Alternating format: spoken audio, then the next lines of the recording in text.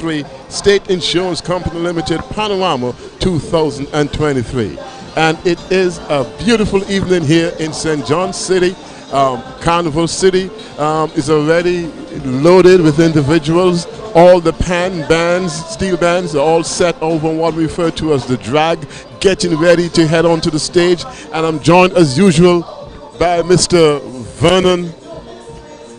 And I see Vernon is having some issues hearing me at this point. So I'm going to continue to share with you some of the beautiful things that's going to be taking place here this evening. Panorama is an essential part of Carnival. As you know, Pan is one of the key elements of any Carnival's function. Vernon, are you hearing me? Are you hearing me, Bobby? Okay, great, excellent. So I'll share with the individuals that we have 8 bands here this evening. We have the West Side Symphony, we have Panache Steel Orchestra, Halcyon Steel Orchestra, Cool and Smooth Ebonite Steel Orchestra, the Caribbean Union Bank Hesgate Steel Orchestra, and we also, as well, we have the band number 6 is Harmonites, band number 7, Original Steel Orchestra, band number 8, West Indies Oil Company, Gemini Steel Orchestra, which has the making of being a very competitive evening. Vernon, over the years, we've seen that steel band, Pan in general, has a resurgence here in Antigua and back to the glory days of Panorama in ARG for Carnival. Well, first of all, let me just say good night to all of the folks all over the world who have joined in to ZDK Liberty Radio. Indeed, it is a pleasure to be sharing the same stage with you guys here this evening. We're also joined this evening by Cherise. And I think it's going to be a wonderful time for the State Insurance Company Limited Panorama competition for 2023. It really was, I had to drive in to come into Carnival City, and it really was a spectacle hearing all of the bands warming up on the eastern side of us here, which is just outside of His Majesty's prison. I can't say her anymore because she's passed on, so His Majesty's prison, or as the AG would like to say, the correctional facility. So it's really not dubbed to be a prison anymore. So they will be enjoying the music, and in enjoying the music, I can remember one of the region's top drummers and one of the top vocalists out of St. Kitts and Nevis who passed on, Uncle Mickey Stokes, Michael Mickey Stokes, from the days of G.I.'s Brass. He sang a tune called Music in Jail. So I think as we look around here, we could see all of the steel band music, all the steel band players warming up in their different segments. So it's almost like Panorama in jail. So that's how I would really dub it. But just before I get Cherise into the conversation, I also just want to, Bobby, yes, sir, say congratulations also. We were here this morning. We called it right to the man himself, King Young Destroyer, for being crowned the Calypso King, and also to King Hollywood out of Nevis, who was crowned Nevis Culturama 49 Calypso King.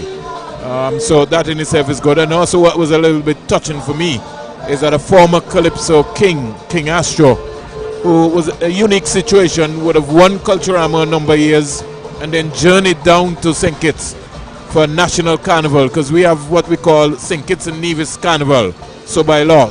So although in Antigua and Barbuda, where you don't have a big mass participation from Barbuda, in St. Kitts, you have St. Kitts Nevis National Carnival. Now for someone to come from Nevis, Bobby, and go down to St. Kitts, or journey over to St. Kitts, let me don't say down, journey over to St. Kitts and win the Calypso crown is almost like a major feat.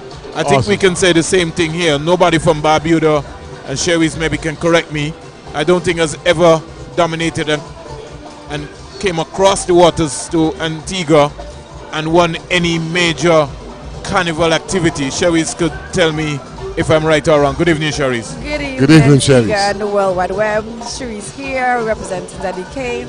I remember one time before, I think it was a Barbudan queen, her name is Nikita. You're correct, close. yes. She won it, I think. She came close, right? Yeah, yeah. She was the closest I've ever seen so far over the years for Calypso. She did a good job, I must say. Now, Cherise, are you somewhat familiar with some of the pans here in Antigua, the various pan yard? Do you have any special prediction or favorite that you may think you're would wearing be my here this favorite, evening? actually. Say it again? You're wearing my favorite, actually. That's why he was saying earlier.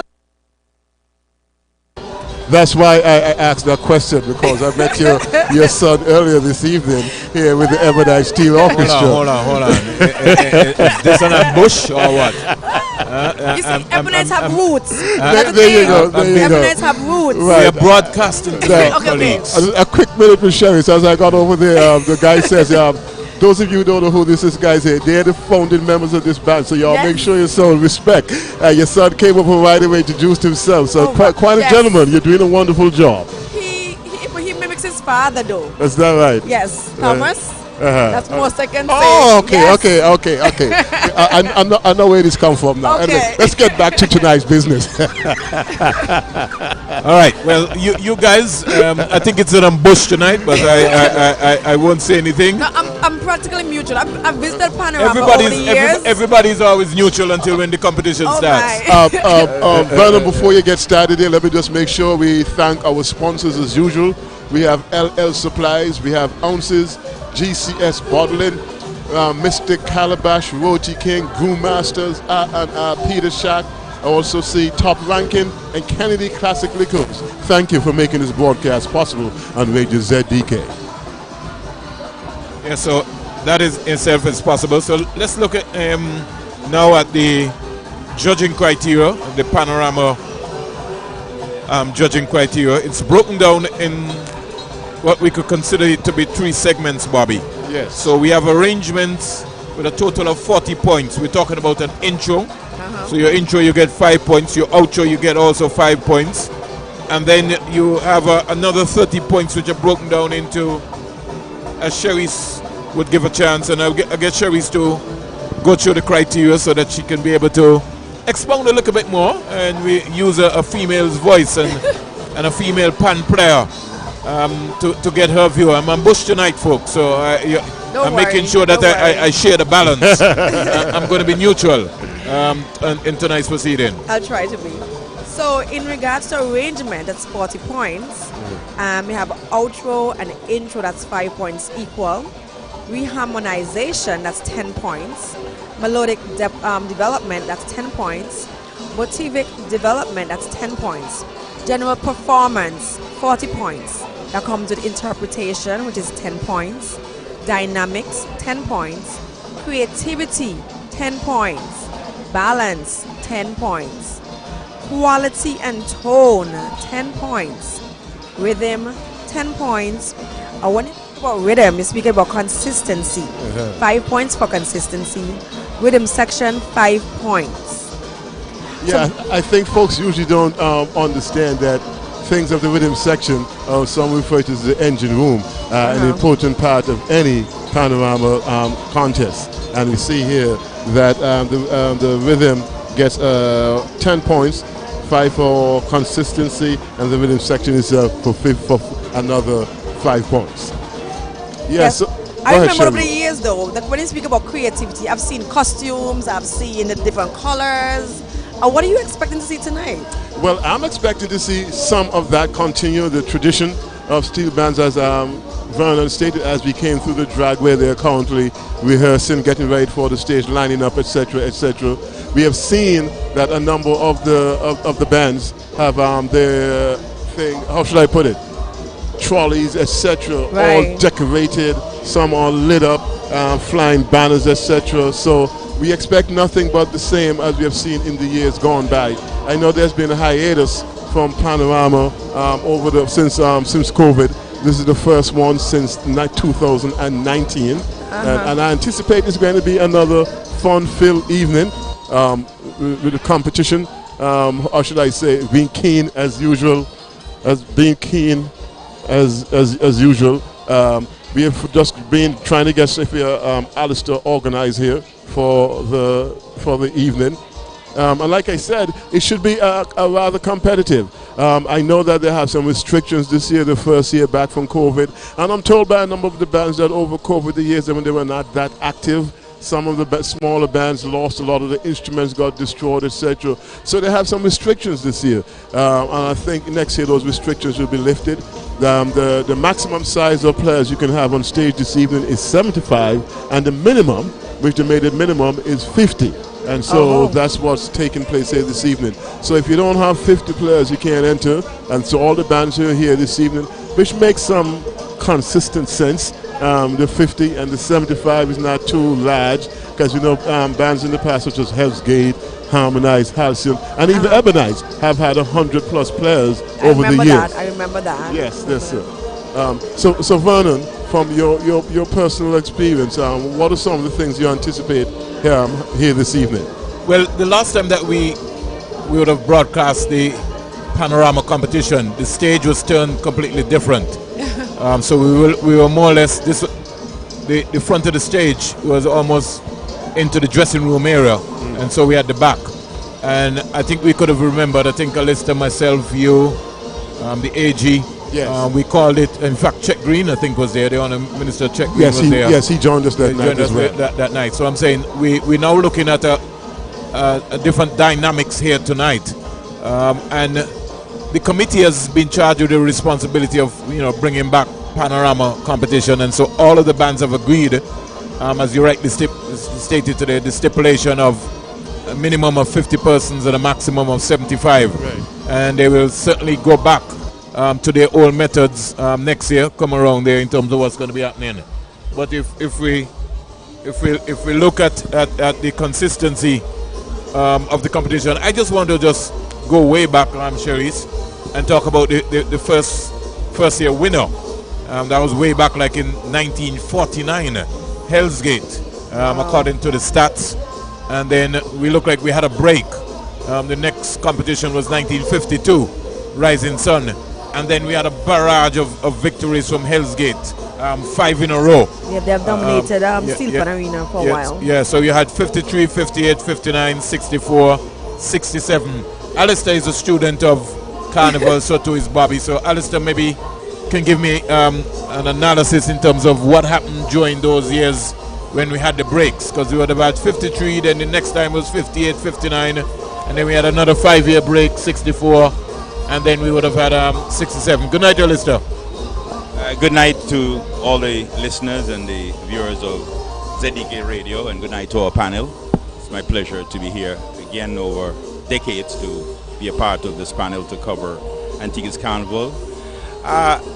There are different explanations of the reasons. Some were financial, some they had a period in which some of the leading panists had migrated, so it affected some of the competition in those years.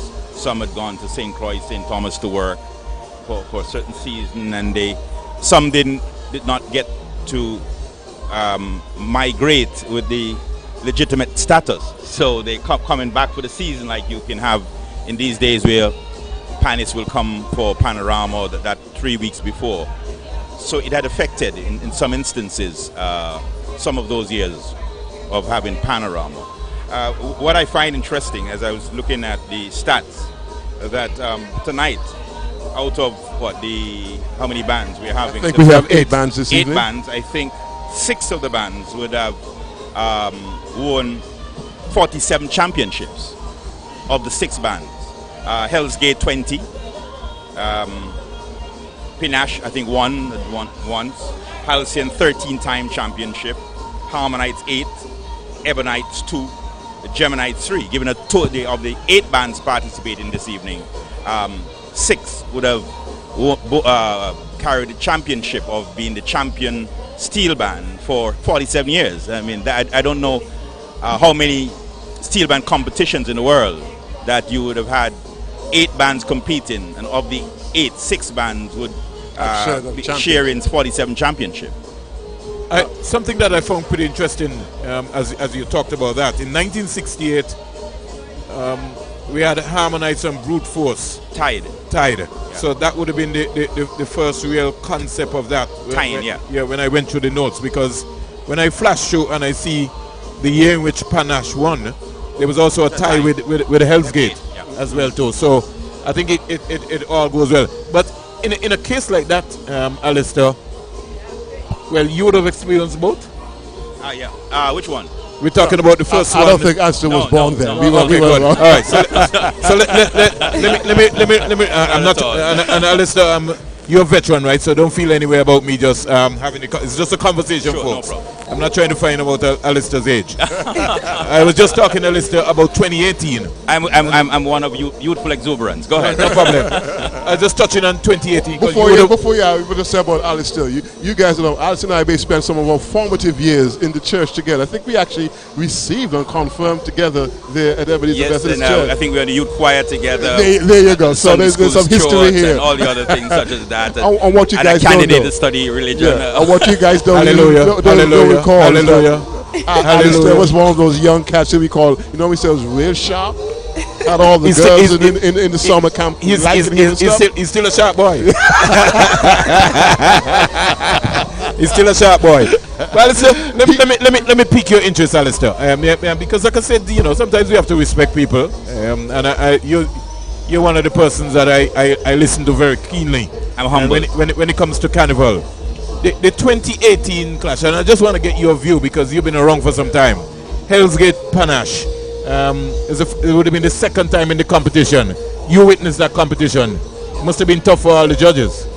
I would think so. I think Panache, because it was not, or is not considered in the realm of the top steel bands, came out in 2018 and put out a show, a complete production. Yes. The composition, the arrangement, the arrangers, they were just tight. And if I was in that, listening to with all the deficiencies we have, because it's not easy to determine the best quality sometimes from where we are for different reasons. But for what we heard and when we saw the energy, the competitiveness of Panache that year, I think in the panel and on the ground, there was this discussion after they played that look out for Panache this evening.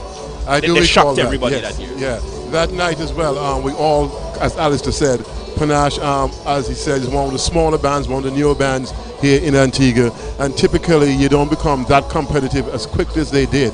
But they made their name that night, and right after they performed, everyone looked at each other in amazement and says, something big is going to happen here this evening. There's an upset in the making.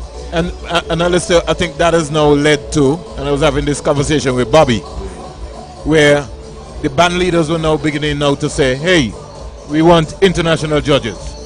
How you feel about that, Alistair? It's not the first time. Right. We have had there are eras in which, when the competition became very tight and controversial, that they resort to international I like that judges. word, Alistair. Controversial. Yes, I remember the great Art Decoto, one of the leading arrangers. I think he was also in Trinidad Police Force, director of the National, Service Band. He was one of the judges I know years gone by that was invited to judge because they felt there might be favoritism with the local judges. How you feel about that, Alistair? With all of the human resources we have, everybody's human still, right? I think now with a larger pool of talent in music, qualified in music, in different genre of music, and we're in an era where a great many people love the steel band, following the steel band. Some travel to Trinidad and other places for Panorama. I think our pool is far greater, and we if the pan men or the bands are comfortable, I don't see a problem because the pool is greater. One of the areas I really want to compliment, and I want to take some time, if the names are down later, to recognize the female arrangers. There's something dramatic that has happened in our steel band, where the young ladies, not just women, but young ladies, very young, has shown interest not only in playing as being panist, but in the arrangement, and is saying and have said to our leading male arrangers that we are not standing second, we are standing beside you. And in that occasion, I think Panache was it a female arranger with Panache? Miss Lake, I think it was, right? Zara. Yeah, tipped many of the male arrangers. So that's an area that we need to celebrate and encourage, where arrangers are growing. And I want to also recognize some of the leading arrangers as we go along this evening that have arranged over the years for the various. Just to touch on that point in terms of the judges, I tend to agree with Alistair that I think we have a rather capable pool here in Antigua. But when you speak to some of the leaders in some of the various steel bands, they are of the opinion that if you don't have a name such as, say, a Hell's Gate and a Harmonites or a Halcyon, the local judges tend to be a little bit tough on you. I'm not saying it's true, but that's as this afternoon I was having a discussion because I'm very concerned when they say, well, we're not going in unless we have foreign judges. They said, one guy said, hey, Bobby, do you know every year Ebonites won is a panel when we had the vast majority of foreign judges, and they can name all the small bands and say when they did well, even when Panache tied. He says, you know, we had 4 Trinidad and judges on the panel, and they claim if that was not the case, Panache would never have won, and bands like Ebonites would never have won because we have the history of being smaller, lesser than some of the bigger bands. Not saying I agree, I do disagree, and agree with Alistair that we have enough talent here in Antigua, good musicians that can judge, but we have to work very hard to convince the band leaders, especially for the less known bands, that it can be a fair competition. That's an important point. That's an important. I'm not sure. Sheriff, I see. Hello. That's an important point that you're making there, Bobby. And with the advent of social media, I'm glad where Alistair went just before I get Sherry's in to talk about the female arrangers. Right. With the advent of social media and the attack from personals, it is going to be more or less very difficult for some people to put their name on the line to come and judge. Yes, they might have done it before, but now people have got more vicious, and so, you know, Alistair, Vernon Springer and Bobby and Sherry's go to judge, and somebody one of the bands don't win, then people get onto social media and they attack you personally, left, right and center. So I'm hoping that we can tone down and we don't have to go down that road. But I want to get Sherry's in here very quickly to talk about what Alistair talked about, where the females now are now making a statement, and I really see your statement. Well, the thing is, Miss Lake has been active in the performing arts arena for a while, and I think by her putting her musical skills into this arena of Panorama, it actually made a scene. That's my thing, and I applaud that effort that she put, and she did well actually that year. And that funny thing is, I was here that year with Panache, and I remember that year with Ebonite too. I remember he cried, literally. He literally cried. We were right this end up watching, and we felt that they should have been the winners. And when it comes to international judges, there's a big difference when it's international judges and when it's local judges. I'm speaking personally, because I've witnessed that for all the years of Panorama that I've visited.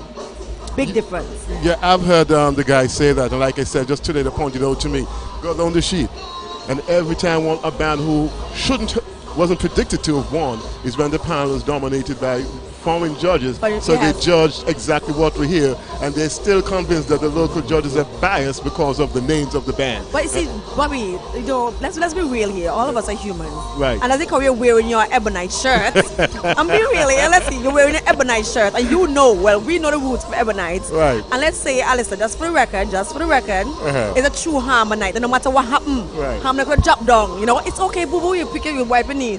So you're telling me if you skip one minute, it's just a flaw. You really think he's gonna be real and say, you know what, it's just a little thing. No, he's gonna say, well, give him another chance. Right, you know what? Right. So I prefer an international one. So you know, if fall along, hey, you do wrong. Next time. Well, I can tell you, the guys that had the discussion with the staff and all said it, and I'm trying to convince them that we can go local. And there's like, Bobby, it's going to take a long time for us to be comfortable with that. Exactly. I applaud all local talents. We do have talents, female and male, and arrangers, producers, we have it. Conker D's, he's been through all of the international, Trinidad, all that stuff. We do applaud his efforts. However, when it comes to judging, I personally agree. You can say Shiri said so. I prefer an international judge. That's my personal opinion. I don't necessarily share that view. I respect it. That is okay. Though I have been a person who's been in competition in this ground, it's a heartstring for me. I mean, it has etched so much in my life, this ground. I mean, so many competition going back to the 70s. Okay, I wasn't born at the time, but I feel you. And I've had bad experiences. I've had experiences with judges in which, not only judges, sometimes the announcer. I've had an experience one year, and I'm speaking for Alien Associates, my mass band. I think that was 1982. We won Band of the Year. Band of the Year. We won both medium and large band, unanimous by the judges. So this time it wasn't the judges. And between the judges' panel, where they gave up the total score, and the chairman walking from the judges' table. to the stage to give the results to the announcer, the announcer felt uncomfortable and announced another band as Band of the Year. You gotta be kidding me. So the record will still show. We had to go legally, had to get to Gerald Watts, and you'll see, I think it's 1982 Rebels Senior Band of the Year. Wow. But the score sheet, so you have had bad experiences with judges, local judges, you have had good experiences. I still believe we're at the level of which, for most part, we have the talent. Yes, some people show their bias and prejudice for different reasons. But if we don't begin to, or we don't show confidence, I think we can weed them out. We can find, it's not going to be a quick fix. Understandable. That, you get a panel of judges and you be satisfied. It's a work in progress. I guess. You can rotate them. But if you have a panel of 6 judges, I believe over a period of time, they will grow. You might have to move 2 because you find when you look at the high and low scores, you see that there's a pattern.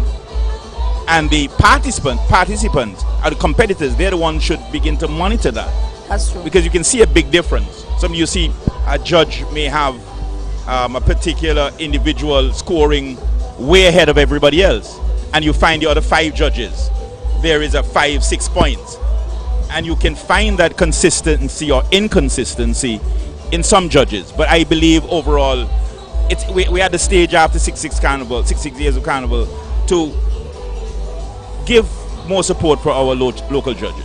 As I said before, my issue is not about the talent, and my issue is more the biasness. Well, I think one of the problems we have is the preparation. Yes. They've been hand-picking judges. I think that's where the problem is. Yes. On political motives, on personal motives, friends. Yes. So that we have been getting, in many instances, pool of judges that from the word go, they're being selected for objectives, for purposes. No, it undermines not just the event, but it undermines the overall quality of the show.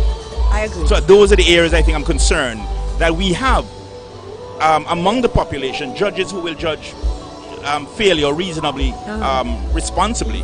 But what you have is the process of selecting judges.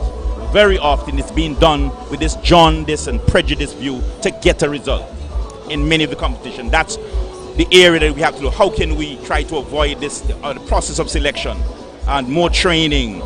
Maybe we need to have a panel that when the final selection is being done, it's a panel that will decide, having seen these judges going through workshop, knowing the experience. I agree. I understand what you're saying fully well, and I concur. Yes, so this evening, folks, I can look on the stage and I can see that band number 1, West Side Symphony, Steel Orchestra, is starting to get some of their stands, trolleys, etc. on the stage. So that's an indication that they're getting ready to start this evening's performance, presentation, competition, however you would like to tag it. And like I said, we see band number 2 is Panache Steel Orchestra. And Cherise, I know you, Vernon, I know you had something you wanted to add towards that judges' discussion. Well, Alistair made a point, and we're talking about a pool of judges. But I wanted to ask Alistair now, who makes the assessment now as to the crop that goes through? Because again, Alistair made a very, very strong point, and this is something which has been hampering even this year, the Soca Monarch competition. I spoke to some artists, and when they looked at their score sheets, they were more or less amazed in terms of just what Alistair was talking about. Somebody was just handpicked because they were around a band, and they came in and somebody selected them as a judge. So I want to get from Alistair now, who is going to make the assessment now for us to pick that final pool of judges, and how many competitions we're going to have, because Alistair is making a point, but we maybe have to start before Carnival. Let me give another aspect where this unfair judging or prejudice or bias or preemptive intention to be unfair.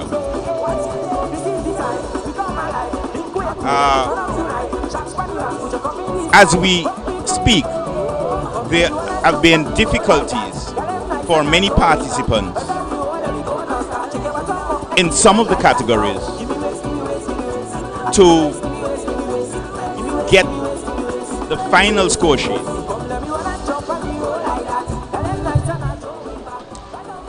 To get the final score sheet.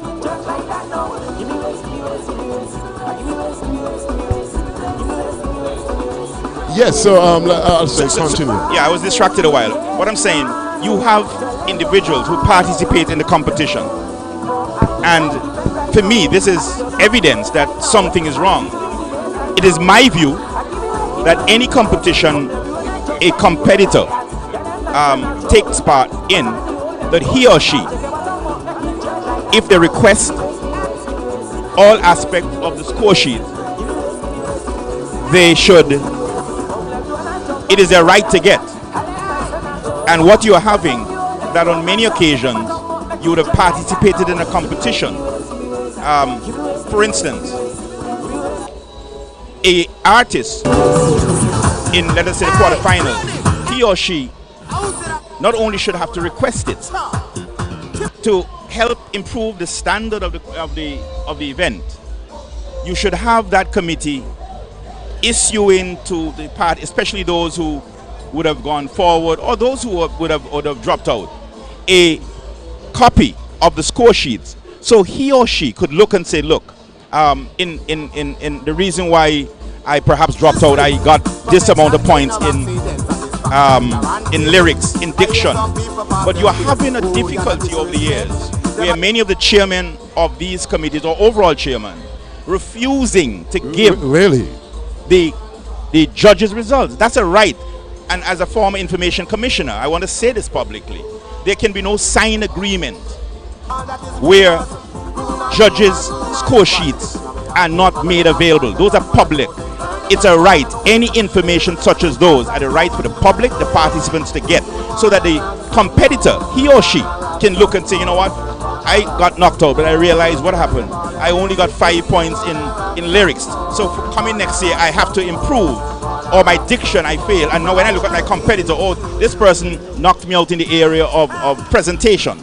So it helped not only the individual artists, but it would help the overall quality, because people would look at the comments, the scores they get, to look at what area they need to improve. So this question of keeping the score sheets hidden, for me, it's a part of the scheme of something that is not right. No, I tend so to there's agree something with to be you. hidden. If there's nothing to be hidden, this is the results. Everybody or whoever requests a score sheet I should so get agree. it. I so agree. I remember 1 year it was like a delay between the judges. It was a long delay. There was a big.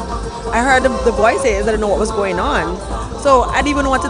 Now that you're saying it, it makes a lot of sense. Maybe there was a debacle behind there with something. And I'm speaking from facts. As I speak, I'm at a stage that I've been requesting, and I have to perhaps go to court. As I said, as the former information commissioner, under the Freedom of Information Act, every information that the public, Joe Blow, need to get, ministries, statutory bodies, except for maybe 4 exemption, high court, proceedings, the law court, a public inquiry, nearly any information is the right under the Freedom of Information Act for people to get. So that scores, results of a competition is a right. I've been requesting information as regards to score sheets, and I'm at a stage where I have to take legal action. And it means because they are hiding something. It's not only right under the act, but even if they did not have the Freedom of Information Act that gives the citizens or the participants that right to get the information they need, just for the improvement, for giving the artist a chance to review himself, to look at his performance, to look what the judges would have done in scores and comments, because some of the judges put a comments, oh, you need to improve your delivery. So you would know, you know what, next year I need to command more of the stage. But if you don't have that, if you don't see the judges' comments, if you can't see your scores, I'm just amazed. Right? You know, I'm telling you, I mean, I've had a stage that I've demanded. Yes. And say, don't just give me the final. Every score sheet I need to see, because if I only see one judge, if I see the summary, it doesn't help me. What I need to see is the 6 judges. So I say, oh, judge 1, judge 2. The 3 judges that did not score me 3rd, they're saying I didn't have the visual impact. This mass band had a better impact. So I know when I'm designing next year, my weak area is craftsmanship. So I need to improve my craftsmanship or my color. But if I don't have the individual judges and their comments, it doesn't help me to improve. Where did I go wrong? Where did the Calypsonian go wrong? Where the soca artists need to improve? So the giving, that's supposed to be a natural part of the committee that to give those information, because we're in a virtual world. Look, what's your email? What's your phone number? And No, then you're the next absolutely day, correct. Yes. send it on to them. It's not only for the competition, but it's But also Bobby- growth and preservation of the culture. Yes, go Alistair ahead. and Cherise, how do we plan to improve the product if at the end of the product we are not addressing the proper assessment. weaknesses? Yes. Well, that's the Because point I just wanted to make. Yeah. I'm saying we have to address the weaknesses. To almost every competition except this year so far, we haven't heard anybody say that somebody cheat. Coming down from the Queen show to the teenage pageant, or whatever, which is a good thing, because as Alistair so made a far. point, sometimes you come out of Carnival or you come out of some area and you hear people complaining about the results. Boy, Alistair, them cheat us. But I'm saying so far this year we haven't really heard that. But I'm glad that Alistair brought up this topic tonight, because the conversation needs to be ongoing. And I want to ask Alistair, if all of this is going on, what happens to the band leaders or the people who are involved with Carnival? Why are everybody so quiet? I don't think they're quiet in Alistair. I yeah. think, I don't know, there is a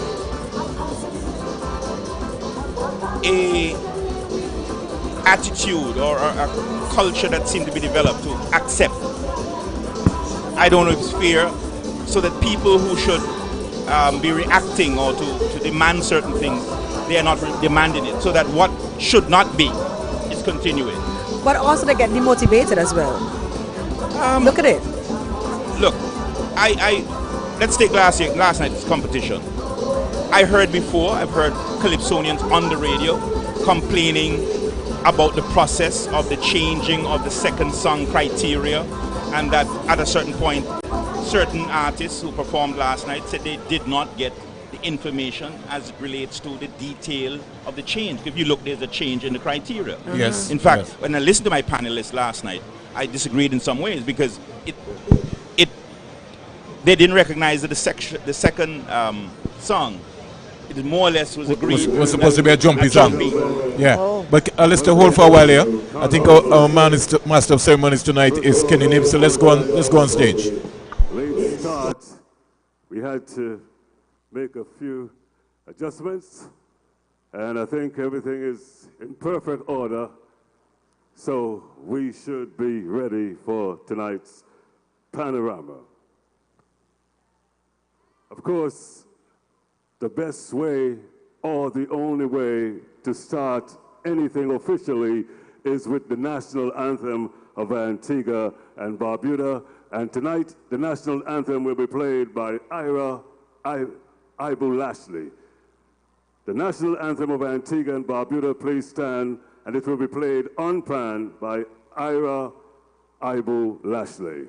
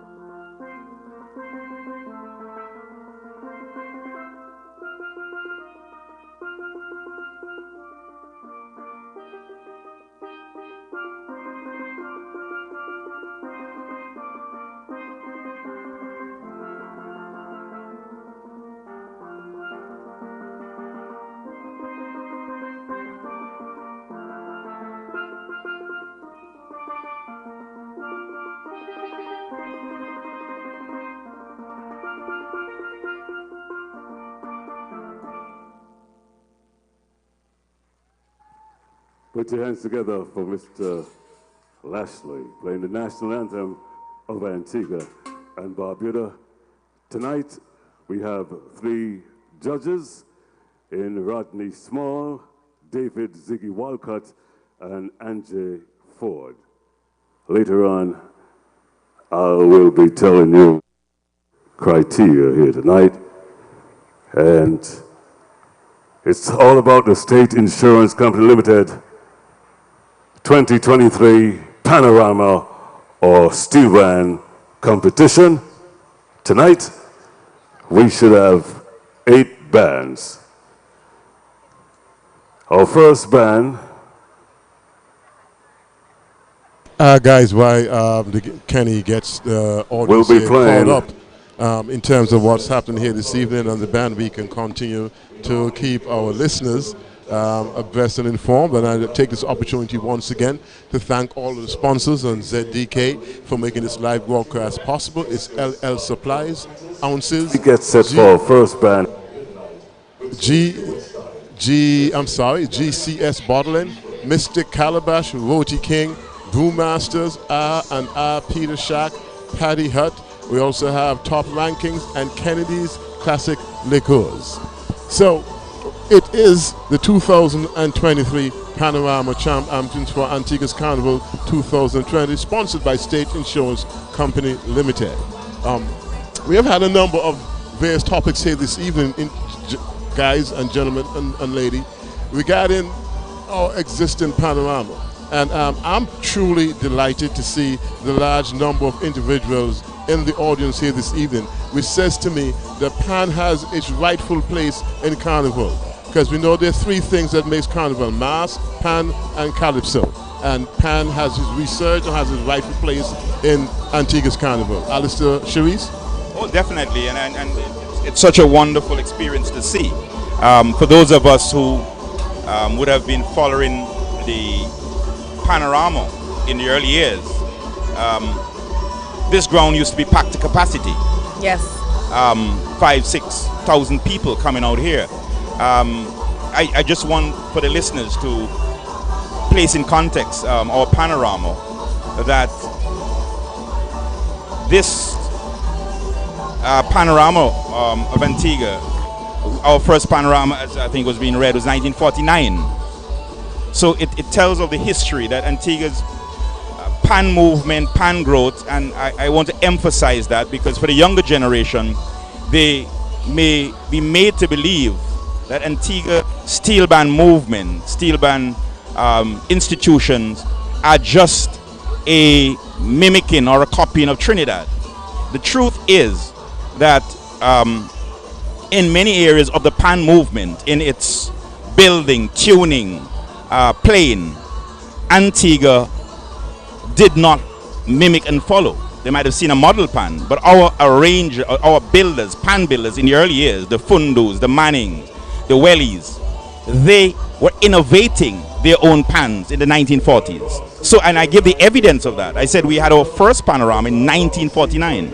Trinidad Pan Association was established in 1950. Trinidad and Tobago Pan Association. In fact, in 1949, Antigua established its first Pan Association, Steel Band Association, with 8 members. And they also had a publication called the Steel Band Herald, a publication. So that Antigua, yes, Trinidad started, but we pioneered and were forerunners in many areas. Many people would not have known that Antigua Pan Steel Band Association was established a year before Trinidad and Tobago, with 8 steel bands as the first members of the association, and also having a publication, a magazine. Now you are correct with that historical perspective, etc. And but as you were touching on that, one of the things I've always tried to get a better understanding of is that yes, we were pioneers and the first and leading, but what happened why Pan became such an integral part of the life and culture of Trinidad and is on the magnitude that it is today, and we seems to still haven't fully realized our full dream in terms of what the Pan means to our culture. Can I permit me to give you a quote and to give the answer? In January the 26th, 1951, to be exact, in the Trinidad Sunday Guardian, this is what was written on page 17. Steel band men attained a standard of performance which equals, if not surpasses, that of the best there is in Trinidad, 1951. From that period, the Trinidad government decided, no, up with that we'll not put, because they had invited the Hell's Gate Steel Band to Trinidad, and they heard the penmanship of the Antigua Steel Band. And this was an article written in one of the leading Trinidad newspapers in 1951, that they admitted that not only it was equal, in many areas surpassed. So that the Trinidad government from then invested heavily. That's it. Our government did not do that. That's Up to correct. this period, we're supposed to have a pan clinic or a pan lab. And the kind of investment, the kind of resources that we should have invested, knowing where we were, knowing that many of our pan builders, the fundos, the wellies, were ahead. The spider web pan, they claim that our builders were producing them. So I think we go to the stage. Yes, no. Pan number one is the West Side Symphony. They're playing the Stressless by Claudette Peters.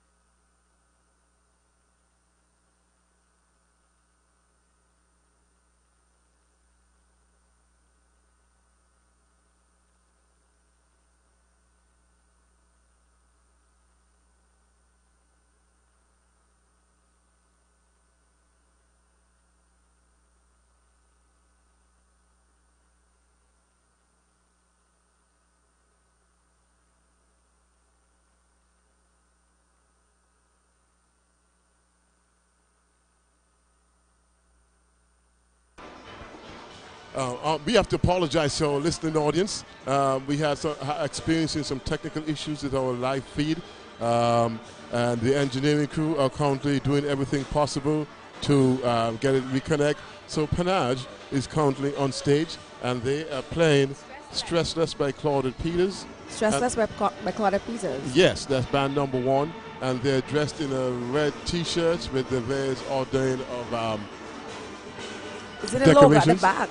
And they red tam or red shirts or something. Red, yes. A red top. Yes, they are, and white pants. White pants, right. Unfortunately, we lost our feed and the engineering crew, so hopefully at some point later this evening, we'll be able to share that with you as well. We've lost our sound. I'm just checking to see if it's back, and the engineering guys are all working feverishly. Folks, Sherry, as you can see, Recreation Ground has a large number yes, of it's pulling spectators. up slowly, but yes, it's coming in, you know? Yeah, I'm pleased that we are having this large number of individuals here witnessing the panorama, and it's a beautiful night. I like to... and I must say about the age range, though, because in the year, it's mostly been...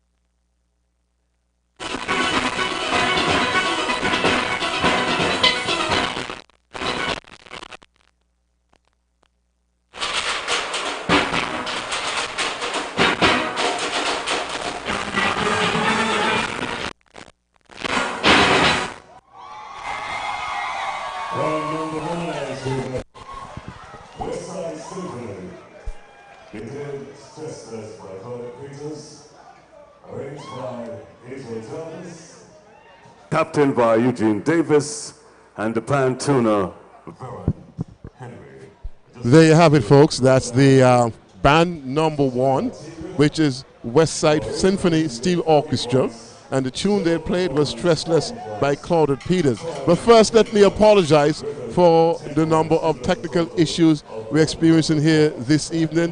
We have been told by the engineering crew that the management team for the stage production neglected to put a medium mic on the stage, so therefore we have to take one of our mics to the stage to get the sound for you. Hence, throughout the evening, we will not be able to have any significant discussion prior to the bands are taking place, because we're sort of winging it as we speak. But those of you guys who paid attention to West Side Symphony, because I was not, I was interacting with the engineers and we're trying to get this technical issues resolved. I don't know if you guys had an opportunity to really hear what West Side played.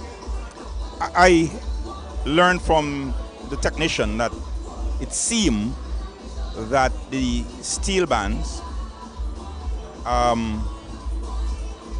requested, I don't know if it's an accurate reporting, that they do not need the pans to be mic'd. And immediately, if it's true, I pondered over it. But then I tried to reason if that is true, that we'll wait and see. This is the first band, West Side. For what I heard from the stage, it didn't project to us because of perhaps the absolutely correct logistics. So I am not going to this evening expound, though I'm no musician or anything of the sort, on so much of what I hear. But if it is true, I wonder if the smaller bands. Yes, that's correct. The smaller bands are going to have some issue here this evening. Well, two ways. I wonder if they felt that the bigger bands, if the judges were judging in the past from the amplified sound, that the bigger bands would have a far greater impact with the amplification, whereas some would think that with a smaller band, you would want the amplification. So I don't know if they feel they have a fairer chance. It's more balanced by just the judges being in a location and hearing the band unamplified. I mean, I really love to know the explanation, if it is true, that we just need to watch the stage and to see if they're being mic'd. Yeah, Sheriff, to project the sound. Before you comment, Sheriff, I just wanted to add that even though if the bands requested not to be amplified for the audience here, there's a media production such as television and radio, so they can have a feed that just grind towards the electronic programs here this evening. So no, we are at a disadvantage, and I'm not sure the quality of the sound would be what it is when they're taking the mics that we speak from, taking it on front stage to get amplification. So I'm a bit confused, and I hate to start the evening off on that negative one. With Cherise? I was just going to say the same thing, because I was saying to myself, how does it affect the output to the audience, in regards to people listening, people in New York who want to hear, right? You know what I mean? They want to know what's going on. They want to get a feel, the whole energy that we're feeling here in ARG, in the Carnival City, and they're not getting that because of that situation. But I guess, as Mrs. Thomas rightfully say, maybe let's see what happens at the end of the day, and let's see if it's create a balance of fairness in regards to the competition. We have yet to see all that come to play. But George, you made a great point. If it is true that, well, it's the media, our technician that reported that they've been refused to get that mic, I would want to find out how that would affect the broadcast locally and internationally. There you go. Because we are promoting an international product. It's an international event. We want people to come to Antigua. We want to promote our panorama, our shows. And if the quality of what we are projecting, if it is true, and we are seeking to get further verification, but our technicians got that instruction, that they have refused the media mic on stage. I would like to find out from the broadcast point of view, as far as the social media, how would that affect those who are listening or viewing, because we have to remember we are selling a product. It's not the old days who come to the ARG. Because people listening, we want them to love what they hear and to say, look, I'm coming next year. I don't want to listen or watch it on social media. I want to be the ARG. But if the quality that we are projecting and amplifying is not to their pleasing, it could be a negative. So I really hope that we get that clarified. I hate to use the term, it's a beating a dead horse, but you're absolutely correct. The importance of the amplification, if they think it's a disadvantage and distorted for the judges, they've got to see beyond that, not only for the audience here, but the international market who is tuned in. And so therefore you want to get the very best quality, and if those mics are turned off, we can have the media feed. And we have thousands are at home too. There you go. Antigua, who are watching, the seniors, the people who just choose to stay home. Right. We would always want the best quality of what we are presenting being broadcast, being amplified. So I tend to agree with you, Alistair. I'm going to be very minimal in terms of my analysis of the performances this evening, because I'm not hearing it the way we should. So I don't want to give what I call half-ass explanation of what's taking place. Sherry, so you're going to say? I was going to ask that same question, but then you answered it for me. Because I was going to ask you, what do you feel about the first band so far, the West Side Symphony? Well, as you know, we all were feverishly interacting with the engineering crew. Hence, we did not have an opportunity to really listen to it, because they were giving us the hand signals and I'm trying to understand. So then I just stopped listening. That's when they explained to me, I've got to turn on our end, the feed that we would use to speak, and not speak, and our mics at this distance is what our listening audience. So we have thousands of people on the feed, thousands of people home that's listening via the radios, and they're hearing it via the mics that we have several hundred feet away from the stage. I think is a disadvantage to the broadcast. I feel you. In fact, earlier this afternoon, I was in fact discussing some aspect of the panorama over the years, and one of the areas that I had concern for, even during some of the past broadcasts, is our technical competence of miking, of amplifying. I believe it's a very advanced part of the business of presenting the product, and it's not enough to just get someone to put a mic in certain location. And I always felt that we need to either get to those countries, get the expertise, get the training, so that the kind of miking, I always hear Sam Roberts, who hosts a very important half-an-hour program and who is one of the, I'd say, the leading pan enthusiasts in promoting pan. And he very often complains of the quality of sound of some of the recording because of how they're being mic'd. And I feel after all these decades, so I'm a bit shocked now that if there's no mic, because I'm speaking about, was reviewing this evening before I got here, the quality in the panorama in particular, micing the instruments is not just putting mics there. It's a fine art, it's a technical, very technical aspect that we need to focus on. Now, if what we're hearing that they're not being mic'd either generally or just the media mic, that's what I'm not certain. If the bands themselves are not being mic'd. Generally, it's not being mic'd, and someone forgot that they needed a media feed. So since they weren't planning to amplify the band, there are no mics on the stage for the band, and so therefore the media feed was not included. So we are speaking of two things here. Right. The bands themselves are not being mic'd. And for those who are listening, what we are talking about, some of the instruments would have a microphone either beneath them, close to them, above them, so that the sound of the instrument, the playing, would be amplified through the electronic system.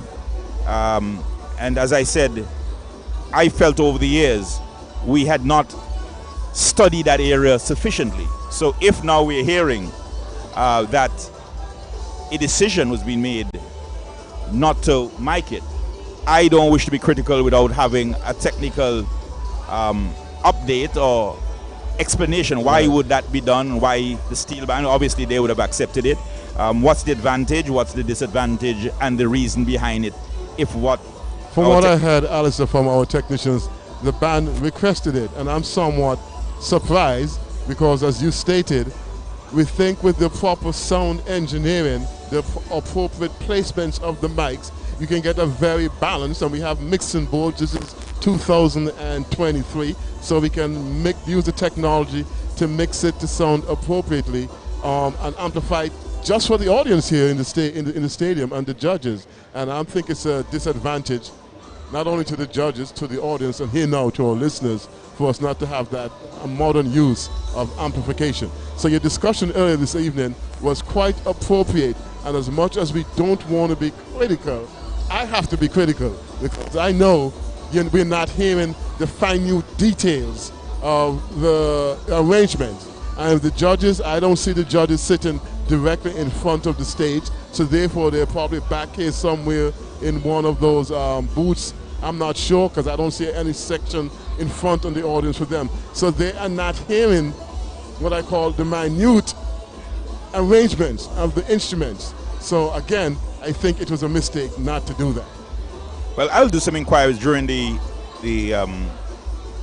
presentations of the bands to see if I get any further update of our panorama. But I just want to say again, as we've been discussing the question of the attendance, the crowd is growing. It's awesome.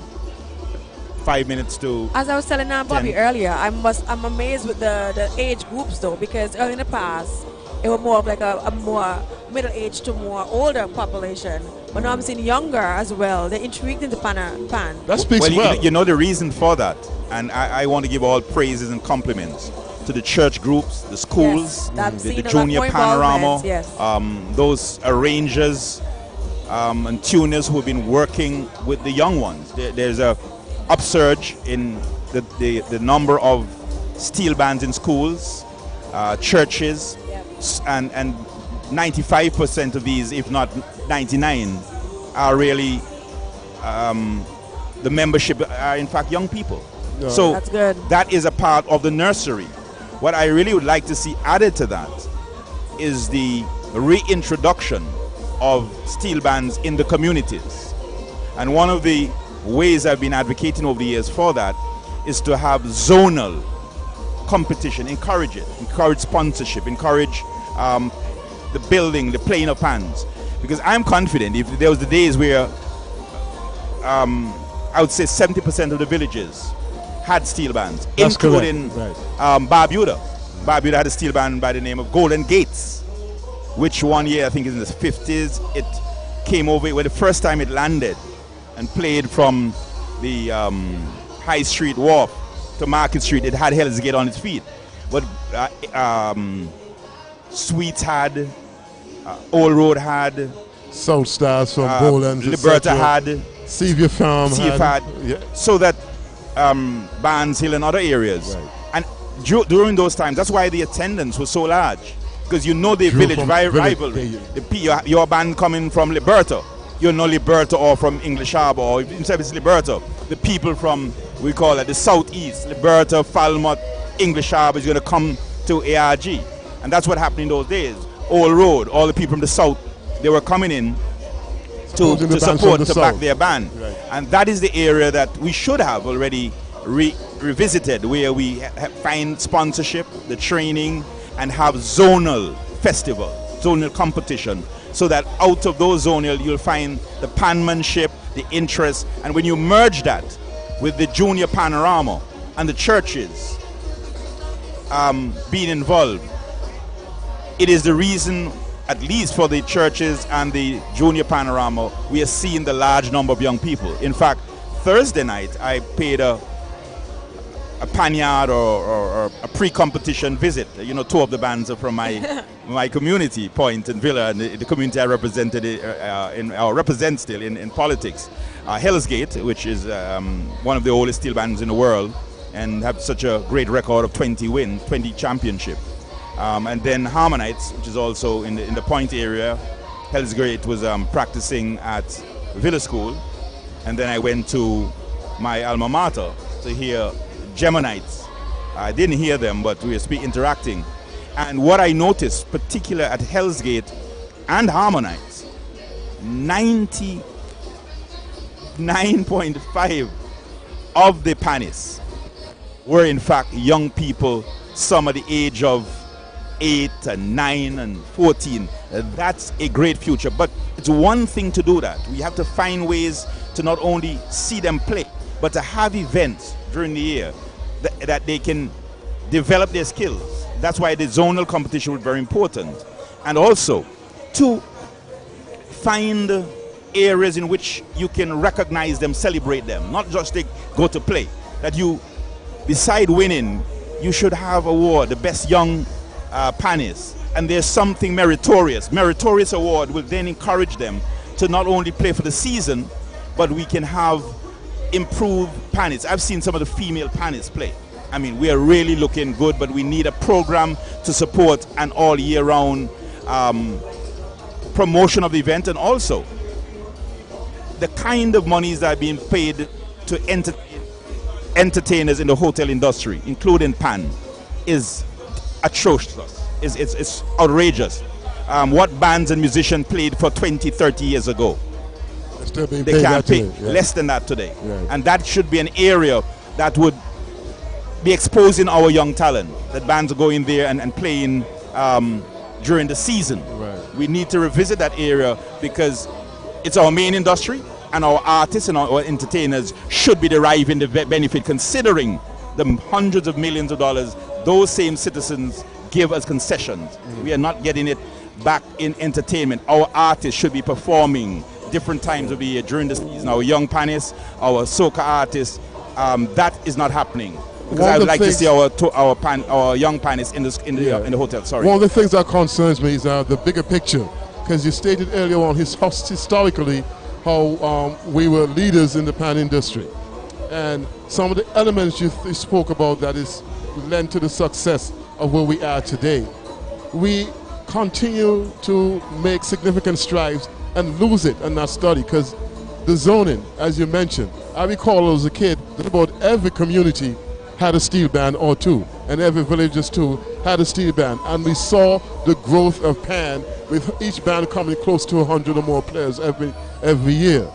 We tend to start success and then not nurture it and just throw it away. As it says, we were leaders in so many areas, and that key which we see is done in other places. And you mentioned Trinidad. Every neighborhood, every school has a steel band. At one point I was speaking with a guy and he says, you know, there are over 120 steel bands in Trinidad. While you may just come here every year and see the Side Panorama finals, there are 100 plus steel bands in that country. And they have, as Alistair alluded to, they have various competitions throughout the year to keep that going. And we started that here in Antigua, and to my surprise, that fell off. And I want to know, on the big picture of planning 20, 30 years out, if we don't see the things that are successful enough to keep them flourishing and nurture them. And that's why we have some years when at one point Panorama was not even involved in Carnival. I mean, there are a few years it was gone. And I'm all excited, as Alistair says. You see it in the schools, you see it in the churches, and you see it with the young folks. Walking through here this evening, he's right, about 80 to 90% of the individuals are folks teen and much younger in the pan.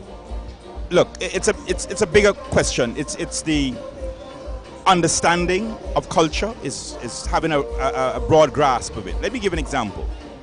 Most of these steel bands this season, had a struggle financially.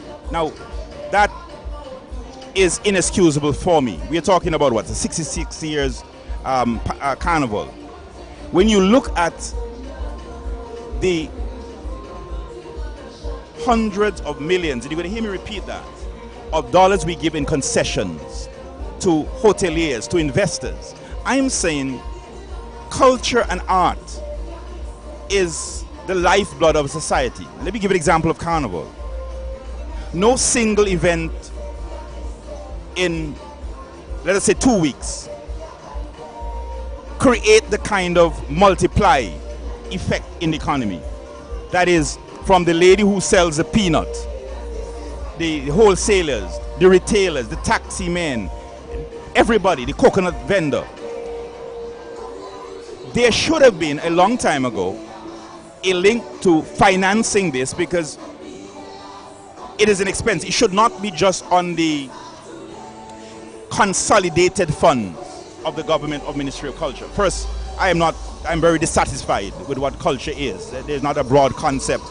There's not a serious cultural plan over the years. But taking the major aspects, one of the most expensive area of our culture is to have a panorama, for a steel band to be prepared for a panorama.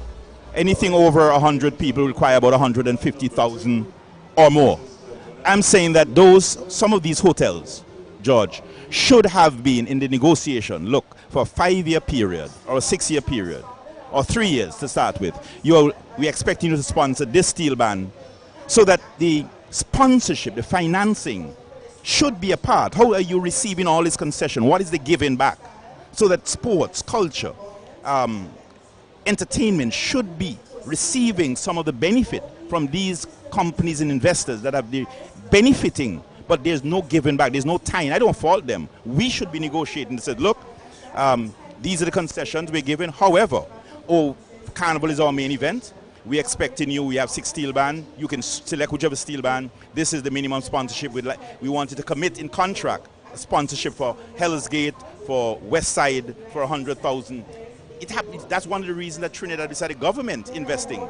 The big corporation, we hear Catelli All-Star. You know what Catelli is? It's the macaroni company. Yes, and so they're sponsoring for 3 years. Don't tell me you say that you're flow steel band and you're not sponsoring the entire band's production, the cost. So that it would ease the expense on the consolidated funds, in that we have not negotiated properly with our investors and the people we are giving concession to link them to our sports, to get a sports team away. We have to find money for a little team to represent us. No. While millions are given that side, we should be getting some proportion to finance our culture, our arts, our sports. No, you're 100% correct, because fortunately I tend to communicate to some of these guys with the bands over the year. And I know earlier in the year the discussion was whether or not they're going to have a panorama, because over COVID a number of the bands lost a number of the instruments, etc., and didn't have the funds to become rather competitive here this evening. So folks, this is a healthy discussion, but I'm going to go stateside so that we can hear it. As you heard, the arranger is Malik Smith, the captain is Marissa Potter, and the band tuner is Vernon Henry. We're going to let people listen to the Vernon Flames, Panache.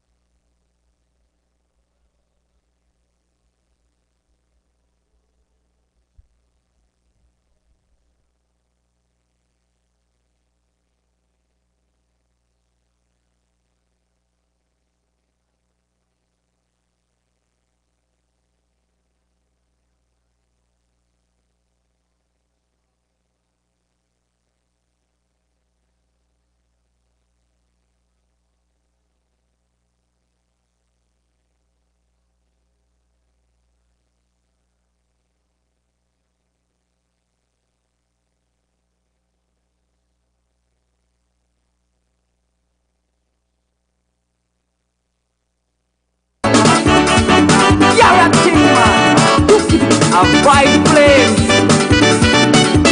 the master became familiar to older ones, and very new to the young.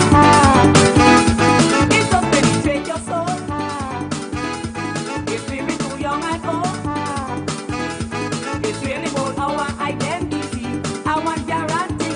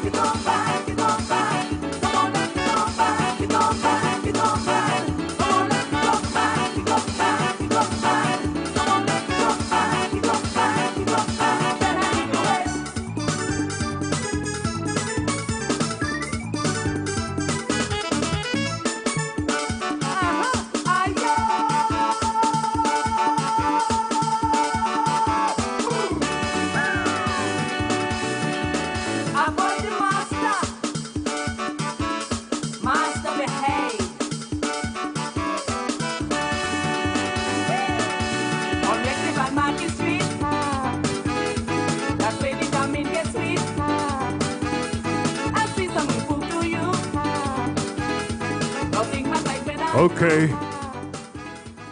Ladies and gentlemen, it's now time for band number 2 in the State Insurance Company Limited Panorama 2023. Of course, Antigua's Carnival. We're talking about Panache Steel Orchestra. They'll be playing Benna, Benna by the Burning Flames. Arranger, Malik Smith. Captain, Marissa Potter. Tuner, Veron Henry. Ladies and gentlemen, put your hands together for band number 2, Panache Steel Orchestra.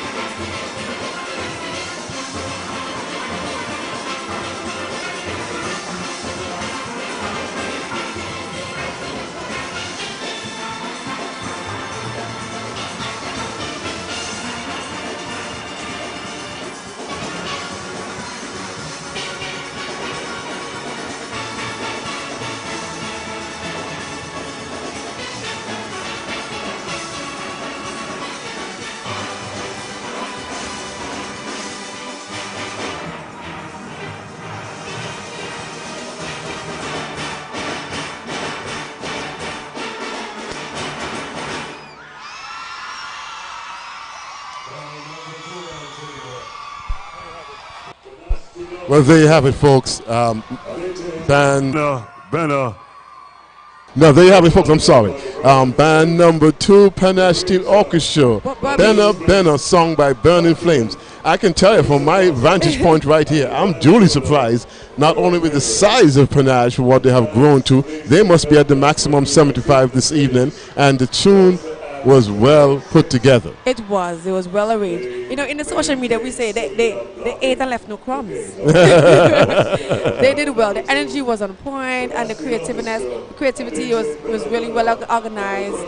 I like the costumes. I like the flair, the glitters, and all that. It reminded me of back then, and that's what I love about the whole thing. Still remember your culture, you know? Right. I bring it to life, and I love that. I like to see that they brought some of the presentation with the different glow smokes, etc. It's an energy. Yes. This is Panorama Finals. Yes. And you've got to pull all the stops off to be successful. So I was pleased with that. And I can see a number of folks are saying off air that Panache may be the dark horse here this evening. Well, let's not say. The second band so far.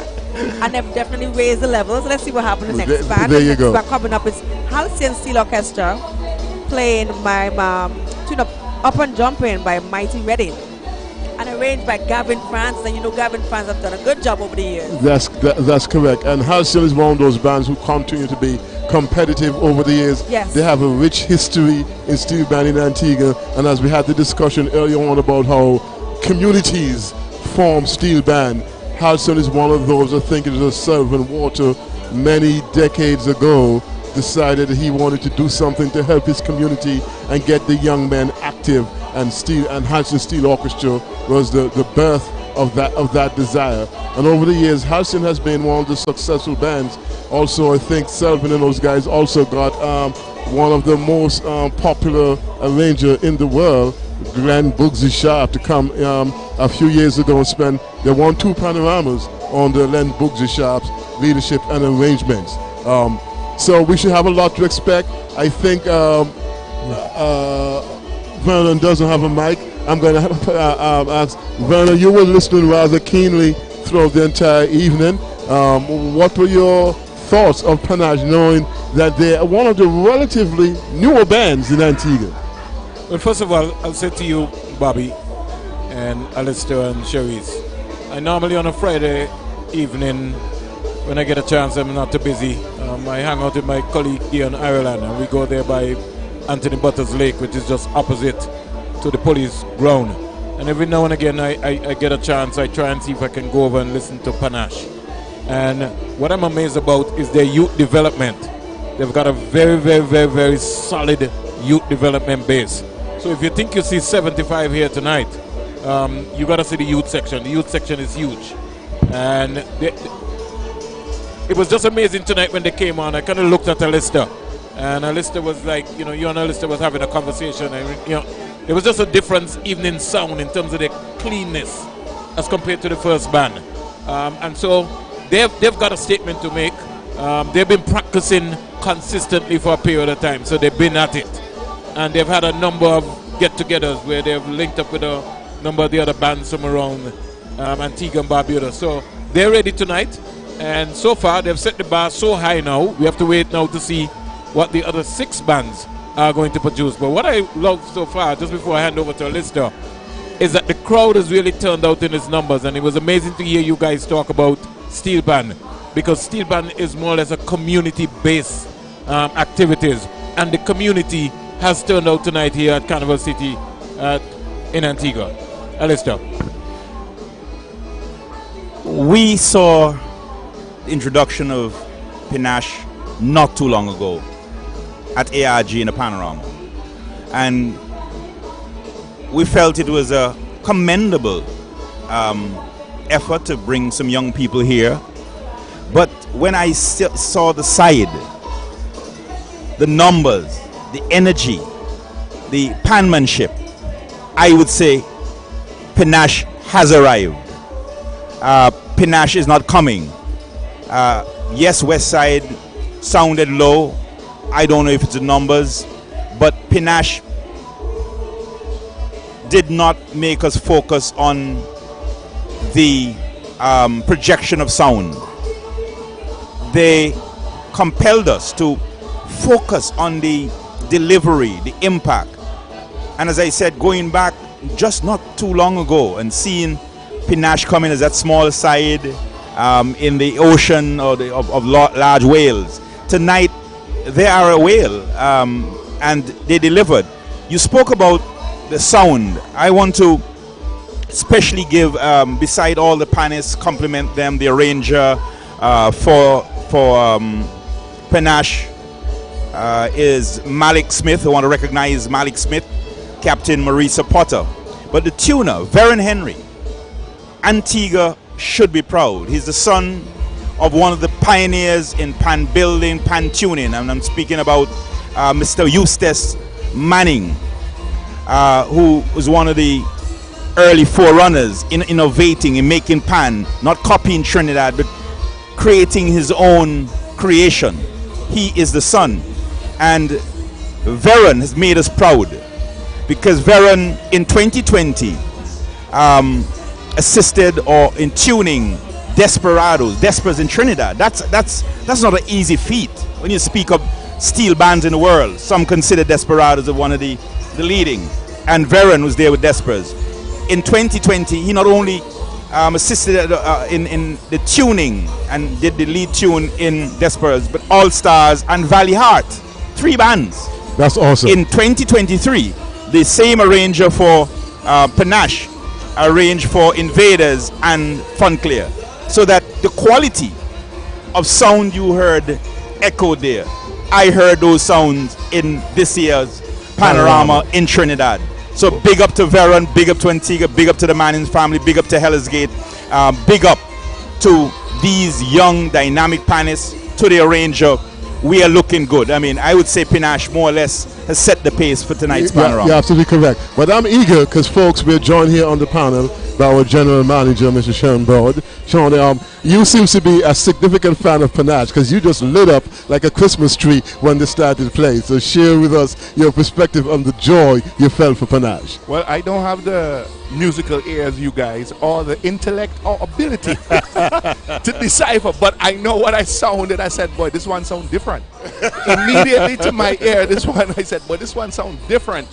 And I think that you could tell by the crowd reaction that they really took the crowd by storm. I took a walk through the crowd to have a look, to have an understanding of what they were hearing and what they were seeing, and they were glued to what was going on. And the guys on the stage looked like if they were energized by it. It looked like every now and again they would peep up, they would look up, and the people were encouraging them. I want to say that the fact that steel band represents such an important part of our culture, and it's good to see the revival and the result of the crowd that's appearing here tonight. I think we need to put a lot more emphasis on culture. I think 2 things represent a nation is culture and sports, and those are 2 things that should never be neglected. Just as a sidebar, you could see that the 2 things I said that unite the Caribbean is West Indies cricket and Liat, and the fact that both of them are in shambles right now represents much of the Caribbean and the way we are. But I would say this, getting back to what we're seeing here right now, that I may not have the experiences you guys have with regards to music, etc. But I will tell, I liked what I heard from Panache. I know Robin very well, and I know his passion for music ever since he was with Liat. And I must say that it is something that was very, very pleasing to the ear, and the excitement was, you could see by the crowd reaction. And winning does help, because Panache won 1 year tied with Hell's Gate. Right. And as we all said, that's a relatively new band. And the fact that they were at the maximum 75, it shows that the community is supporting it. And I'm just delighted to see what it is they did here this evening. And I just want to commend you guys for your commentary, for your contribution, and all the contributors to ZDK's broadcast team. I think that this year you guys have exceeded expectation, listening from beginning to end. So I had to make an appearance here tonight because it's Panorama. We appreciate you. And because it was Panorama, and I really would like to support the culture of Antigua and Barbuda in whatever way I can. whether it be my appearance or whether it be via commercials, etc. I think culture and sports. You know, Alistair and I were talking, and we were talking about always talking. I mean, he's a culture expert, and you know, I'm a mere peon compared to these guys. But I like to learn about what has been happening here. And Bobby, you have always been a steadfast one here. I listened to you guys the other night, and I was very proud of what was going on. Y'all almost brought tears to my eyes when I've seen so many people calling in. People are calling and commending for what you guys have been doing. So I just want to encourage you to continue, you and the team, continue what you're doing tonight. And I would also like to say that to Antigua and Barbuda, lend as much support you can to the steel band players, the effort that they're putting, and big up to the crowd that's here tonight to support Panorama. And let us continue to do what we do best, which is celebrate the culture of Antigua and Barbuda, not only with colors, but creativity. That is paramount. Always keeping in mind that with culture and sports, it brings discipline and it keeps our kids off the street and focused. Thank you. Before you leave, go ahead, Alistair. General Manager, Yes. it would be remiss of me not to acknowledge the priceless contribution of ZDK Radio to the culture, the arts, the entertainment. For me, I have always said that Ivor G.T. Bird, the founder of ZDK, I think it's 1970, Change the landscape. 53 years. Yes. Few in the media has contributed more to the cultural integration, and I say that without any second guessing. ZDK was that institution in the Caribbean, in media, that promoted, featured, played every island's music. Dominica Spoos, what do you call it? Bouillon music and whatever it is. Jamaica's Spoos, right? Yeah. Jamaica, Barbados, Jamaica, Trinidad. Every island was featured in the top 50, top 100, like no other. That is what I'm saying. In some of the islands, you would never find a radio station having another island music, especially in the cultural music, as number one. And ZDK, Ivor Bird in particular, made an emphasis in featuring Caribbean music, integrating it as an ambassadorial institution. But for Carnival, for 53 years, ZDK has continued year after year to feature, and it would be remiss of me not to mention some of the people who shared this panel. Nat Moses, Frank Kai, in coming to this ground and sharing with the audience who is not present. So ZDK has been very integral in highlighting and sharing with those who are listening at home this national festival. So I want to take the occasion to celebrate ZDK in continuously, I think, unimpeded, except for the COVID, of featuring, highlighting, commenting, giving commentary, giving broadcasting to all the areas of Carnival over the years. And it has contributed to people coming to Carnival from the neighboring islands, because at one time ZDK had the broadest broadcast range. And so ZDK has been an integral part in this celebration called Carnival, and Ivor G.T. Bird, the founder, has played a tremendous role, and I want to recognize him, other members of staff, the technicians, all the technicians who were here, Trevor Sinak, who has ensured that this institution that helped to promote,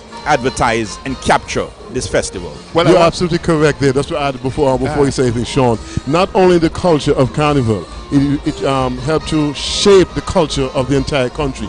Do you guys recall how when James Brown came to Antigua many decades ago, ZDK was integrally part of that. When everyone was doing with the spinners and the OJs, etc., ZDK did that. So it just says the entire cultural dynamic. I would say this. Go ahead. That for me, the best quality of sound of any international show that I heard in Antigua, I'm going to say quality with definition, cleanness, was Natural Convention.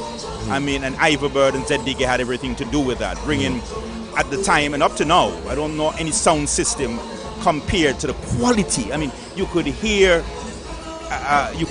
John Peepy making mischief in the earth.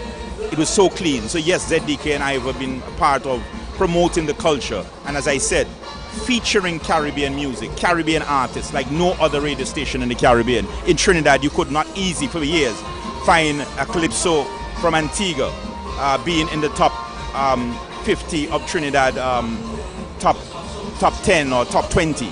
You could not find it in Barbados. You couldn't find it in Jamaica. But you could find it, all the releases of all the islands. Some of the first radio stations, or the first radio station that it would be played on was ZDK. Many of the Jamaica artists, their music were featured for the first time in the Caribbean on ZDK radio. And so that kind of cultural integration, I would say ZDK led with that, and Ivor G.T. Bird was responsible for that. He didn't care where the music came from. In fact, he wanted it. Where many of the other islands were still playing protective of their culture. On ZDK, the art or the artists from the various islands many times would have been the top #1, so that ZDK must be recognized for promoting this integration of culture, and Antigua's Carnival and its festival is so integral in that promotion. All right, guys, I just want to thank you. I think that was always his passion: the music, the carnival, the promotion about culture. And when I decided to remain and keep the institution of Grenville Radio Limited going, it was not a difficult decision, considering the fact that many have been stopping me even in the streets and said, make sure you make this thing die now. So it was something that I think ZDK evokes a passion from the people, much like people have a passion for West Indies cricket. It's almost like it's your best friend. And I want to say to people like Bobby, yourself, Nat Moses, and the late Frank Kai, and all the others who have contributed over the years to the carnival production and what has been happening. And Wayne, who brought, Wayne was very integral in bringing us into the 21st century with the technology. And the passion, I think Grenville Radio Limited, ZDK has survived because people genuinely love it. It's not about business. They don't see it as business. They don't see it as you have to pay bills. They figure, I'm serious. They don't, I'm not joking. They see it as, look, you're my friend. You understand? You belong to Awi. You understand? Yeah, that's true. You know, and I was heartened and brought a smile to my face as I saw the panel last night with the Monarch competition on the internet. When I saw all of you, Alistair, QT, Bobby, Springer, and the others who contributed, I thought that made a fantastic. That's why the people were so responding the way that they did from what happened last night and over the past couple of days. I also want to commend and thank John Gore, who has been, boy, this is like his baby. Oh yeah, you understand, and his sidekick. Yes. And his sidekick. You see how he's busy tonight, Right, as always. I mean, the dedication to his work. The commitment, the love, it's all the love, and he wants the best quality all the time. It's But so last wonderful night, team of technicians. I was going to add, last night I was duly surprised when I was watching the feed on Facebook. Yes. And the comments. And the I was comments, sitting here, and even as tired as I got so energized when I saw that. ZDK. You guys are doing a fantastic job. Oh my goodness! Thank you guys so much. Right. And I'm like, okay, I didn't waste my time. Well, yeah. And you know, I just want to thank all of you who have contributed and all of you who are constantly contributing towards the broadcast of Grenville Radio Limited, its popularity. And even Sly J, who's always been a part. Sly J's been it still is home, no matter what happens. All of these guys, you know, they have played a part in the institution of Grenville Radio Limited. And I see young Cherise here with her knowledge and ability coming forward in more ways than one. And you know, it's just very heartening. And with all the sleepless nights and tireless effort, something like this says, okay, it's worth it. It's worth it. I would say this, it would be overlooking the contribution of your father, Ivor G.T. Bird, in the number of radio personalities. I would like to know the other very much so program director in the Caribbean that has Very produced much so. more, whether it's Sea Jacks, whether it's the Barbados, Trinidad, the Virgin Julian Islands. Rogers, Yes, name yes, it. yes, I yes, mean, yes. all through the years, Before the they number begin, of radio announcers, broadcasters that he has produced. you know, just for me to go, before I go here, Alistair, I want to just commend my father, Ivor G.T. Bird, for establishing and following his dream. And there's a book that says, you know, when you're called to a purpose, no matter the storms, no matter the valleys, the peaks, but it is through this that you know the purpose will stand. ZDK is not there for one particular purpose, but for the purpose of all, and that's the nation of Antigua and Barbuda. Gentlemen, get back to it. Thank you. The stage side now. 5 times Gemini's Moves of Pan 25-a-side champions. The only band to win 4 consecutive Panorama championships in Antigua since Carnival began in 1957. We're talking about 1992 to 1995. Arranger with the most national Panorama championships, the late, great Victor Babu Samuel with 8 titles. The only steel band to fully accompany a Calypsonian in Antigua's Calypso Monarch finals within the last 60 years. 2021 National Award recipient on the country's 40th independence anniversary, an institutional member of the most distinguished order of princely heritage, Gold. Halcyon Steel would like to thank the following individuals and establishments for their contribution to this year's presentation. Grace Green community activist Michael Joseph, Rural West Parliamentary Representative the Honorable Richard Lewis, the West Indies Oil Company Limited, A.S. Bryden & Sons Antigua Limited, Goddard Catering Group, Hutchison Antigua Limited, Premier Beverages, Charles Toys Gifts and Housewares, Charles Chief Store, Lolita's, The Mega Store, Billy's Food Mart, Steel World, Crystal's Supermarket, Paint Plus, H&G Paints, Miss Mary Kurgos, and Gentle Wash Laundromat. Halcyon would like to say thanks to its players, past and present, and its many dedicated fans throughout the world. Special thanks to all the parents who gave their nightly support for this year's presentation. The band would like to dedicate this year's presentation to the memory of some of its fallen soldiers in recent years. They are Ellington Spatolubi, Fitzroy Alvaro James, Alex the drummer, Fitzroy Blakey Phillip, Trevor Icky Robbie Roberts, Victor Babu Samuel, Sir Selvin Walter, founder. May their memory continue to be a blessing and source of inspiration to us.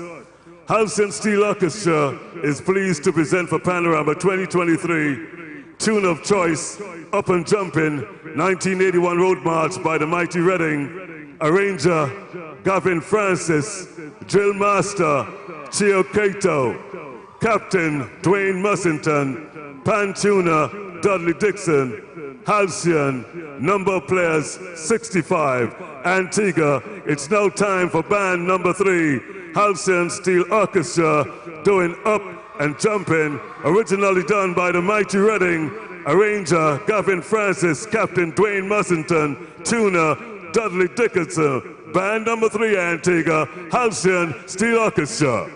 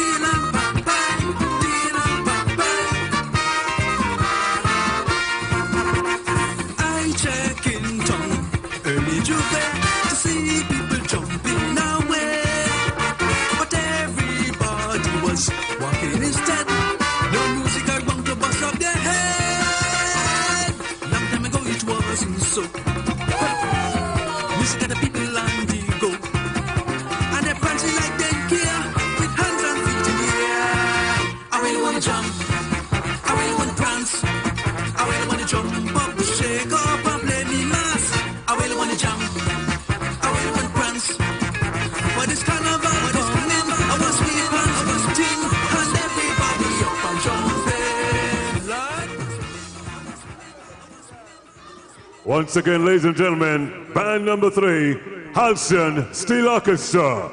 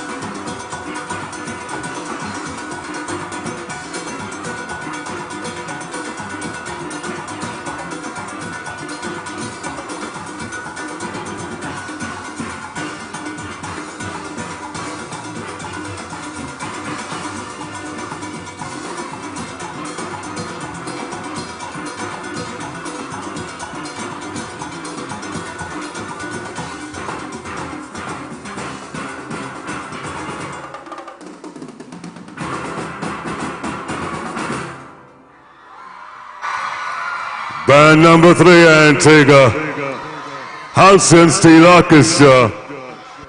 And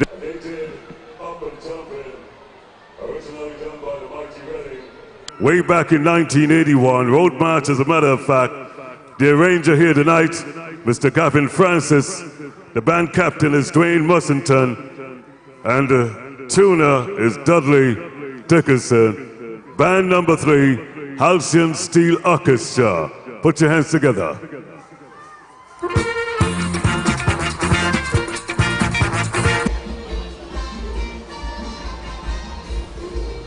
Well, there we had it. Band number 3, Halcyon Steel Orchestra. Up and Jumping, sung by Mighty Redding. Arranger Gavin Francis, Captain Dwayne Mussington, tuner Dudley Dickerson. And you know, sometimes Alistair always like to talk and emphasize about, depending on where you're standing, you can hear the sounds here. I sort of went left to kind of get a feel. But I think every band will bring a different sound. So when you hear Panache and now you hear Halcyon, it was a complete different sound in terms of their own context. But overall, I was impressed with the youth of Halcyon. I love the uniforms, Alistair. It caught me. As you say, uniform. I don't know. It's presented by with a sheet from the all comprehensive presentation here tonight, the Antigua and Barbuda Festival Commission subcommittee. I am hoping what I'm observing on this cover sheet, the State Insurance Company Limited Panorama 2023, that of the 8 bands, I am picking up that 5 of the bands on this sheet, I hope it's just on the sheet, does not indicate sponsorship out of the 8 bands. So I am hoping that with, again, you're going to hear me for the whole night with the corporations, especially those who would have received on the so-called investment millions of dollars and enjoying the profit, the super profits, that we would have 8 bands. And as I said, of these 8 bands, you would have 47 championship that they, among them, Hell's Gate winning 20, Panache 1, Halcyon 13, Harmonites 8, Ebonites 2, 4 for Geminites. I think it's 48.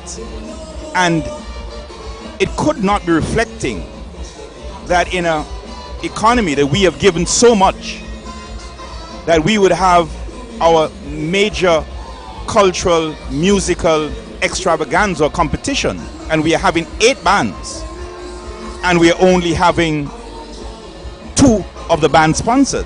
Well, I think in fairness, Cool and Smooth, Ebonite Steel Orchestra coming up next. Caribbean Union Bank, who I think received a check of over 80,000. No, I'm saying it's not how many of them you see being sponsored. But I'm saying 3 bands are sponsored. West Indies Oil Company, Geminites. Yes, Cool and Smooth, Caribbean, and West Indies Union Oil. Bank. Yes. So it's but in fairness, 5. Alistair, yeah, what I'm saying, we don't know the proper tier sponsorship that has been highlighted, because maybe in the packages there would have been maybe some bands, some private sector companies might have sponsored some of these smaller bands. But I think maybe the overall sponsorship of maybe the title sponsor, maybe Cool and Smooth is a title sponsor, Caribbean Union Bank, which I know has been with Hell's Gate for some time, they would have invested heavily, and West Indies Oil Company, Geminites. We just salute all of the, but what I'm saying, there could be other sponsors. We don't have the information tonight. I'm saying that I don't think that's what I'm saying. First, I hope that it's not reflecting, but if it is, to have our major panorama and every band is not in possession of a feature sponsor, it's something that we need to look at. Okay, no problem. So folks, if you're wondering what's happening, that's Alistair just giving his own views on sponsorship for the private sector, but we're only 100,000, and so the money has to be able to spread all around. Alistair has a little small community football team, Sherry's has a school team, so we have to be able to make sure that we spread the cake right around. We're looking at the judging criteria, and I want to go back and get Sherry's in there in terms of what we would have heard just a while ago. We're talking about 40 points for arrangements, 40 points for general performance, quality tone 10 points, rhythm 10 points. Your analysis on the just last performance, Cherise? I think so far Panache is leading for me. That's my personal opinion. And in regards to the points, I'm going to give you in a second. Don't give me your accurate okay. one. Yes, But that's all I right. would say that they didn't wow me as yet, you know. But I love in patches. You sort of got that feel. Yeah, they were not that harmonized like I was expecting. You know, the Halcyon a couple of years back would have been, I've been on my edge, you know, waiting for them. And You waiting. I didn't really get that, but that's my opinion, though. I didn't really get that feel for them. The creativity, to me, they were lacking. I don't know, the zazz. Yeah, that's my personal opinion, though. All right, so I just want to recap and go back from 2019 and look at the winners. I want to maybe just go back to 10 years back. We know Hell's Gate. I see you've got some notes here. They've won like 19 times. So 2019 was Hell's Gate. Then 2080 that's when you had the double tie. The second time in the history, Hell's Gate and Panache coming for the first time. 2017, Hell's Gate again. And then we go to 2016, Halcyon, who has been one of the most consistent performers also. Yeah. Also a champion in their own right, 13 times winner, 2016. Hell's Gate in 2015. Then we come down to Ebonite in 2014. We slide up quietly to Hell's Gate again in 2013. Hell's Gate in 2012. And also in 2011. And then also in 2011. And then 2010, we would have had Halcyon. And then we stop again at Hell's Gate 29. We go back up to Halcyon, and we go back up to Hell's Gate, and we go back up to Hell's Gate. Yes, that's what I'm saying. What is special about Hell's Gate? Hell's Gate has always done is, you know, they've always been an A game. But Halcyon has always been second to me. That's what I've always looked at for the years in Steel Pan. And I didn't really get that from them tonight. But again, it's my opinion. But, you know, let's see what the judges have to say. And listen to the intro production from Kenny Nibbs, who was our master of ceremonies tonight. They've lost quite a few stalwarts. Yes, we have. Yeah, that community has been the community, the steel band area itself, both in sports and culture. They've really lost some true icons.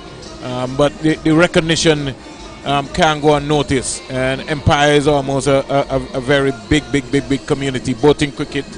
As you know, they would have won out the Cool and Smooth competition in the T20, you know, upsetting PIC Liberta Blackhawks during that championship.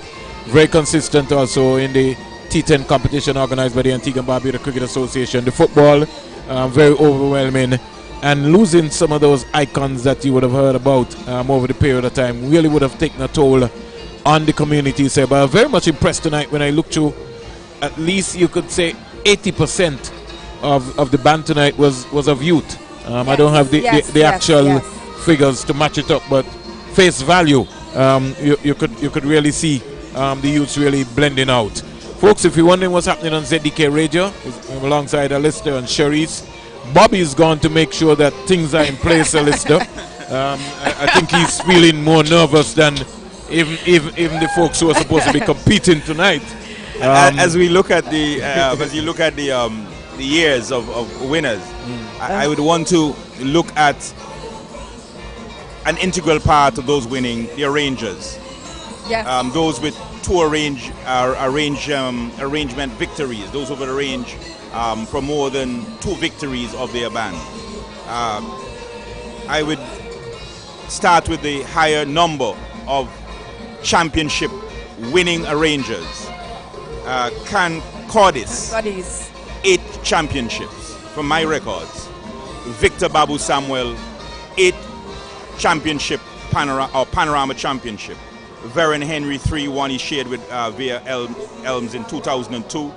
Len Bugsy Sharp 2 Panorama championship. Alan Michael 2. The late Sidney Prince 4, and Foster Hill 2. I don't know if I missed any other arranger who had attained 2 championship as a ranger during these years of Panorama. Did you mention Bugsy? Bugsy, yes, it Len did. Bugsy Yeah, Sharp yeah, too. yeah, yes, he did- But he the did mention leading that. of the arrangers over the years from the 1949 first Panorama at the Antigua Girls High School as championship arrangers led tied at the moment between the late Victor Babu Samuel, who also arranged and played in Trinidad. I would say he opened the door for the Concordis and others, and Concordis. So 8 for Concordis as far as championship arranger. Victor Babu Samuel 8, Veron Henry 3, Len Bugsy Sharp 2, Alan Michael 2, Sidney Prince 4, and Foster Hill 2. And Alistair, greatness always goes a long way. And when I say greatness, I'm talking about the contribution of Concordis, because Concordis has also arranged in St. Kitts and Nevis. Take a National pause. I think Carnival. I missed someone, and I need to verify. I think Rupert Taylor Parker, somewhere in the records, I think he's been shown as arranger, champion arranger on two occasions. Okay, all right. I was talking about the major contribution of Concordis, starting next to us right here in St. Kitts and Nevis.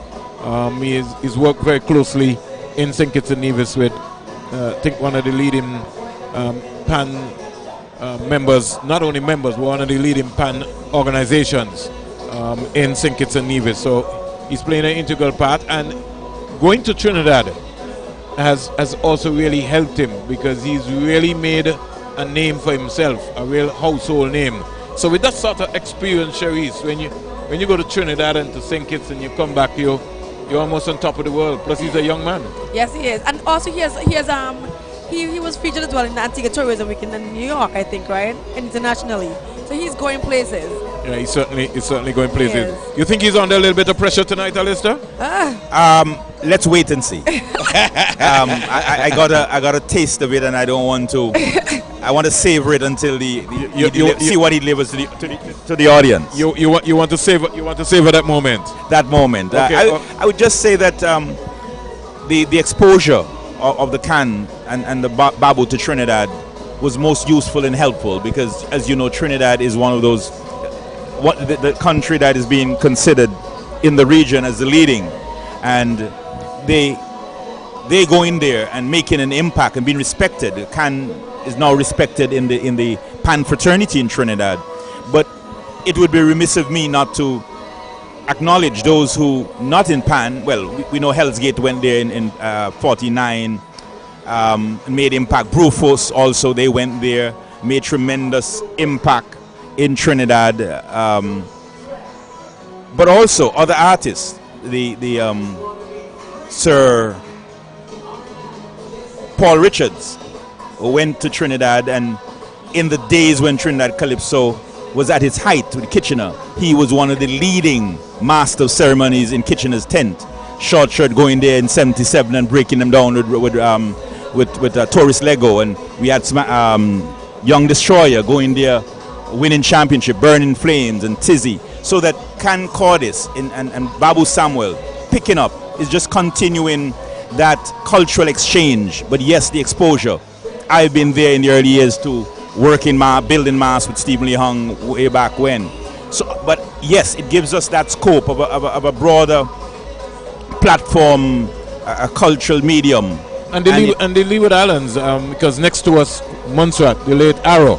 Yes. You would have known also about Elston Nero, who's still alive, King Elimat. So Yes, you had Elimat and the Jazz Brass. Oh yes, I mean you can't speak of Caribbean music and don't speak of Elimat and Jai Brass and Arrow International of all. The late Kenrick Georges. Yes. I mean, those guys would have gone down to Trinidad at a point in time, Alistair, when in fact, sometimes, Alistair, a lot of people sometimes don't like to talk about insularity, but the insularity in West Indies cricket is so strong, but the insularity also in music was very strong, because when you had Upsinet and Swallow and Shortshirt and Elimat and the Jazz Brass going into Trinidad at that point in time, even for King Shortshirt, Sir MacLean Emmanuel, at that point in time, with him being leading with Taurus Lego as a road match contender and the goalpost being moved, it shows you the volumes of the man that even up until this year's Panorama in Trinidad and Tobago, that was still one of the leading contenders. No, he tunes on the road. shook Trinidad. The Monarch shook Trinidad in a way that nobody else did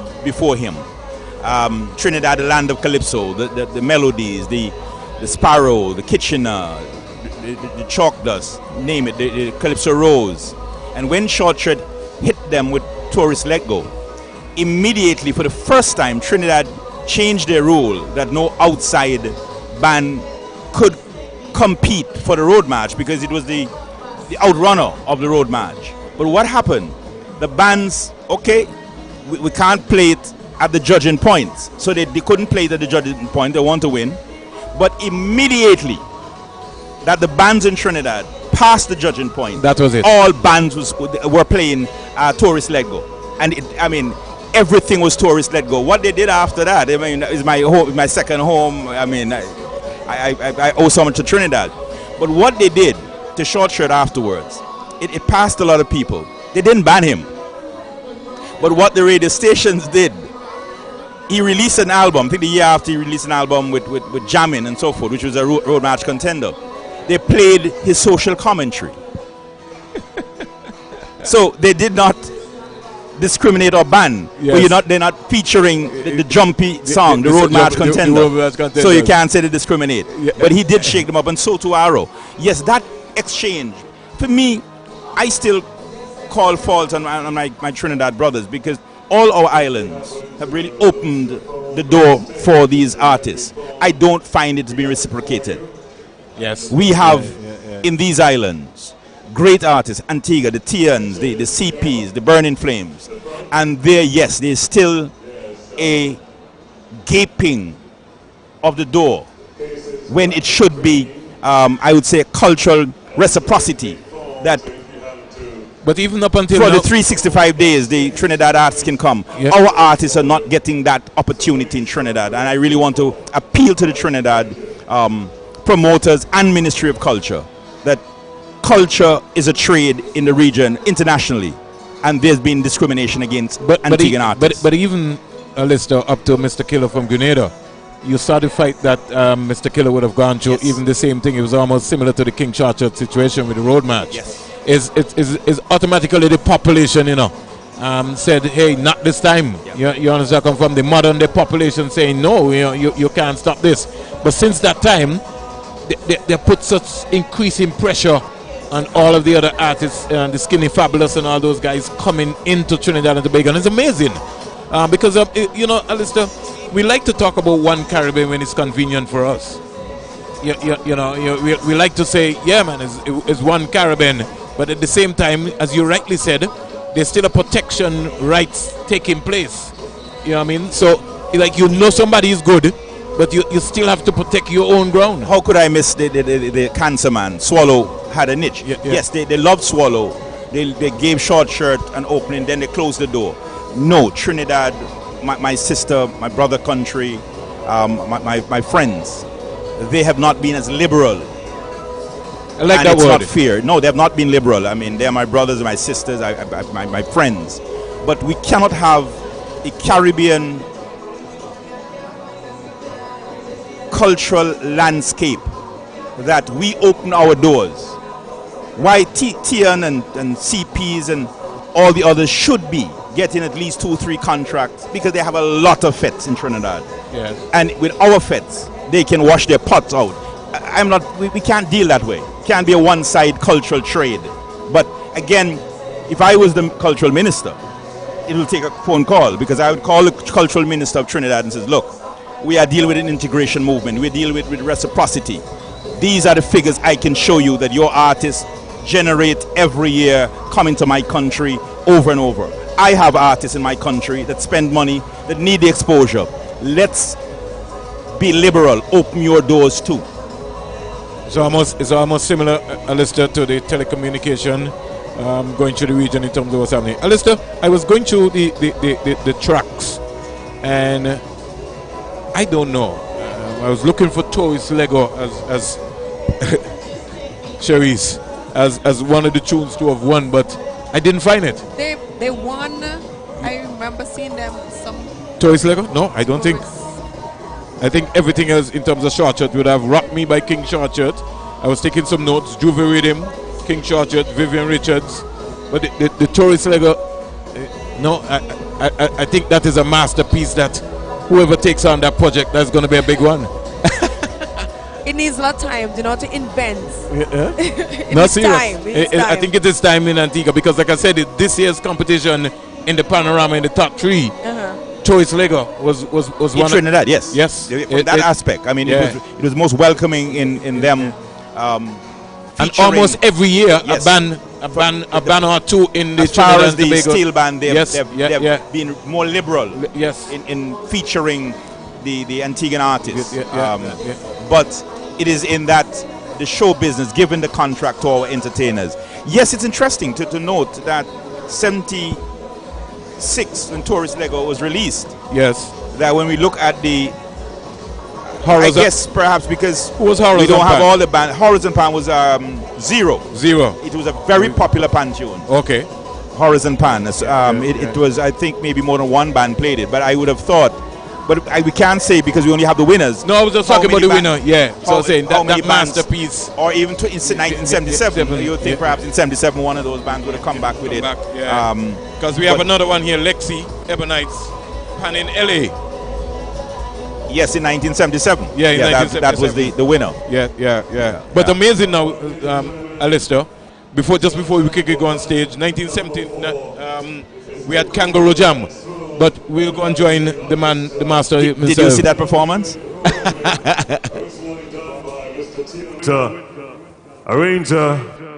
Arrangers, Cuthbert, Tiny Thomas, Gerald Harris, Lenissa Joseph, Captain Cuthbert, Tiny Thomas, and like I said, they'll be doing Roaming by Tian Winter, band number 4, Cool and Smooth, Ebonite, Steel Orchestra, Antigua.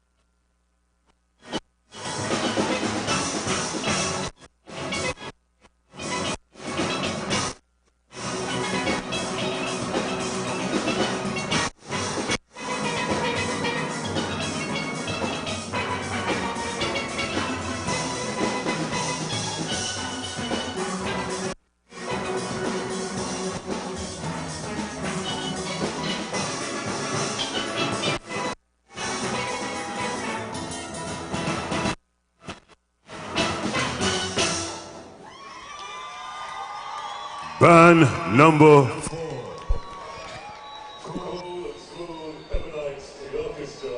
There you have it, ladies. That was the Ebonite Steel Orchestra, and they were playing Let Me Roam by Tian Winter. And that was arranged by Mr. Cuthbert Thomas. Right, Cuthbert Tiny Thomas. And we are here live at AIG, the Carnival City, in the Panorama Competition 2023.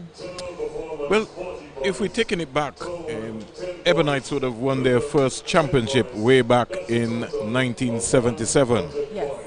Paninelli by Lexi.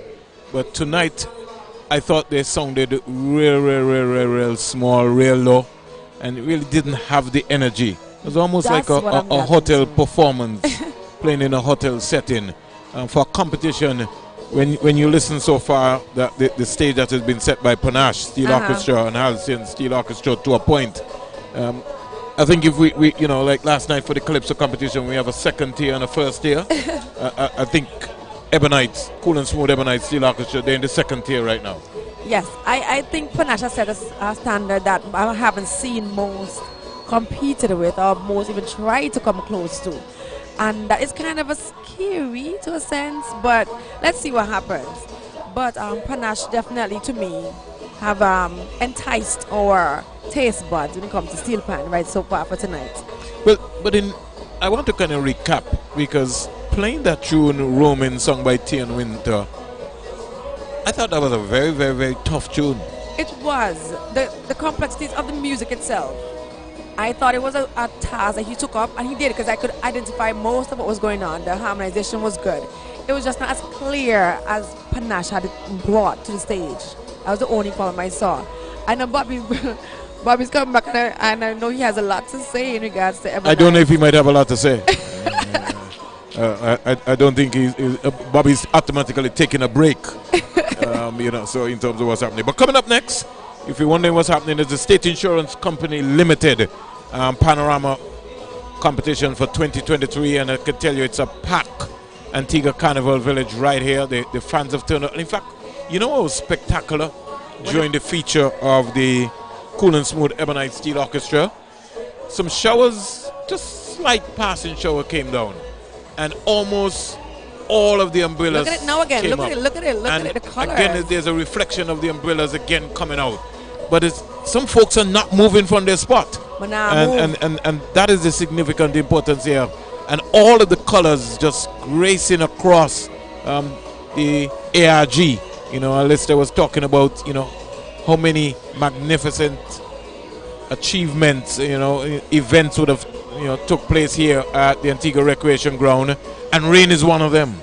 We're joined by Jesse, who maybe wants to share his input. But just to let you know, coming up next, band number 5 will be Caribbean Union Bank Hellsgate Steel Orchestra. Arranger is Concordis, Captain Keith Athil, tuner Veron Henry, and their tune is No Weapon, sung by Tian Winter. So another Tian Winter coming out of the mix. Before I get Jesse in, band number 6 will be Harmonites. Their tune again will be Tanya, sung by Menace XL. Arranger will be Aubrey Lacey Samuel, Captain Alston Davis, and then we'll have tuner Eustace Harris.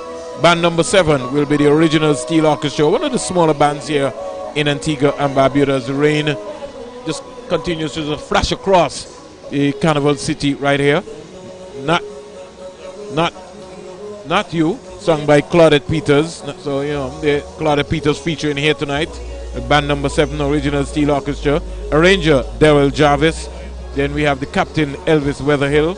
Tuner, Veron Henry. So Veron been in a lot of the tuning aspects here tonight. Band number 8, we'll see Festival Day, sung by Carl the Panman. And then we have the arranger, Johnny Gonzalez. Captain Joseph Henry. And again, the tuner, Veron Henry. So the State Insurance Company Limited Panorama competition is off to a flying start, and I think at the end of the Caribbean Union Bank Hellsgate Steel Orchestra performance, we could begin to decide who is going to win the competition for 2023, because there's a lot of pressure on Concordis. Can he deliver? Will we have a a tie tonight. We don't know, but it's going to be. See. But it's going to be exciting. Yes. As I bring in Jesse. Jesse, good evening. Good night, Jesse. Just let's go over the criteria just before we bring him in. For those who are listening, the Panorama judging criteria 2023. Arrangement 40 points, intro 5 points, outro 5 points, reharmonization 10 points, melodic development 10 points, motivic development 10 points, general performance 40 points, interpretation 10 points, dynamics 10 points, creativity 10 points, balance 10 points, quality tone 10 points, rhythm 10 points, consistency 5 points, rhythm section 5 points, total 100 points. Let's have. All right, I will say good night to all listeners of ZDK. And Vernon, as I was saying, you're always right with your prediction. Well, for Ebonite Steel Orchestra, they were very harmonized with their production of music, but they were not confident in bringing out their music. They were light. They were light. They didn't have that. They were lacking that confidence, that energy. That's why I say, hey, we're here. They did not play like Ebonite tonight. As Vernon said, they were like a hotel setting for tonight. I guess they were too comfortable. But I agree. After the Caribbean Union Bank Hellsgate Steel Orchestra, we could definitely winding down on what's it going to be like. But we still have some Harmonites also, right? And you know they are a tough band also on Geminites. Definitely tough. I got a shout out to our sponsors also one time before we move on. Got a shout out to LL Supplies, #1 air conditioning refrigeration. Also got a shout out to Top Ranking. Also got a shout out to Mystic Calabash, Kennedy's Club providing drinks with us. Also got a shout out to Brew Masters. So all my Juve limers, remember Brew Masters, they have Juve package. You could go down to Beehive tomorrow. You could go to Beehive tomorrow. They open tomorrow down there, and definitely will be distributing and selling Juve package. Also got a shout out to Cool and Smooth. We're at the Cool and Smooth Panorama competition, the State Insurance Company Limited Panorama competition. I also got a shout out to Cool and Smooth, also the proud sponsor of ZDK right here. I also got a shout out to Ounces. Sorry. Can't forget Ounces. Got a shout out to Ounces. They're doing the seafood fiesta on the 10th of August. So look out for that one. That's next Thursday, the 10th of August, over there at Paramtown. Ounces Ice Cream, Ounces and Ounces Ice Cream Parlor, 10th Fiesta. Got a shout out to them, proud sponsor of ZDK, definitely being up, definitely providing good meal for us to be here tonight. Yes, and also recognizing those companies that sponsor outright, become main sponsors. Caribbean Union Bank for Hellsgate Steel Orchestra, Cool and Smooth for Ebonites, and West Indies Oil Company. And also the feature sponsor for this evening, Panorama State Insurance Company Limited, perhaps our oldest indigenous insurance company that have been providing insurance in every aspect, auto, life, name it. One of our proud institutions, State Insurance Corporation. Well, let's look at the Caribbean Union Bank Hellsgate Steel Orchestra and their record. And sometimes when you're talking about steel pan, you have to be able to make sure that you highlight the successes and celebrate. And I 20 wins from St. John City West or from Villa and Point. Right. So we're starting to talk about 1949. Yeah. And that would have been the first championship. 1953, 1958, 1959. 1964 when I was born. We're talking about 59 years ago, Alistair. So you know, 1967. Yeah, so you now know how old I am, Alistair. 1976. 1964. Yes, 1967, 1976. Pretty unique, eh? 1967 and 1976. Yes, 1990. Yeah, then 1991.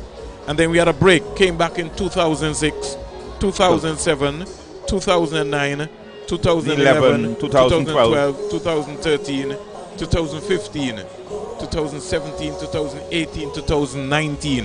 Now, during that period of time, 20 championship. Yeah, Concordis, if we maybe look to that, might have been a young little schoolboy mulling around in the community.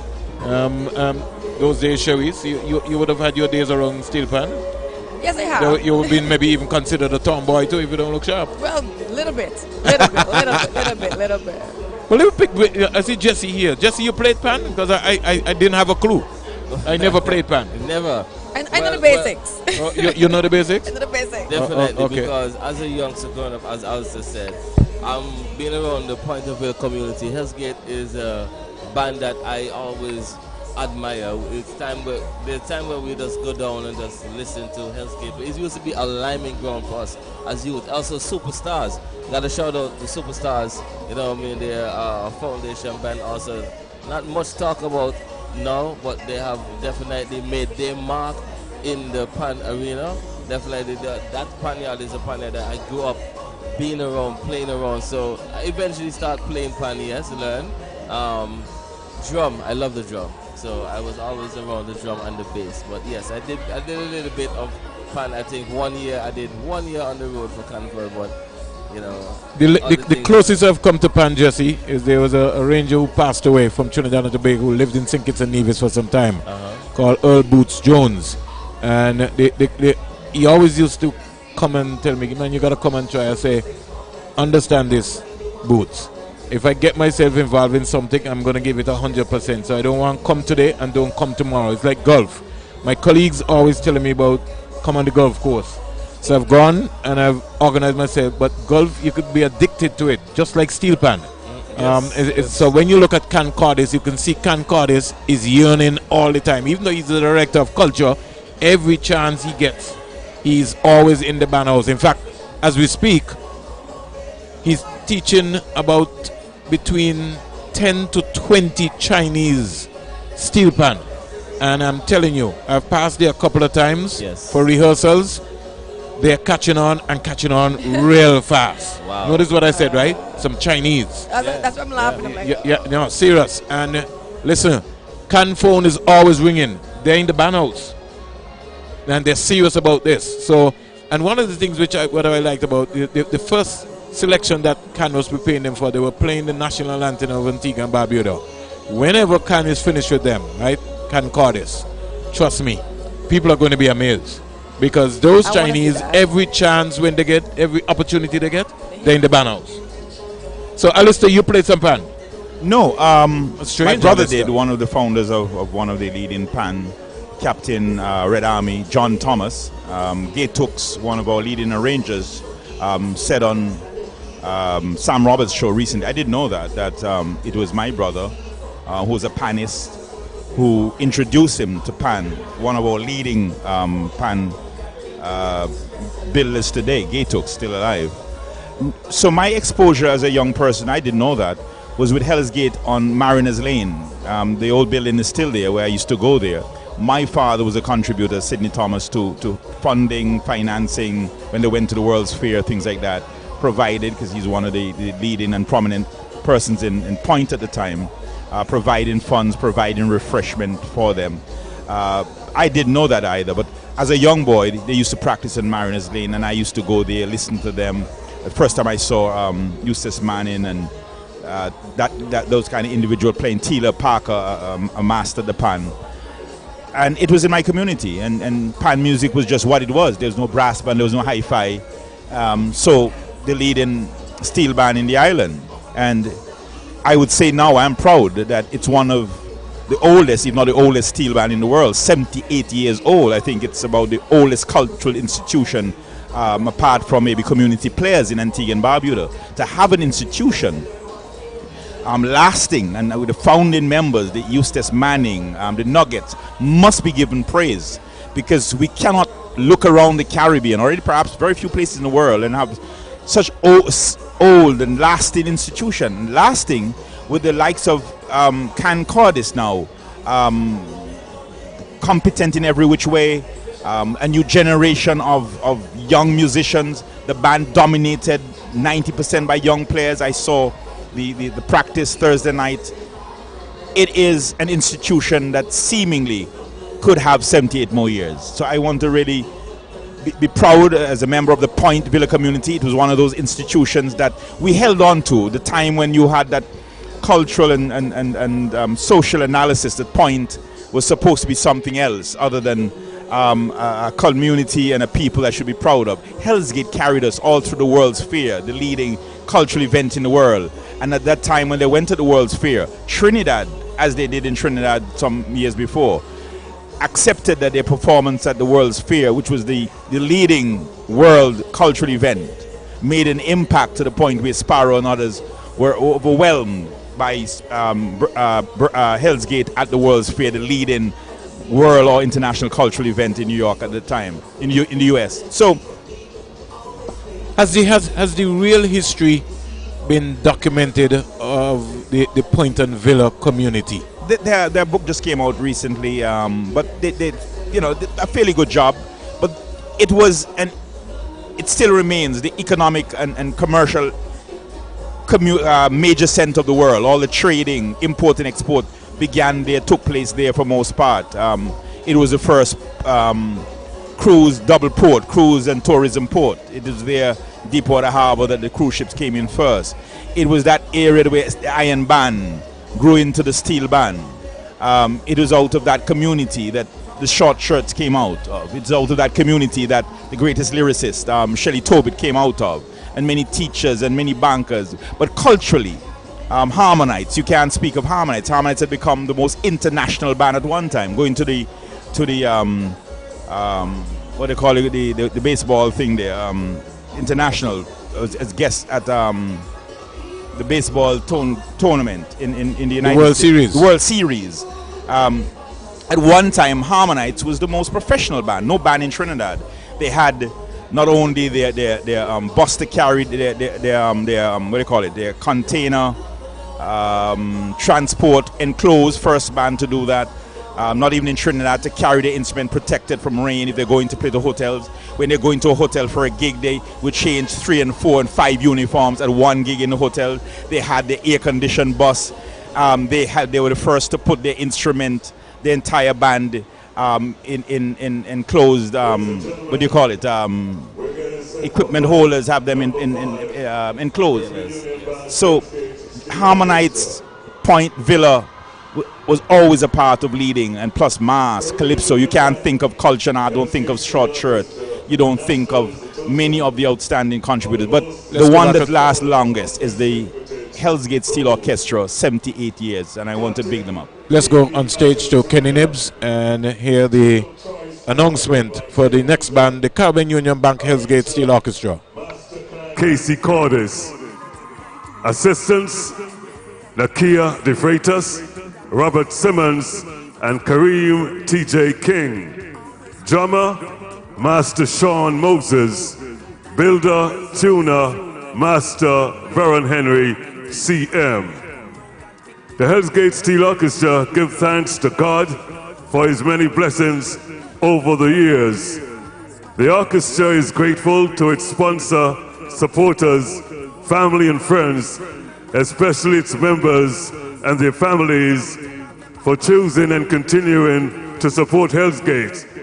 Special thanks is also extended to Caribbean Union Bank, the principal and staff of Villa Primary School, Dr. Lester Simon and Mrs. Simon of MedPart Labs, Roberts Construction and Engineering Company Limited, Miss E. Ann Henry KC, Mr. Veron Henry CM, Miss Latifa Joseph, Wadadley Paintball Games, Mr. Joseph Pinder and family, Mr. Kevin Silston and the Silston family, Monochrome Entertainment, Happy Kids, Blue Ocean Marine, KFC, Honorable Daryl Matthew, His Excellency Johan Hesse and Lady Tessa Hesse, Maudlin Jean, Margaret Adams, Kareem Tung, Dr. Dwayne Babbitt Thwaites, Don Joseph, Dr. Petra Nanton, Frank B. Armstrong, Miss Petra Williams, Colos Ice Limited, G&E Auto Supplies, Central Marketing Corporation, Burstfield Martin and Brownlee's Bakery, Sir Jason Brody, A.S. Bryden and Sons, Mr. Rudolph Davis and St. Joseph's Academy, Eleanor Joseph, Trent and Patrice Simon, Mrs. Natalia Simon, Miss Cassandra Murray, Mrs. Cleo Antoinette Cordes, and J.R. Pups. The tune, No Weapon, originally done by Tian Winter, arranger Concordis, Captain Keith Attil, tuner Veron Henry.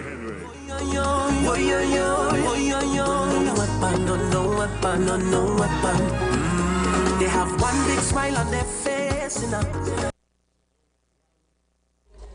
Test. While we are waiting the start, we just want to remind our listeners that we are bought with the kind compliments of LL Supply Ounces, GCS Bottling, Mystic Calabash, Roti King, Brewmasters, and Peter Shack, Paddy Hut, Top Ranking, and Kennedy's Classic Liqueurs. Those are the sponsors that make this broadcast possible on ZDK Radio.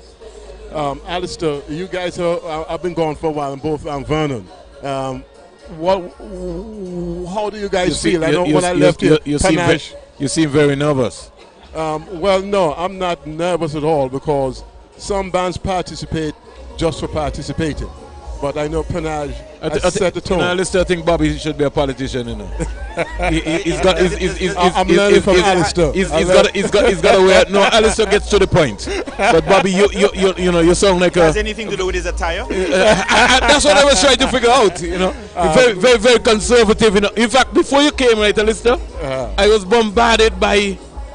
I was in the middle, and they let me. They gave me the red light. And said tonight is our night. So you realize how quiet they've gone. No, Sherry, that's not possible. No,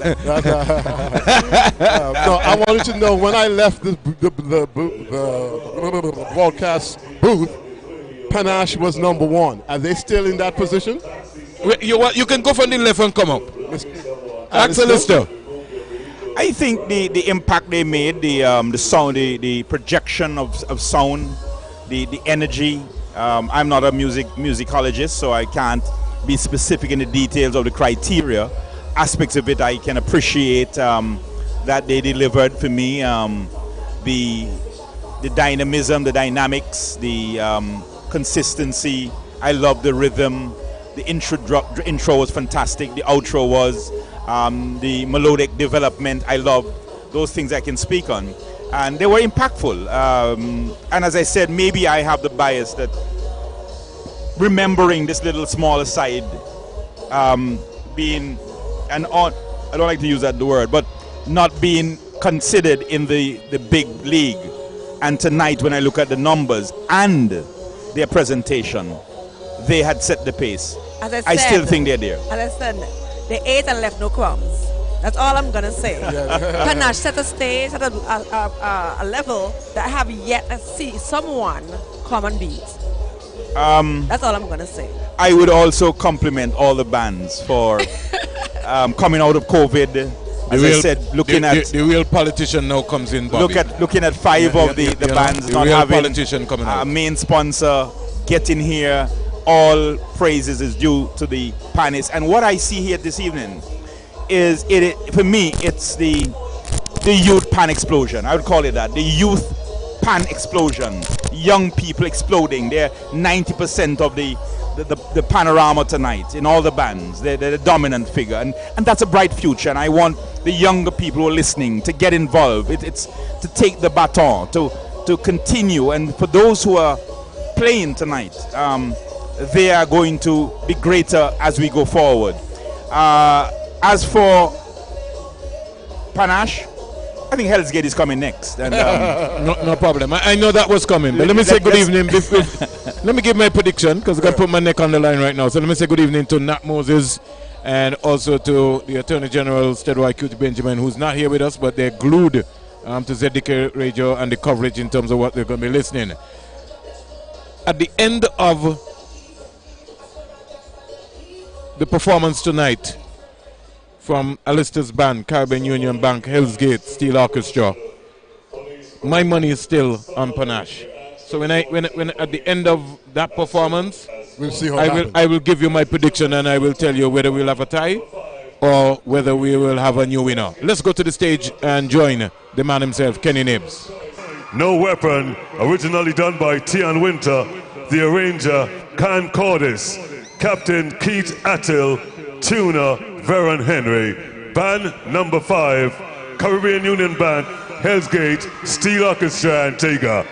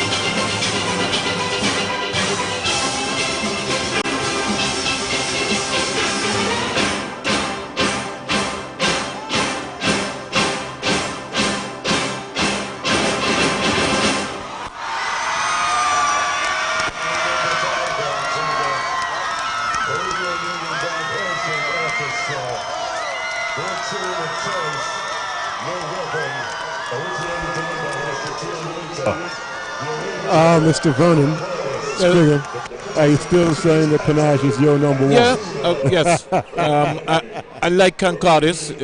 He's talented. And tonight, nothing surprises me in terms of his arrangements and him understanding the art form and the way how he be able to deliver the tune itself.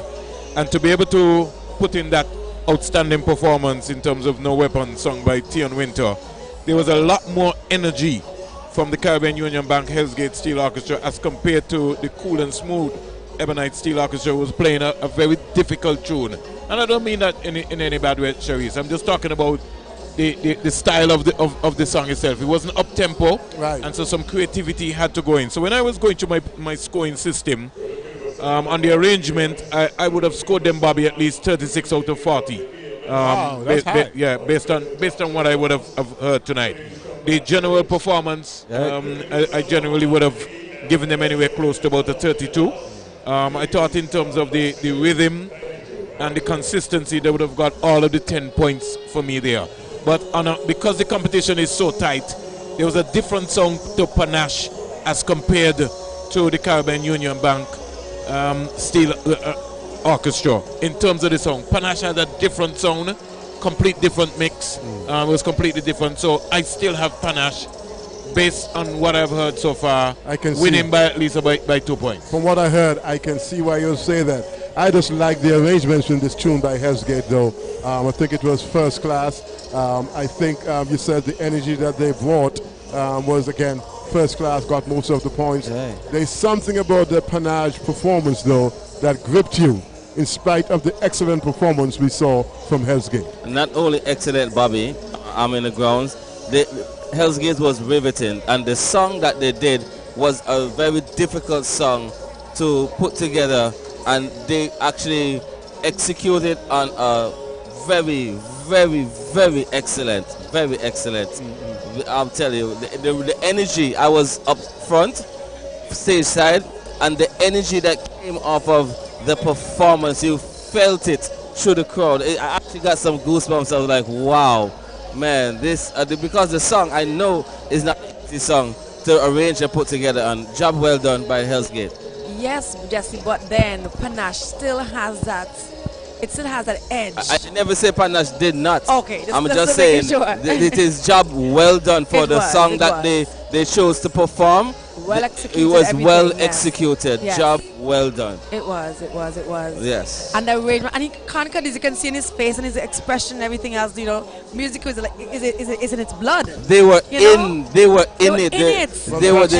That's what it happens when you have an excellent drill master and arranger. That's true. And so he transfers that energy to the players because he's actually feeling and living the music on stage. You could anticipate the next turn of the tune where you could just see his body language. Yes. I know Alistair is chopping at the bit to say something here now regarding his number one band of all time, Hellsgate. Yes. They did not disappoint. A master, a grandmaster at work, and a pan orchestra that is exemplary. For me, it was pan orchestration at its best. I would say there's a popular term, pan in A minor, but this was pan in A plus major. It was, when I look at the criteria, you can see that Can focused all of his arrangement as a musical professional. I think he's a master's in music, and with the exposure he has received and the accolades and the successes, that he focused every energy, every sinew in this criteria: intro, outro, reharmonization 10 points, melodic development 10 points, motivic development 10 points, performance, interpretation 10 points, dynamics 10 points, creativity 10 points, balance 10 points, tonal quality 10 points, rhythm 10 points, consistency 5 points. Rhythm section, 5 points. As a master musician teacher, I think he made sure that he captured every aspect of the criteria, the delivery, the presentation, the penmanship of these young panists.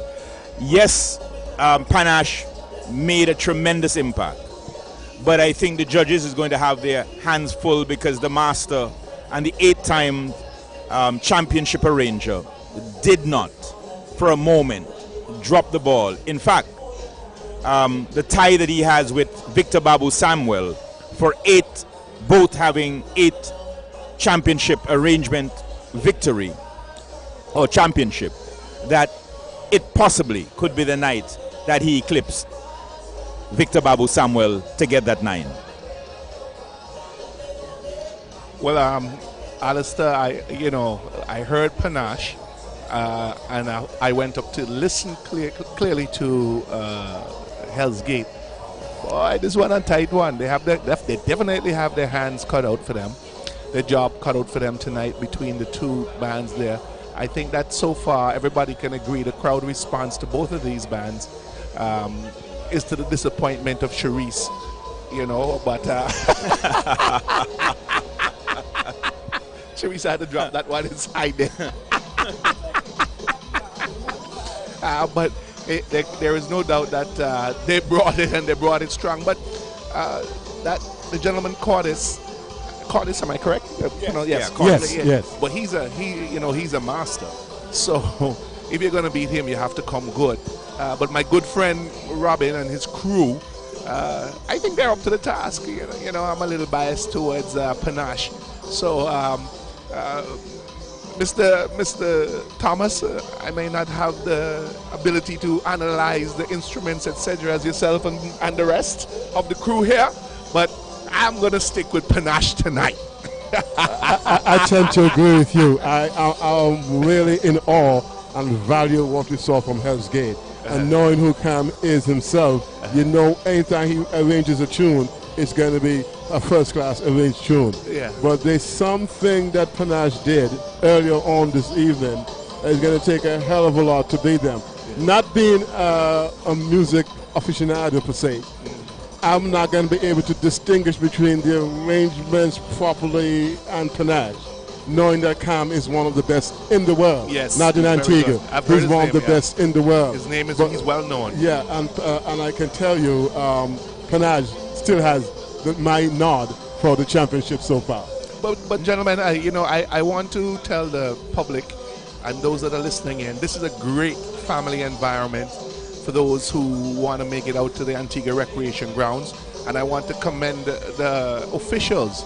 And I was speaking to Alistair, as I was speaking to others. I think they've done a great job in setting up the stage, in the colors, and how everything has been set out. There's no doubt in my mind that they have done a fantastic job.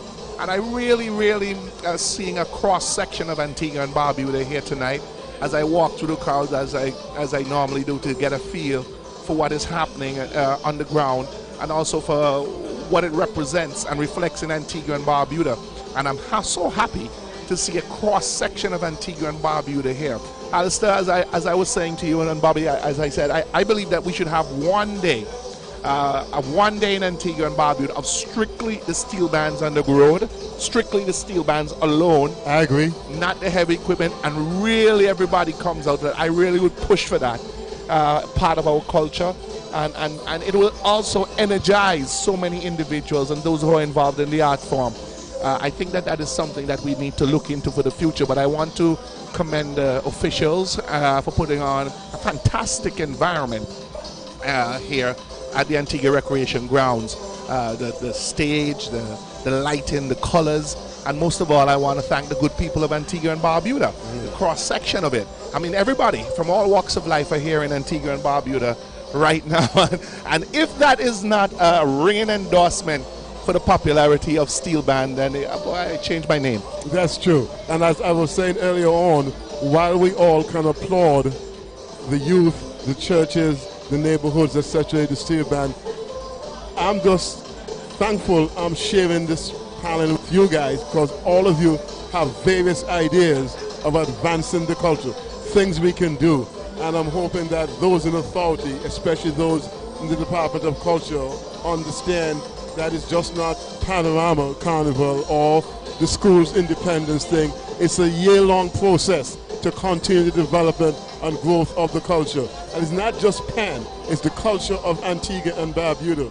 And as Alistair stated earlier on, we made so much advancement and were leaders back in the 50s in Pan, and we lost some of that because of leadership. We saw how other places like Trinidad invested heavily and made it become a part of the general fabric of the society. And I think it's time stuff things like steel band become more involved in the fabric of Antiguan society. Look at the grounds here this evening. It's one of the best attended show we have seen for the year so far. Guys, good night. I got a member of the Heartbeat Steel Orchestra with me backstage. Roots, good night. Welcome to ZDK. And being a member of Steel Orchestra, what have you seen so far in the performance of the bands that already perform on stage? What input do you have to say about that? Yeah, well then from band number 1, you know, don't set a nice pace, and then now this band number 5 set a bigger pace. The Panorama is interested, is very much interested, Panorama, and it's a tight one, but then now I think the champion like Dendes don't play. All right. So, as a member of the Heartbeat Steel Orchestra, what input do you see that needs to be taking place in the culture of Panorama, Antigua, and Barbuda? Yeah, well, first things, I think the kids and them, I love to see the Panorama. As a man that celebrated 50 years, 3 years ago before COVID, I like to see what I'm seeing. In my days playing Panorama, hardly any females, and now it seems like the band and them take over by females, and that is a good thing. But first thing, I see a little controversy today with the West Side Symphony. The West Side Symphony spray over their bass, and then now the young player and fresh player do not know how to set up the bass. So then the ranger, now he have to use his mind now and feel out the bass, because he do the tune. So come now they could set up the bass, and that debating. Suppose one the bass is set up wrong by the player, don't know how to set up the bass, so they have to do better next season. And I am a member of that band. So therefore I got to sit with the kids and them learn Panorama strategy properly. All right, there you go. That's a member of the Heartbeat Steel Orchestra, and he gave his input, and he's saying, you know, as his Joe, Hell's Gate, he thinks, has so far leading the way. Well, thank you so much for bringing us that backstage interview. Folks here at AIG, it's a beautiful evening here in St. John's, Antigua. A great attendance, great family atmosphere. The vending area as I walk by is hopping with activity. Folks are making money. Kids are sitting around having fun. Families are having meals together, etc. So it's a great evening here at the AIG. And Alistair, I know historically Hell's Gate continues to be one of the leading bands in Antigua. Do you think we're going to see number 9 this evening or not from Hell's Gate? It's possible. I just want to join with you guys to acknowledge and to celebrate the patrons, the audience who have come out here this evening to support Pan, support the Panis. It's one of the larger gatherings of the Pan support for a Panorama. As I said earlier, I remember seeing this ground packed to capacity at Panoramas. It's looking good again, but the respect for the artists have been very little in common after 66 years from those who administrate. You cannot have bands putting out what they're putting out for Panorama. And I'm not just speaking of this year in particular. In the past, some of the things that have in fact affected the Pan movement, that a year after, 2 years after, they're still owed. No steel band should be owed for their prize money or for their appearance, and these things happen. If the respect for those who put out so much to make events like this happen are being respected, because whenever they have an international show, a melting pot or whatever it is, the artists who are being paid by the Festival Commission, the Carnival Committee, they receive their 50% before they leave their country, and before they touch the stage, they get their other 50%. These great cultural ambassadors should not, after putting in this great work, be it mass men, pan men, calypsonians, soca artists, arrangers, service providers to this national cultural event, the summer festival, should have to wait for a year, 2 years, 3 years. If you have that, it's going to continue to retard the kind of progress that we should be making and the position we should be. I'm looking recently at the standing of Caribbean carnivals, and Antigua is at number 10, having been for years between 2 and 3, first and second, Trinidad and Antigua. And I am saying one of the areas, as an artist, as a person who's been in the art form, as I said, this ground is my mecca. This is the ground that I produce Carnival Queens, JC's Queens. And speaking for the panmen, the arrangers, the bands, the artists, too often the disrespect. If I tell you the individuals who have made this thing possible, who would not have received a complimentary ticket tonight, those things are, how do you motivate a new generation when you see 90%? When the grandmasters, those who would have laid the foundation for this, that a complimentary ticket to say thank you and a reserved place, they're the ones who deserve the VIPs, the people who have made this, because most of the people who have made our summer festival last and for 66 years, it was never for profit. It was a consciousness that they want to give their best in calypso, in writing, in music. So it is in that area, after 66 years, that is really lacking the respect for the artists and the major contributors. Don't tell me that you're paying overseas artists all the monies they deserve before they go on stage, and 2 and 3 and 4 and 5 and 6 years. And I'm an example of that. $52,800 being owed for me for 6 years. $45,000 of that I put into the Children Mass, one of the pioneers of the Children Mass. I mean, you know, the respect. So what the younger generation, you know what my young daughter, who had loved Mass, and 2 of my children who used to build Mass and one colored the Mass, they don't want to see it. If they treat a grandmaster or someone in Carnival like that, and others, there were about 5 of us who owed $158,000. But everybody who came here to perform at Melting Pot received all their monies. Those things are unacceptable. We here build this festival so that to make it grow, to make the pan movement grow, make sure that all the people who have anything to do with making this event last and grow, we need to regain our place, not just at 10, but if not number 1, number 2. And it begins by showing respect for those who make it happen. Excellent point made there, and I think it means to see a cultural shift in our society in Antigua as it relates to the steel pan. Because as we said, I see that as one of the 3 pillars that Carnival stands on: Mass, soca, calypso, and steel pan.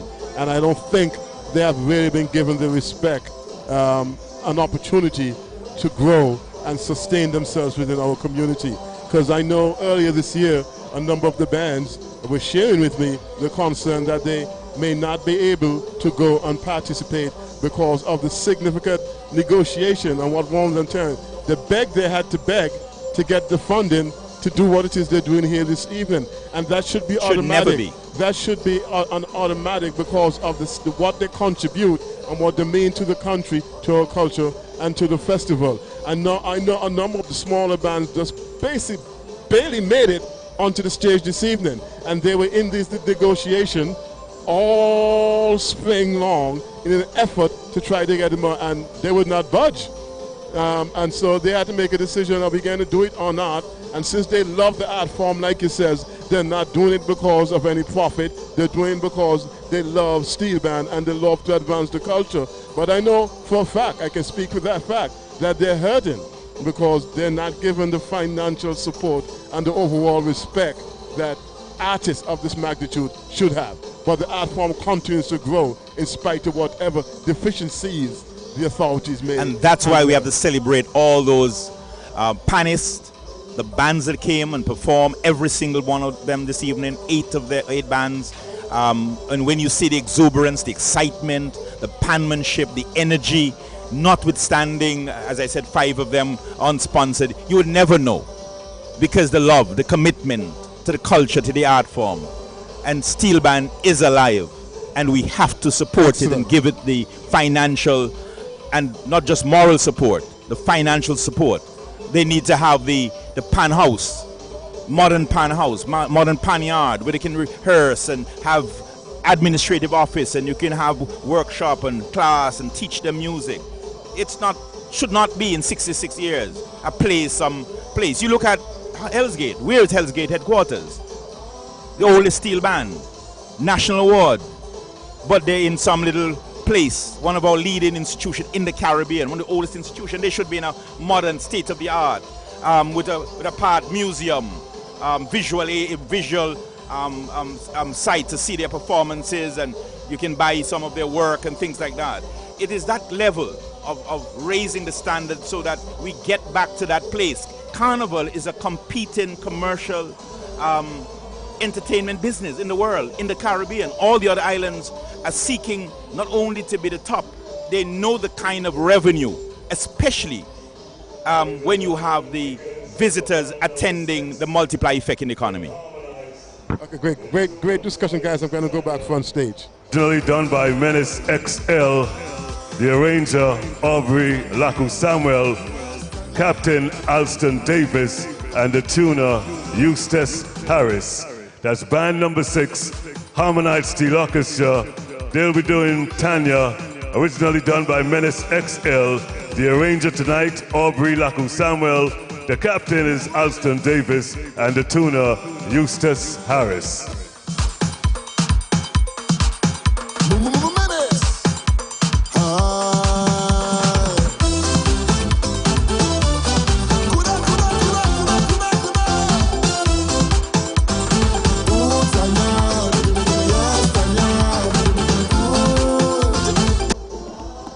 Yes, folks, as we await the start of Harmonites, I want to remind you that this broadcast is being sponsored by LL Supplies, Ounces, GCS Bottling, Mystic Calabash, Roti King, Brewmasters, and Peter Schack. Also, Top Rankings and Kennedy Classic Liqueurs. Without these sponsors, this broadcast would not be possible. And ZDK, thank you for your continuous support. Discussion and the music. Let's get back front stage. Now for band number 6, Harmonites Steel Orchestra. They will be playing Tanya, originally done by Menace XL. The arranger tonight, Aubrey Laku Samuel. The captain is Alston Davis. The tuner, Eustace Harris. Harmonites Steel Orchestra, band number 6, Tanya.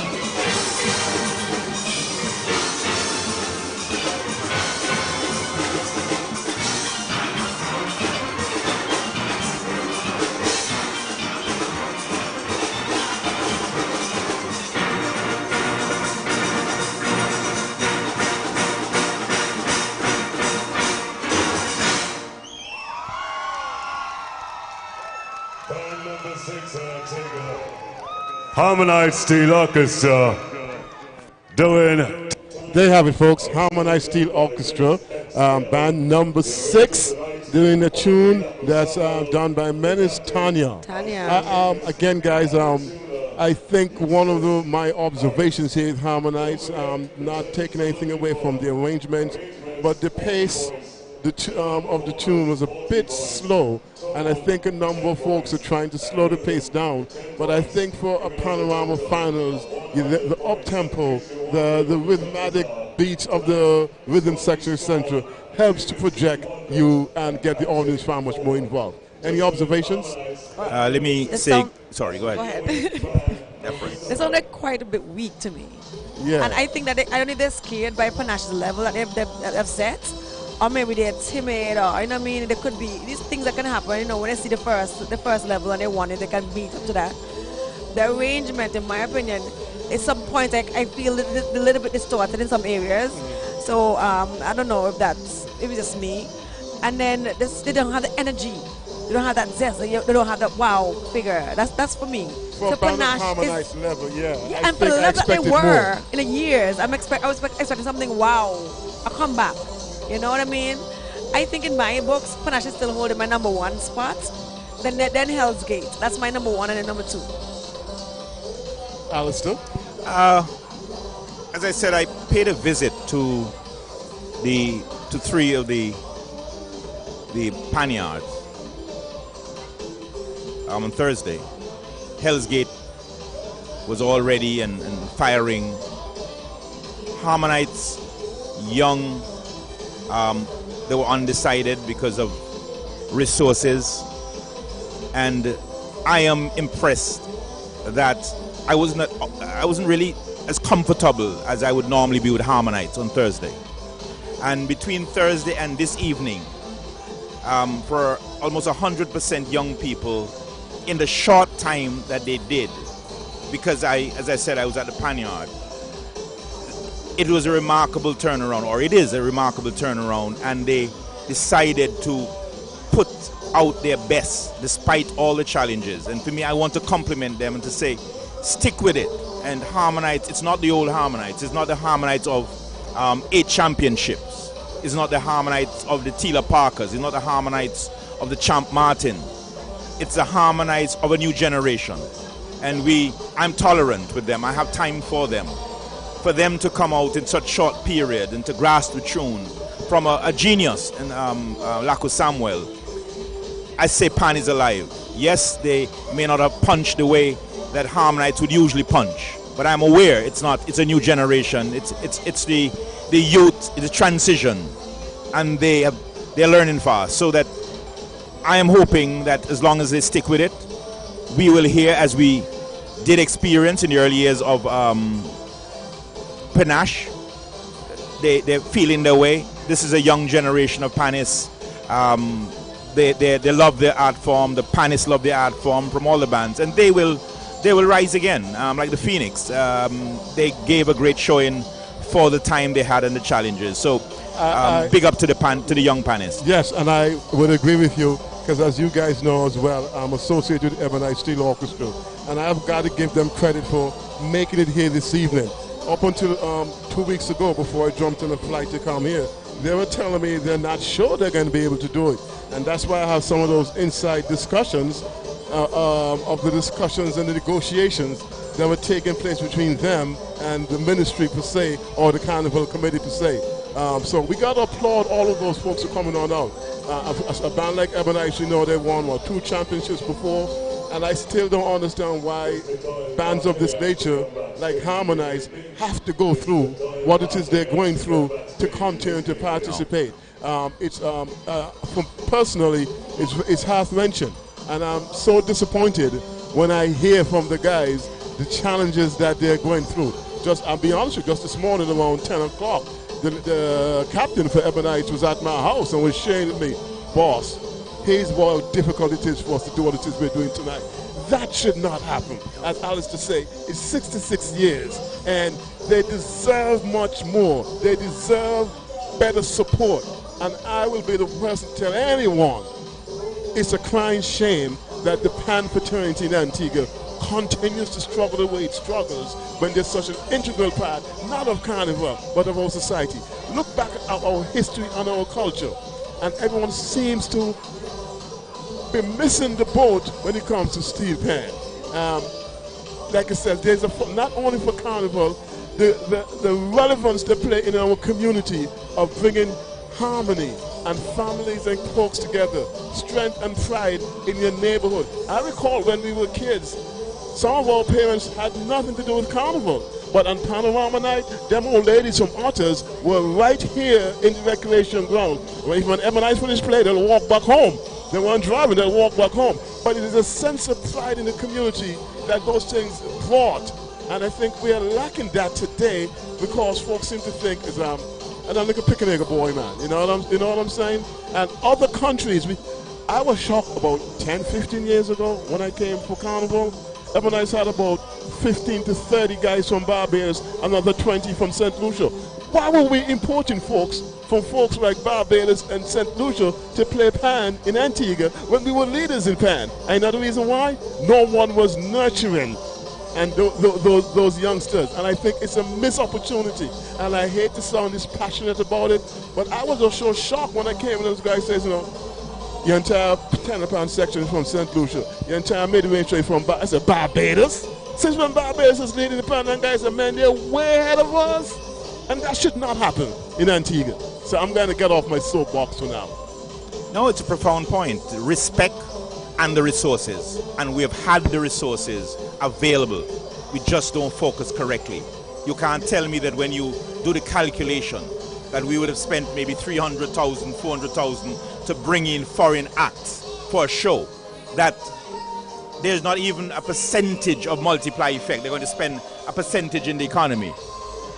And you pass over resourcing Pan so that they can be properly prepared, which is mainly comprised of young students. It is insensitive. Forgo bringing in some of those overseas artists that we're going to cost 300,000 and divide that money with Alistair, promoters have their choice. I am not talking about promoters. I am talking about... Yeah, Alistair, sorry. hold on. Yep. We are in a multifaceted world. Things have changed. And as much as you're passionate about what you want to be passionate about, you can't tell Cherise how to spend her money. No, that's not what I'm saying. I'm saying my money, government allocation. Yeah, but I'm talking about... You hear me out. You misunderstood me. You misunderstood me. Hold on. You have to understand, right? Just as Bobby said, we didn't nurture the concept of Pan. So that's why Pan has almost come now on the back burner. Our leaders are the people who are the pioneers who are behind Pan. Nobody understudied them. Nobody studied them to be able to carry on the art form to the level that is expected to go on in the communities. So that's why you have, in some communities, some are outstanding and some are down here and some are down there. Because you don't have the entire support structure all the way through to be able to maintain that there. No, I think you misunderstood what I'm saying. But you keep talking about figures. Let me clarify. Don't compare about the figures. Because what you're saying, right, is don't bring in anybody else. That's what you're saying. No, when you finish, you're misunderstanding me. Don't get hyped. Let me hear you. Yes, so listen. I am saying that the Pan fraternity and we having this panorama this evening is because of the commitment, because 90% of the bands had to struggle. And I'm saying it's not because the resources were not there. Is that and I gave an example, and I want to say that whether you or anybody angry, I would not. Doesn't have anything to do with angry. Doesn't have anything to do with angry. Hold on. Just hear me out. I don't want you to talk about angry. I'm making my point just like you. Respect. That we are taking $500,000 or $400,000 to bring in overseas act, and then you have a Pan, what do you call it? Bands that are on the finance or non-financial to be fighting to get into Panorama. Priority would be, seeing that it comes from the national expenditure, the priority should be, knowing that Pan had gone through a period of almost death, that now that we have not only that Pan is coming back, but the young people are dominating. You should not be struggling that 5 bands not having resources, and in the same carnival season, $400,000 from the consolidated funds, from their monies, would have gone overseas to bring in overseas act when we do not or underfund or don't fund the panorama. That's what I'm saying. I think better word should be misallocation, right? That's what I'm saying. There's no compromise about that. The misallocation. That's unacceptable. Yeah, but your figures are not accurate either. I know. I'm not asking you. You sound like an expert. Yes, because I know. Well, prove it since you know. I know how much they pay for the artists to bring in here. I know. I don't have to be careful. But you have a problem with the artists coming in. No, you understand. That is your problem, Alistair. No, you missed me. I'm not missing you. You missed me. That's your problem. The problem that I have, I'm saying don't bring in any artists when you don't fund your local artists. That's what I said. Especially in the PAN movement. But just in one movement you're saying that? The PAN movement, I'm saying that the PAN needs resources, and to take that resource up. And so put in some of your finances. We allocate those in the budget. And you take that allocated money from the budget that should be funding your culture and your artists who are reviving and sacrificing, and not putting it in there and giving it to overseas artists. No, it's unacceptable. I think there's a middle ground, because I understand it's Carnival and it's the melting pot, etc., etc. But I think I can understand where Alistair is coming from, and I hear your point as well, Vernon. But the essence of what we're saying here this evening, and what the larger population is not aware of it, but those of us who are involved with this understand the significant struggle it is. The cost of a pen is so significant, and when they're being told we're giving you 10, or whether it's 15 or 20, that's it. We don't care what it is that you say you need. We just giving you this, and then we see other folks. I don't know the numbers the way Alice did, but if you're spending $500,000 for a show like Melipop, and it's coming out of the treasury, and my steel band, especially the one in orders, is telling me, boss, we barely make it onto the stage tonight. Here's the issue is, I'm saying that the challenges that they're experiencing because of lack of funding and resources should not be happening in 2023. And I go back to the discussion we had earlier on relative to where Antigua stood in PAN. And it's all what I call, it's also a classist issue in Antigua, because PAN has always been seen as the second class, the ghetto boy thing. That has all changed because all walks of society is involved. But from a leadership perspective, that has not changed. And we have seen, and we hate to go back to places such as Barbados and Trinidad, where that has changed. But they didn't become leaders where they are because simply of the artists. The government decided we're not going to allow this to happen. Our steel bands are going to be in every school. Our steel bands are going to be in every corner. And they invested in it. Actually sent folks away. For instance, one of our leading arrangers is Camp, who went to UWI to study that. If you know the number of PAN men in a place like Trinidad who government sent to UWI so they can be like Can. We have one in Antigua's Can. They have 200 of them like that in Trinidad, not because they all wanted to, but someone created the avenue for them to do that. And at the end of the year, they subsidize those programs significantly. I'm speaking passionately because I love PAN and I love my Ebonites, because when I was a youngster, they provided me with friendship, camaraderie, leadership opportunities. And when those same folks are telling me now, they barely made it to the ARG here this evening. For instance, they barely had 50 players on the stage. I recall when we had 125. And I recall those days when we had Cavalier, one of those sponsors, etc. So I'm of the opinion as well, part of the struggles, and it's not just with steel band, it's our entire cultural identity. Folks tend to see it as a seasonal thing and not a year-long thing and provide leadership. Someone has to take the mantle and say, that has got to change. I recall, again, I can speak from my personal experience, when Ebonite started back in Ottawa several years ago, they were referred to as Cotton House Ebonites, because then they put them, it was government who gave them the place where they used to score cotton in Otters. And so they gave them the Cotton House. So who them to be? Where they will go? And it's a part of what I call the classist society we have in Antigua of the have and have not. And I'm going to tick a lot of people off. But that's the problem why PAN hasn't grown in Antigua. It was not years ago. It was the average kid from the working class family who was playing PAN. The rich elitist folks looked down on it. Because I remember, I wasn't rich and elitist, but I had to beg begged my parents to allow me to go and play pen because they wouldn't allow it because it was something that was beneath us. And that still exists in the society today. And until we change that, that's going to take significant leadership. Again, I'm only saying this because I hear the cry. And since last December, when I thought of coming, my first question was to call my parents and say, hey, what about Panorama? Boss, you look good, you know. Boss, come February, boss, you look good, you know. Come May, maybe we have a meeting next week with the authorities because they say they're not growing upon the money we have. All the bands lost significant funds over COVID. They know that, but they're not giving us any more money. But everybody's just getting more money. And so I can understand where Alistair is coming from. I'm not saying he has an agenda, and Vernon, I hear you. Carnival is a multicultural stuff. Yeah, I never said anybody had an agenda. All I'm saying, there's a debate. He has his view, I have my view. No, I respect his view. And I understand that, and I think there's a middle ground here. We can continue to have a wide variety of artists from wherever we want them to come, but there has to be strike a balance. You can't be giving $1 million to someone and another entity who is just as important and vital is getting 100,000. It just doesn't work, and that's my point. I'm not saying anybody's right or wrong, but the math doesn't add up. If we look at what it is to put a steel band on stage for Panorama, I think the last thing those guys told me is over $2,000 just for one tenor pan, you know. Them things don't come cheap.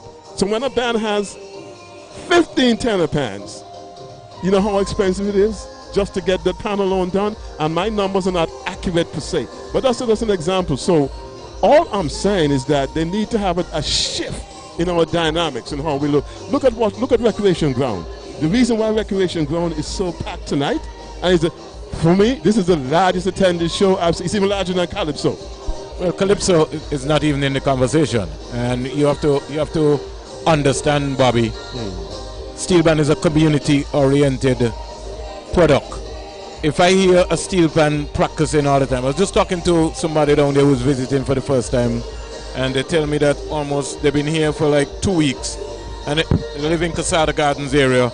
Every night they listen to original Steel Orchestra. They come to Carnival. This is the first pan show.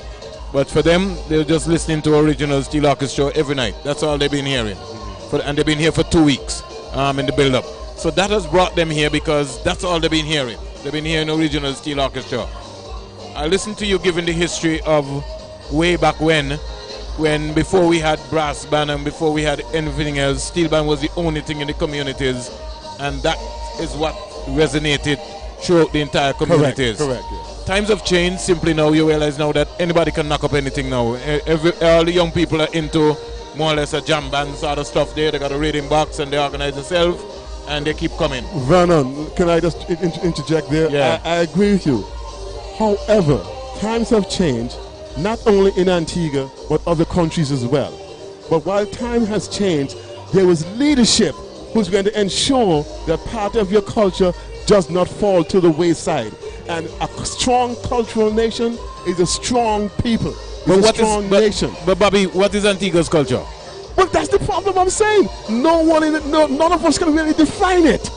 And that's a burning shame that after 60-something years, the nation's so Antigua, we can't define who we are. When you go to other places, they'll tell us, steel band is part of us. This is part of us. This is part of us. No one in Antigua can say what it is, so we are lost people.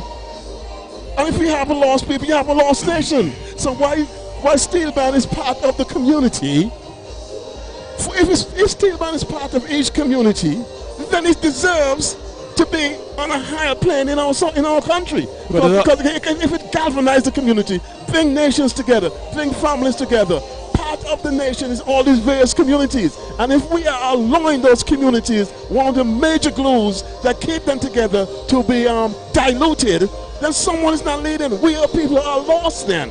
I'm expanding. But outside of the steel band too, Bobby, we're lost. The calypso is also getting a beating too.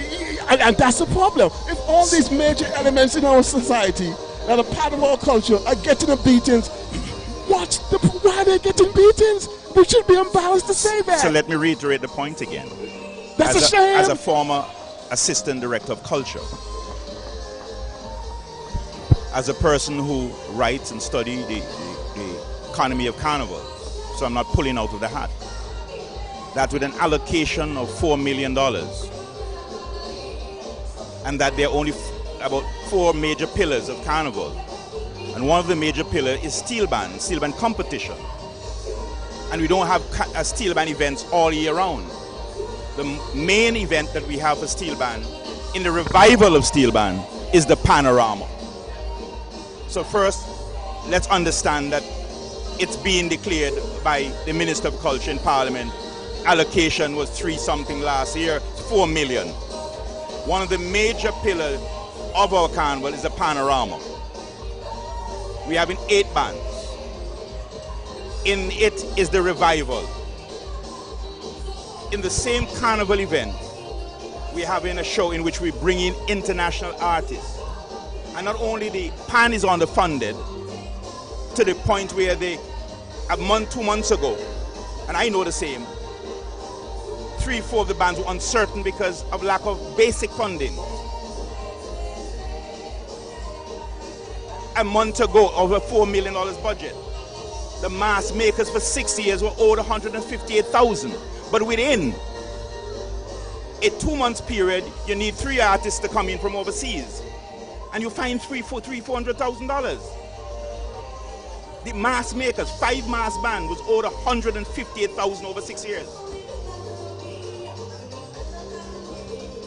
Listen, I know so I'm it's saying a to you that the distribution, the interest, the focus, the priority is far underscored, and we must do everything that we can to support, to finance, and to ensure that this steel band movement grows. On that point, Alistair, we go to the stage. They'll be doing Not You by Claudette Peters.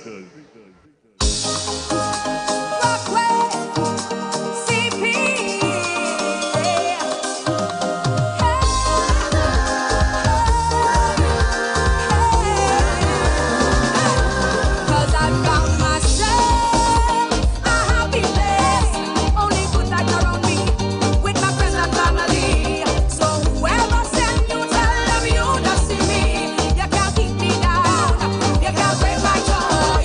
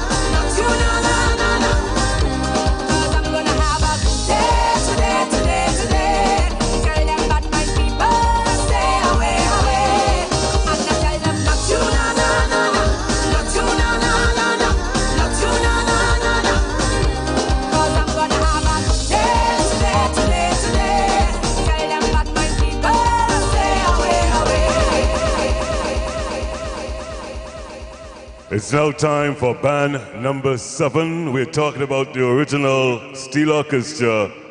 Their tune of choice tonight, Not You, by Claudette Peters, the arranger, Daryl Jarvis, the captain, Elvis Wetherill, and the tuner, Veron Henry. Ladies and gentlemen, band number 7, the original Steel Orchestra.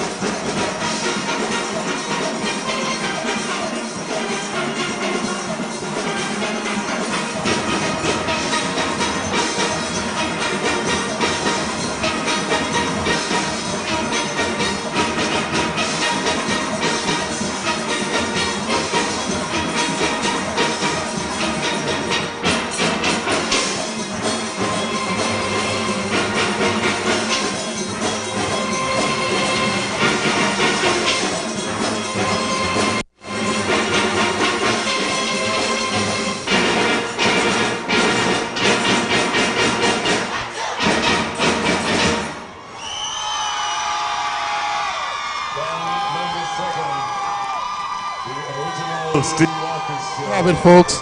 That was the original Steel Orchestra, and I'm telling you, they were on fire. They were. The energy, the arrangement, everything, the melody, it was on point. They surprised me. They did not anticipate this from original Steel Orchestra. The original. I would say that is the surprise band of the night. Yes. The delivery, the energy, the excitement, interpretation of the song. I mean, the arrangement. I want to compliment Daryl Jarvis. I mean, he did not hear Can, and he did not hear what's our friend. I know two of you are the Panache, but no, they didn't listen. They're in the mix. And that's good when we have so many bands Panache, in the mix. Hell's Gate original for me. It speaks to where Pan is in Antigua. Where we are, Panache. Malik Smith. Yes. Daryl Jarvis.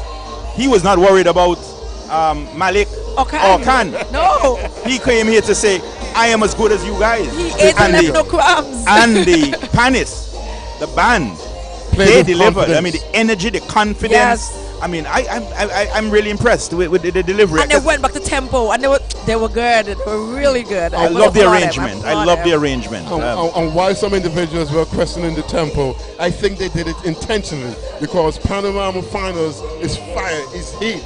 And so oh yes, I like your tempo. When you come with those slow melodic stuff, sometimes you take away from the fun and the punch of what it is supposed to come from the stage. And what song was what song were they playing? Not You, na. And who? What it is? Claudette Peters. And it's one of the most dancey, jumpy songs. Right. So movie, right? they played it in the nature of the artist and I think. I mean, like the Panache, fan, not they lost their tongue. I mean. I didn't have my mic, so I can't lose my tongue. I think original Steel Orchestra is in the conversation. Yes.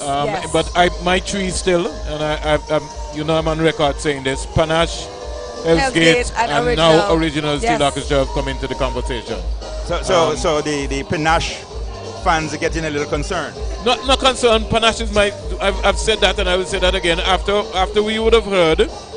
And I said this already. You did say that. I noticed you were looking very uneasy when the band was playing, and I wondered what happened. Yeah, I don't and think also when they went to the run. The sound, Panache still has a different sound completely for the entire night. So why I was seeing kind of when they went in that run, did that can't shake the Panache movement.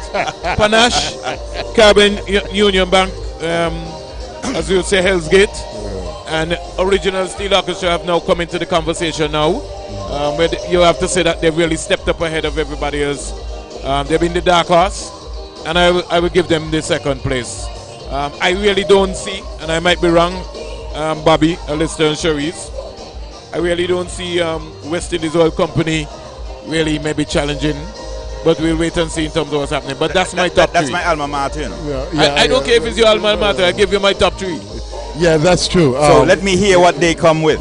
Yeah, but it's a really encouraging. If West Indies Oil Company, Alistair, is going to come better than original, then it means that they're coming to win the competition. Guys, because they're the last band on stage. Guys, well, they should be able to pump the energy, seeing all the others come before them. But that's where the pressure is. I think we got Jesse in the crowd. Yes, definitely. I'm here Listen, backstage. I want to thank those folks on Facebook. Hold on, Bobby. I think we got Jesse in the crowd. Yeah. Say it again? Yes. We have Jesse in the crowd. Go ahead, Jesse. Yes, I'm backstage here with one of the members of Original. Good night, this is ZDK. And how does it feel to come off of a wonderful performance? I have been here for the night, and I got to say, your performance was well done. How was the hard work put in, and what was the feeling of being on stage and knowing that your team performed such good performance? Well, we were striving this year to prove a point. They estimate us. So that's why I actually picked the song, Not You. So you can't ever count us out ever. And we're looking for our first trophy in Panorama ever, in the original Steel Orchestra. So I hope everybody appreciates the hard work that the children have put in. How long have you all been doing Pan as a competitive? I'm not sure. I think it's 2009 was the first. not entirely sure. I just joined the band about 2 years ago. Okay, beautiful. And this is your first competition? No, I did West Side in 2019. 2018? 2019. Beautiful. Right. So how do you feel from this performance that we all did? I feel great. Feel great? I feel great. I see you're exhausted, so you get yourself some water and have a good one. All right, and that was the organizer, one of the organizers of the original Steel Band Orchestra. Thank you so much, Bobby. Jesse. Thank you for that. It's amazing, panel, to hear what he said. He said they came to prove a point. Yes, he did say that. Yeah, And I think they did. They came to prove a They point. made a statement here at this panorama this evening. You know, they came to prove a point. And I think Alistair and Bobby hit the nail on the head when they was talking. The arranger, when we look at him, his name is Darrell Jarvis. He came here tonight and he said, I don't care whether everybody have Ken Cordis or Alistair Thomas or whoever. I'm in this conversation. I'm in this mix. Yes, and that tune, again, Not You, is not an easy tune to play. Not at all. And I loved his interpretation. Yes. I love the tempo, I love the pace. And I love the panmanship. I think the variation, if I can use those words, I liked it. He didn't overdo the tune. He kept you guessing as to what is going to come next. It. I could see the crowd accepting it. Yeah. But you realize how we started, right? The intro. I love the intro. You see, right there. It caught us. Sure, sir. No, I was just going to say something. As an individual that love music, play music, be a part of music, the way that original came on the stage, it was like let's put it like a dance. It's like a DJ playing, and the way the song started, he cued the song. The song's supposed to start at a certain point. Cue the song at a certain point and start the song at a particular point, at a particular pace. And then, so he started off in the middle of the chorus, get into the verse, and then get into the chorus again. So they did not actually start from the beginning of the song. So it was well orchestrated. It was. Yes, I'll tell you. I give them kudos for that. Alistair, Steel Band is a sort of unique situation. It's almost like when you have a brass band competition. Somebody can in St. Kitts and Nevis, you had more brass band competition, Element, Grandash, Earth Tones. And those guys would take music from Antigua and Barbuda. That would be part of the competition, whether it was Short Shot, Swallow, or whatever. Yes. The arrangement is what you sort of look for. Yeah. Now, our engineer tonight, the interpretation. Yeah, our engineer tonight, he was saying that they were rushing the song, but you made the point. The staple effect of the different concepts and version as to up-tempo, slow it down, take it up to another notch, giving you all different versions of facets in terms of what's happening. Yes. Song, and it's Claudette, Not You, and it's energy Claudette, and it's speed and it's tempo. That's Claudette.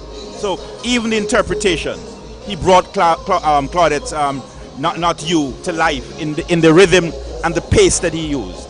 You can't be playing Claudette's Not You and be playing it in a slower pace. It's up tempo, it's jumpy. I mean, and I think, and it's groovy. Precisely, yeah. He merged it well. So he merged it, and you're making the point because as Sherry said, if you listen to the intro, yes, it sort of had that ballerina dance. She was right. Yeah. Where you're walking to a hotel room and you hear Steel Band playing at a nice low tempo and you say, wow, that song's nice. I think Khan tried something like that too. Some kind of a classical introduction, like a classic, like a kind of Mozart introduction, and then he. So there have been some real innovations tonight that has piqued the interest really, and the Tian Winter song and the Claudette songs, those are not easy songs to play. Normally most people would want to play an up-tempo song, really, but to take those classical pieces and present them the way how they were presented tonight, I think kudos has to go to the arrangers, because I'm sure this would have been taking months of practice and hours of practice to be able to come up with the creativity that we have heard tonight. The truth is, some of these bands had a very short time, and that's why I'm saying it's remarkable. It is. Some of these bands, 3 weeks, 4 weeks, and to do this kind of, as young players, not experienced. As I said, at Thursday night I was at Harmonites, and I was concerned for the young pianists. And when I see how they pull it together tonight, it is a remarkable improvement and the confidence. You see, these young people, like as they are, they like a challenge. So though the time was short, they came here tonight, I would say all the bands, and delivered the best that they could deliver, and that made the overall competition give us that hope of, look, Pan is on the rise, and we just have to give it the support and the resource. And to support what you were saying is, and Sherry and myself was talking about this maybe off air.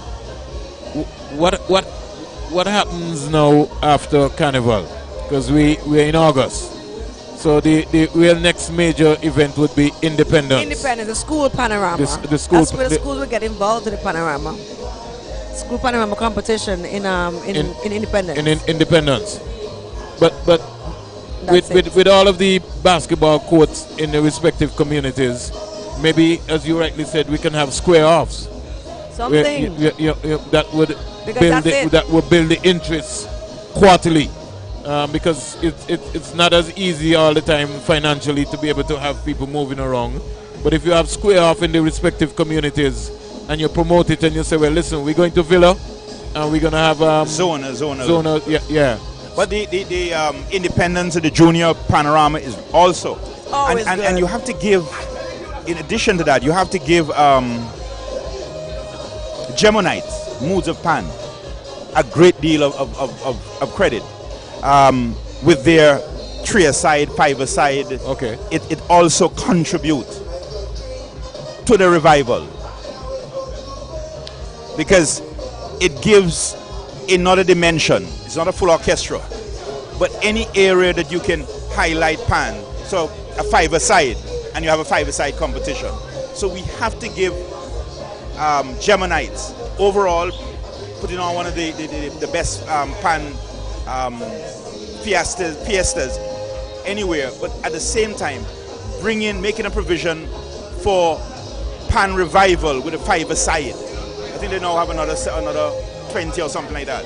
But all this is contributing to the rebirth, and all we're seeing these young people in the Independence Panorama. So we have to make sure we look at the resources, we look at the zonal, so we have them competing or at least participating in more events, and that love and the panmanship will grow. But the more they play, is the more their panmanship will improve. Yes. What's the maximum for a band maybe playing in a hotel? Because that seemed to have also reduced in some areas. The hotel entertainment area has been undermining the artists. Yeah. They hardly can have a 6-a-side, and they're paying them little or nothing, and for me, there's a need for national policy between culture, tourism, to revisit that. That should be an area that our artists. I give example. The likes of Scorpion, Calypso Joe, Obstinate, performing in the hotel 50 years ago, were earning more money than what the artists are earning today. Any leading artist, a CP, would perform with, or Lorena would get in a hotel today. That how you explain that? No, there's some truth to that. I was going to add that the pay for the steel bands on the circuit, the hotel circuit, is minimum. I know that for a fact, because I've also asked that, guys, can we take more responsibility in terms of trying to secure some funding? And when they tell me what it is they'll be offering them at the hotels, it's not even a negotiation. It's a take it or leave it. If they say if it's let's just use a number. You get $100 to come and play here for 3 hours that night, and you have to take 5 or 6 guys along with you. That's just guess money. And you get $1,500 or something like that. Yeah. So there needs to be a whole revaluing and rethinking. And if we're talking about entertainment, then most tourists that come to an island, right, they would want to hear a steel band, hear what is presented by the country. So, and some of that too, Alistair, comes down to the people who are also directors, because they have a myth and they have their own concept about what they think they want to hear also. And when I say that, if you don't have somebody who is culture driven like you, Alistair, then what do you think is going to happen in a hotel for somebody who's a director? He's just going to push what his agenda is. you see, the concessions should be linked because the concessions have real value, as you know. These are hundreds of millions. We're giving that concession for a month, sometimes for 20 years, 50 years, concessions. When you calculate it, it goes in hundreds of millions. And you're telling me that I'm not speaking to you and say, look, entertainment is a part of our economy. We don't want to have our artists starving when we are subsidizing, because that's what it is. We're subsidizing a great deal of with our concessions. It has value. When you say duty free, it's not, it's dollars. Just so we don't quantify it. And we say, look, let's have an understanding between tourism and culture. And with the artists, we agree. You are at three aside, this is what it costs. With the artists, a Christmas Eve night or a Valentine's night, this is the value. If you're having a 5 aside, a steel band, so that they do, what is happening too, they're playing the artists against each other. So that's why and the artists must accept responsibility too, because if they should have had a established, I don't have the artist association, so we don't like the what do you call it, the taxi association from St. John's to we know what the fee is. We have it. Yes. You're hiring a 4-piece artist, whether it's this artist or that, you can't change it. It is $1,000 a night. You're hiring on New Year's night, this is $5,000. You can't say, okay, with this band come and say 5,000, or on your, what do you call it, 3-cylinder might say 5,000. And then you go and you call another band and say, I'll pay you, and they say, I'll take 1,000. So that in a way, the artists too, they need an artist association to say, look, with the Ministry of Tourism and the Ministry of Culture, this is the target we set, because we want our artists to make a living out of this industry by performing in a season which used to happen. As I said, the names I call, they used to live on that. Scorpion would tell me, look, I pick up $800 a night 30, 40 years ago. How can you explain 40 years after, when the hotel is making more money, every management of members management making more money, but the artists price have collapsed to less than 10% of what it was 20, 30 years ago? There are a number of factors, Alistair, and you're talking about everybody maybe being on the same wavelength. And you've hit the nail on the head. Some of the artists undermine each other and has made the product really watered down. Yeah, because Cherise might set her standard and she might decide, well, listen, I am not working for less than 1,500 US. I call Bobby, and Bobby understands it's expensive to know basically there that boy in the States I play for 300 US an hour. And so he comes here with a different mentality. So we standardize it. Yes. And as I said, the artists are majorly to be blamed because they're pirating themselves. This is a very relevant discussion. My late best friend Eddie Mello used to have the discussion with me as well, because he was one of the guys who wanted to set a standard. Yes, he was. And because I'm a professionally trained musician, I spent years going to Dr. Walk to learn how to sing and blah blah blah blah. And when a hotel wants to have his full band there for New Year's Eve, as Alistair says, and want to give him less than $1,000, that was unacceptable. And then another band would go in and say, yeah, we'll do it for the $800. And so therefore, that's the type of thing that we see going on here. And bands used to pay for $10,000 on New Year's night at like Mill Reef and other clubs. While Eddie Mello was rejecting that, you find, and I must give some credit to some establishment, Lookout. They have maintained paying a quality remuneration to the artists, to Halcyon, and when I think it was Vision Band or Eddie Mello. Yes. I have to give Valerie Hodge that. So while the hotels had decreased paying artists what they were paying the Scorpion, the Lord Lee, and so 20, 30 years ago, Valerie is one of the enterprises. Matter of fact, it's one of the oldest entertainment venues in the entire Caribbean, about 40 odd years. But yet she has not collapsed. That's why Halcyon could be playing there. Lookout, they could, as we say, wash out their pot, because they were getting, or in fact getting, it's one of the only establishments that hires entertainers and maintain a respectable remuneration or payment for their performance. And I understand where you come from, Alistair, because before you had Jack Tar in St. Kitts and Nevis, you would have had Toucan Band and those guys playing in the hotel. That's one of the reasons I think why Adrian Lamb got out of the band business. Because it came, different owners moved the goalposts. So just like what you said, Bobby made the point. You had a point in time where New Year's Eve you get 10,000 US, where you're looking forward for that performance. Now you have people coming and saying, well, listen, you're only supposed to have 4 members. We only creating this space for just four persons. So it's really become real expensive. And as you mainly said, it's undermined the system because the artists themselves, so they just want to get a gig. So if they hear that Bobby's band is charging 10,000 and somebody come across and say, boy, Bobby, them charging 10,000, you know. Boy, you're going to play, you're going to take 1,500. Without understanding. I put it to you that T and Winter, Claudette, would not receive $1,500, $2,000 in any of the hotels now. Our top artists, how you would accept that? That's unacceptable. And that's when I refer to leadership.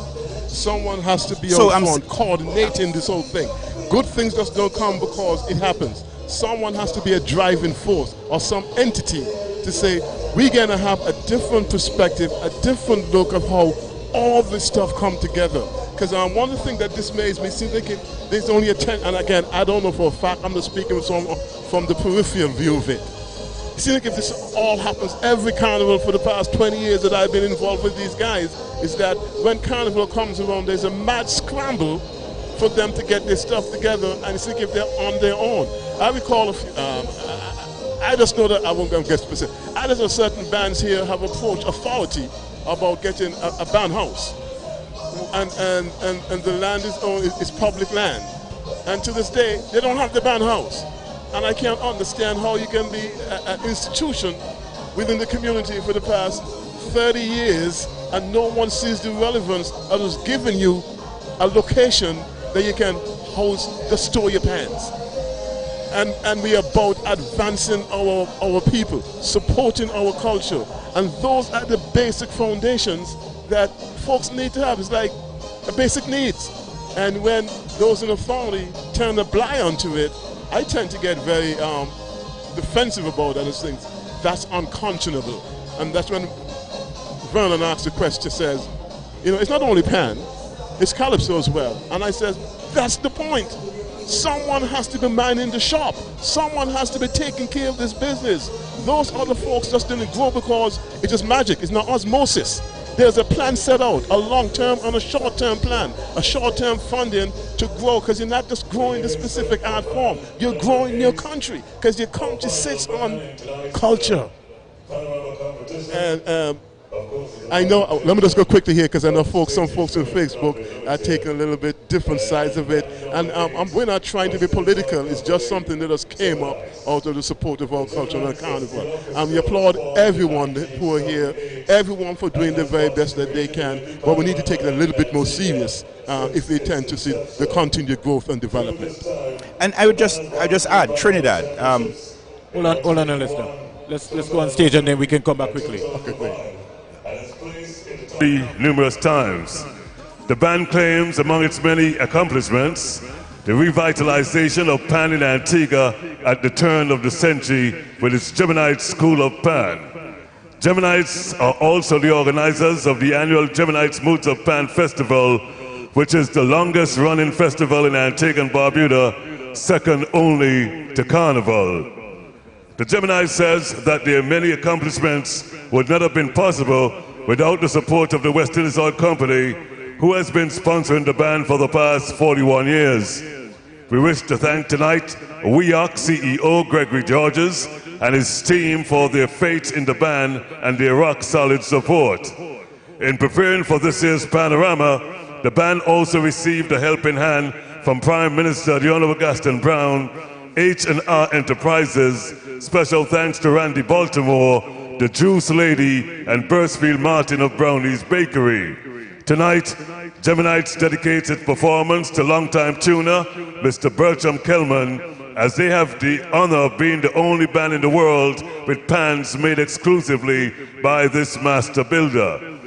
The band also wishes to thank all the players for their dedication and hard work this year, along with the parents of the younger players for their patience and support. Tonight, the Ebonite Steel Orchestra presents their tune of choice called the Panman's Festival Day. The tune was arranged by Johnny Gonsalves. The band was drilled by Mr. Bernard Duplessis. Geminites is captained by Mr. Joseph Henry. Ladies and gentlemen, Geminites Steel Orchestra invites you tonight to make noise, dance, and enjoy their performance for Panorama 2023. Geminites, that's the Western Soil Company Geminites, they will be doing Festival Day, originally done by Carl the Panman Richards, the arranger Johnny Gonsalves, the captain Joseph Henry, and the tuner Baron Henry. Yeah.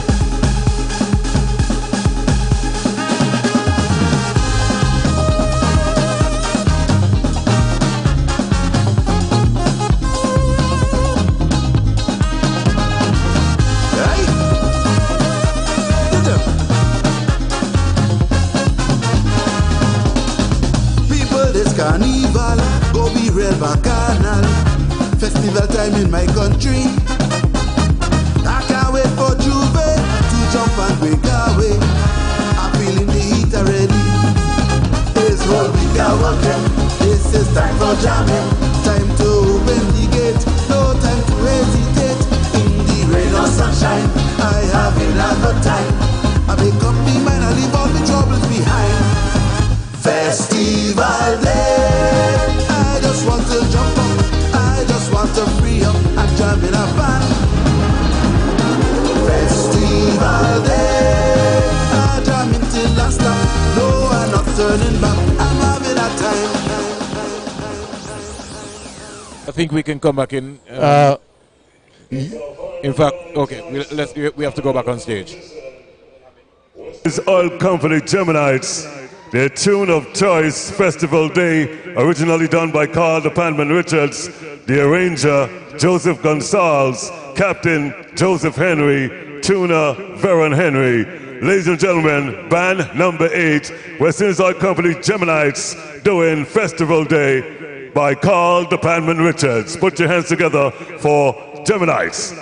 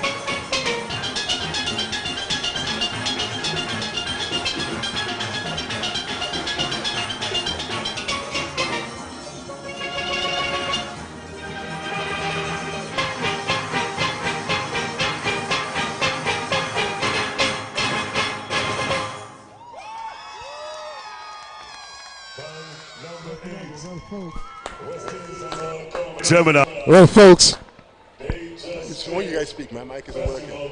Well, it's the end of the, as what we consider to be the State Insurance Steel Band Competition 2020. I don't think they had the volume of personnel that they were needed, but in the context of it, some lovely arrangement pieces put across. You even had a little ballet, Alistair. You had some Spanish in between there. You almost thought that you were dancing to some merengue, but it was really gelled. Yeah, it was really gelled nicely there. And if they maybe had the body, Alistair, of 75, you'd have maybe had a complete different sound. But all in all, I thought they really put up an outstanding performance, starting from the first band down to the last band. So fans would have left here not disappointed. I think everybody turned in a 100% effort in tonight's competition. And all compliments to every single one of the bands that received sponsors, those who behind the scene would have supported them, all the cast, those who were responsible for making sure that we had, or we have, another panorama. And in particular, the audience, one of the larger audiences over these years in a panorama, knowing that we had a break. I would think that what they received this evening should be an encouragement for a larger turnout in 2024. I would agree with you. I'm extremely happy and pleased with the attendance we have here in the recreation ground for Panorama 2023. It says to me that the general population has an interest in Pan. And one of the things that we observe is that a number of the players were between the age of 9, 10, 11, 12, very young. I was surprised at how younger. I was surprised how young the Pan players are. And so therefore, mom and dad came out, aunts and niece and nephew came out, and that's the type of family environment. I know Sean mentioned it earlier, he was very pleased with the family environment within the ARG, and that's because what these things foster, they brings families together, and that's one of the reasons why I keep on my soapbox of the importance of things like Pan in our country's culture and our country's growth and continued development. Because we saw here tonight, it was a beautiful family environment because it was a beautiful family participation on stage. And again, just to finish, one last thing is that, as Alistair stated, we've got to give these Pan players, the arrangers and Pan management teams significant credit, because we all know how expensive it is, how challenging it is to sustain and maintain these type of performances. And tonight, I think we all can be proud, whether you're a Pan enthusiast or just someone who loves culture or for just someone who wants something to do. What we saw here this evening was first class from every band. Some of the bands were very small, some are much larger. And this year, to make it competitive, again, how the band leaders became involved, they decided the minimum size has to be 50 and the largest has to be 75. And so therefore they saw what equitable distribution of the Pan size this evening. Once again, I am proud of the Pan pairs. There's lots of room for growth, but we got to be pleased with what we saw here this evening. Lovely, I must say. Good evening, gentlemen and lady. How are you guys doing? I just wanted to pop in because I was just outside, just listening to the music from our steel band, and I must say that there are a number of young children that have joined the steel fraternity recently, and I am actually surprised to see how many young children have actually decided that they wanted to be a part of the Steel Orchestra. I'm going to ask you this question, though. Do you think that the steel band have evolved in terms of the clarity, in terms of the arrangement, in terms of their whole performance? So you think that they have evolved? I'm going to ask you guys. Yes, I think there's a improvement. I think they're playing at a younger age. I think there's a larger number of them exposed to music. Some of them are doing music otherwise. Some are reading. I think overall, the panmanship too. You look at some of the young women in the soloists. We have a great number of them that are very good. So overall, I would say yes. Overall, the pan future looks good. the largest number of young people, I would think, at the youngest age in the pan movement. And when you put this together with the Independence Pan competition, the Moods of Pan, yes, it's looking good. I will just keep saying, it needs to be resourced better. Oh, okay. And I have some new arrangers as well. Daryl Jarvis, Malik Smith. These persons are making strides with a good quality that they're producing. So I must agree that there's much more room for improvement, but it has grown from where it was to now in terms of arrangement and everything, the youth, the age group, everything is just going well. One of the things we're not looking at how Trinidad Steel Orchestras come out with their. No. My point is that I am duly impressed with the number of local arrangers. Yes. Because there was a time when steel bands in Antigua had to import arrangers to arrange for their band. And I think 100%, if not that, say a good 80 to 90% of them are locally grown and developed arrangers. And we saw the quality of music, and also the pan tuners, the vast majority of them are local as well. So that's why I'm excited, and that's why I become a little bit exuberant and passionate about what it is we can do to continue. And I know in a country of our size and our resources, there are limited resources and there are many competing interests. So we're not saying folks are not working. I'm just saying we need to reprioritize and put value on things like steel band, because if they are, great. But I don't see the value that's being placed in it as a cultural institution, a part of what we are. And Vernon said it appropriately. While we are being very critical of the growth of steel band and support, Vernon made it clear, Bobby, it's not just steel band. Calypso is the same thing as well. So I'm saying we need to take a holistic view of how we manage and develop all of these aspects, because we do have limited resources and there are competing interests, but we got to pay attention to what I call the pillars of your society, the pillars of your country. And just before I finish up here, if we call this a time when we will call, the Mecca of the Caribbean, and we are floating high ahead, we all can look back at how culture played an important part of that. We had several brass bands, several steel bands, several local mass bands and something that competed, and so folks were fused together about something that was inherently ours. And I sometimes I said, what are we today? What it is are we owning today? And that's my question to those. I agree with you. Well, this evening at ARG, the young panists answered that question in a profound way. That you have a future, they can deliver, and they had delivered as well. I think we have one of the captain here. I mean, I will invite him to say a few words. He's a part of the my alma mater, Mr. Henry, Joseph Henry. I mean, this relationship goes way back. You know, I think he began all this somewhere in Athill Street. Am I right? In microphone. He'll tell you. Let him put on the microphone. I think all this leadership, and I want to compliment him.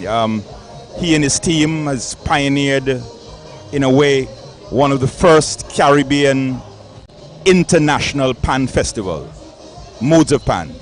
I don't think it has gotten the kind of support from the tourism department. We should be seeing thousands of people coming in, but I mean, name the best in pan in the world. Geminites brought them in, and this good neighborhood friend of mine was always a part of it. But tonight is about Geminites' performance. How do you feel about it? And let's hear your feedback after coming in last. I mean, not last, but coming in the last band to play. Well, good night. And it's a pleasure to come and to discuss with you. I wonder why. We feel good, especially how we started. Very difficult. If you notice, the band was quite youthful, right? Quite youthful, and if you notice the pace of the tune, the intricacies in some of the. Was it difficult to pull together the band for this panorama? Yeah, it was. Right? Bearing in mind that you had a cap of 75 and a minimum of 50. So at least you had to make a 50. You know what I mean? So that in itself was challenging. But we've always been a resilient bunch, and we know so long as you have faith that you will. What do you feel of your chance, having heard the other bands and your performance coming climaxing? Some of the great artists always prefer to come last because they would have heard the others, so they know how to build on the tempo in clips. So they did that. Well, we knew that we had the best tune in terms of a panorama for Panorama. You said you have what? The best piece. I would not. I will listen with that. Right. In festivality, you know what I mean. It lent to the. It is a good song. Yeah. Very, very good song. And it led to our celebration, right? One of my turn off in Panorama in recent time is that we forget that we are doing a Carnival festival, right? And we need to be celebrated, we need to be festive, we need to, you know what I mean, because the patrons, the visitors need to feel a part of what we are celebrating, right? But some of the bands put so much emphasis on winning that a brisk tune, they played slow. You know what I mean? They were, you know what I mean? They're trying to slow it down like some of the clips on. They would slow it down, slow the tempo, and that kind of stuff. But you always need to have this kind of vibe, this kind of Antiguan kind of, you know what I mean? This kind of Antiguan kind of tempo. You know, because if you notice, you're a Carnival man, right? And you will know that. I guess you could stay here and talk for 2 hours on the changes and how the Antigua culture has changed and foreign, you know what I mean, elements have crept in and changed the whole thing about Carnival, right? But back to the Panorama, because this discussion don't go far. But we feel good. I think before we went on the stage, I believe we would have won a battle because the youngsters and they persevered and they really, you know, delivered. How much you had in your contingent tonight? 54. We made 54. What's the age range? What was the age range? From about 13 to about 60. Wow. You know. So would you say what percentage of your band were young people? But young, about 75. Wow. About 75%. So the future is looking bright. Yeah, very bright, and not only in Harmonites, but even Pan on the whole. If you notice, all of the band very youthful. So what having heard most of the band, if not all bands, what you thought of tonight's production, taking everything into consideration? Very good. And when we set out this year, when we say we the association and the association members, is to have a quality product. Not just have a panorama because you want to say you have panorama, quality product. And I think the crowd it's evident that we did. They stayed. They wanted to hear all the bands. They did not go away when their favorite band are in, like yesterday. They say, okay, that band don't win, so you know they stayed. They heard everything. For me, it was one of the bigger crowds. I don't know if you agree. Attending Panorama. Yeah. One of the biggest crowds for a very long time. So what's the future for Harmonites? Well, we would have lost some players over the years, right? We have to go back, you know what I mean, and try to. Well, first, this core that we have, we need to keep them together, get them more involved. You know, a band will not survive in Antigua unless it plays out, right? And go out, work, you know, so and even showcase your repertoire, what you learn, right? So we'll have to go try get a couple gigs, do a lot of outreach, because when we were emerging, we did a lot of that, playing the churches, playing the communities, hotel, you know, hotel chain, yeah, that kind of stuff. So we'll go back to that. We have quite a few budding arrangers, so we will encourage them to do tunes and, you know, be part, come up with initiatives, so that, you know what I mean, so feel a part of it, because organization like Steel Band will prepare you really for leadership, get you mature, and the kind of stuff. So because I am a product of that, I can tell you that. Tell me about that. You know, I'm a product of a product of being in the band, propelled to the captain, had to go and make presentation and that kind of stuff. And so make decisions sometimes is not something that I want, but is the best interest for the band. So you have to get that kind of maturity. Seems to have had a very good background, very good start. Well, I did, and I can't ever do an interview and don't mention your input in our development. Cannot, regardless of anything else. I cannot, regardless of what people might think. It would be wicked of me not to mention your input in how you harness a couple of us, and and at the street, Manchester. And if you check where most of these guys are. Who are some of those guys? Oh boy, you have you're an Antigua chief statistician. You have Everton Batter concern, lawyer, footballer, financing. You know what I mean? Continue. Tell me, with the early years, Harmonites had established institution, the School of Pan, that was responsible for young players. My daughter used to go. One of my daughters used to attend the schools of Pan, and I think out of that, some of the young players had emerged for Harmonites and other bands. What become of the School of Pan, and would you reconsider that? No, the School of Pan, the School of Pan is still up and functioning. It's just that a lot of other bands gravitated to it, and honestly, they've been doing a better job at it presently. But again, when we see it, it's just say an extension of the Harmonites, because we really took the initiative to rejuvenate and revitalize the whole Pan movement in Antigua and Barbuda, right? And most of the time when I do interview, I don't like to speak about Harmonites only, because my aim is not only for Harmonites development, but for Pan and the whole develop. And I always feel it, if persons listen to a Pan show, listen to me an interview, it's like a stock record. I will always say, up until now, we have not realized the economical benefit from Pan.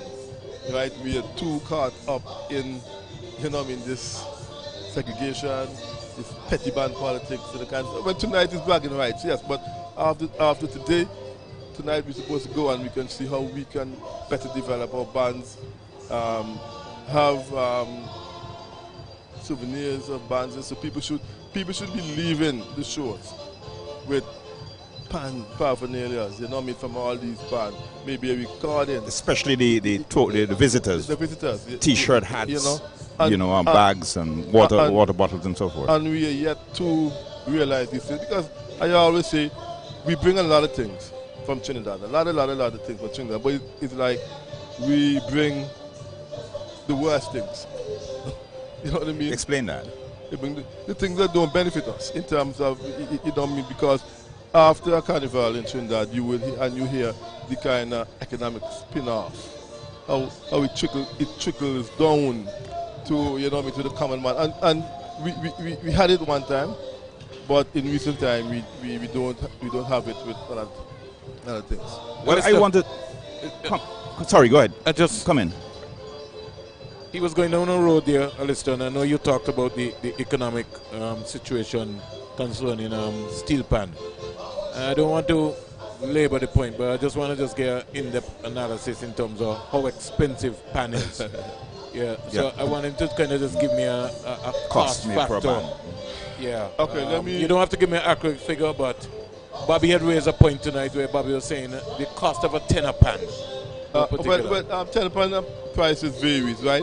A good tenor pan, you would not get it for no less than 900 US. Right? 900 US per pan.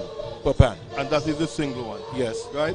Now, the chroming aspect of the pan also escalates the price. Okay. That's also right. One that is painted, you may get it for at least 400 US in that range. Right? And the bigger they get, especially chrome, is the more expensive they go. 9, 12, that kind of stuff. All right, so to outfit a band, and I'm just talking, let's say I want to start a band. I'm looking at average what? Between 50,000 and 100,000 easy? Well, you would not start a band with the Panorama side. No. Really? No, but okay. Yeah. Right? Yeah. You would not start a band with the Panorama side. Okay. But to outfit a band, if you were starting a band, you would probably want to have at least 5 single tenors. Okay. You don't want to have a pair of seconds, double tenors, a pair of seconds. You don't want to have a pair of double tenors. You don't want to have at least 2 bass, a 6 and a tenor bass. Okay. You would want to have low pans, 2 double guitars, a triple guitar and a quad guitar, and then you have your percussion, your drums, your tumbas, your cowbells, and the kind of stuff. Now, right after the bat, you up in about the close to $100,000. 100,000 easy and counting. Easy, yeah. And it would fluctuate if you decide to do chrome. But if you start a band, you probably would not start it with chrome instruments. So you wouldn't advise for the chrome instruments? The chrome wouldn't last you longer if you had chrome? It would last longer, but why would you start it so expensive? Okay, I got you. Off the bat, you know, especially if you have young new players, right? You'd prefer to have the, you know what I mean, the unchrome pans, and then from there you gravitate, because then you'll buy a chrome pan or 2 other kind of stuff. So, you know. But what's the difference with the chrome pans? Do they play better? Do they perform better? More aesthetics, you know what I mean? Just with the aesthetics? Yeah. More presentation, easy to clean in terms of the... Out of the appearance? Yeah, out of the appearance and so. And it preserves the pan also. Oh, okay. Right. Interesting. At least I like what you said, because you made a very important point, and it's something Alistair was pushing for tonight along with Bobby. We had the Panorama competition here tonight, but most patrons who came to visit Antigua and Barbuda Carnival left tonight empty, not having a Hell's Gate t-shirt or something. You know, we didn't have a little outlet here, just what you were talking about. But if you go Trinidad, and you leave Piaco International Airport. You can't leave Piaco Airport without... You know for sure that you're going to see something with a steel pan of some craft or something about steel pan. And they structure their panorama so in Trinidad, so strategic, that you're going to and you're seeing all the panorama, the semi-finals, the quarter-finals, the finals, the prelims. They're there at the airport. So you have to walk with one of them at some time. How you see for the future of Pan from this re-emergence and the mass involvement of very young players? Well, I think we would have done the hard work in getting the awareness out there, getting people involved, right? I think that is 100%. But the outlet, you know what I mean? The benefits, you know what I mean, the encouragement, you know what I mean, when I learned to play what, you know what I mean, those are some of the things that we have to look. So that aspect of it is still a little, a little shady, but preparing them, identifying them and put them out there, I think we've done a good job with it. Great job, and I want to compliment you as a part of the captain of the band and also a part of the Pan Association. I think what we've seen tonight, very inspiring, very encouraging. So many young people involved, not only playing, the enthusiasm, the excitement, the panmanship. For me, maybe I'm prejudiced. I think I'm seeing in this era greater excitement in the players' involvement as opposed to the past. Not that they didn't love it. You find more dancing, more enjoyment as opposed to the previous band in the 70s, 80s. I don't know if I'm right. You played from that era. Yes, I will go further, and I will believe that the players now are better players, are better equipped, right? Because they have more formal training in that kind.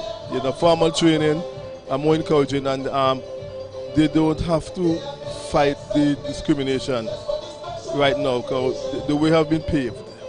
right? We paved the way so you all have to come, learn, and capitalize, right? But they're real sharp, trust me, real. How long the band stayed to prepare from the beginning of familiarization of the tune to last night? About 6 weeks, because we started late June because of the little back and forth and that kind of stuff. So yeah, and it's tough.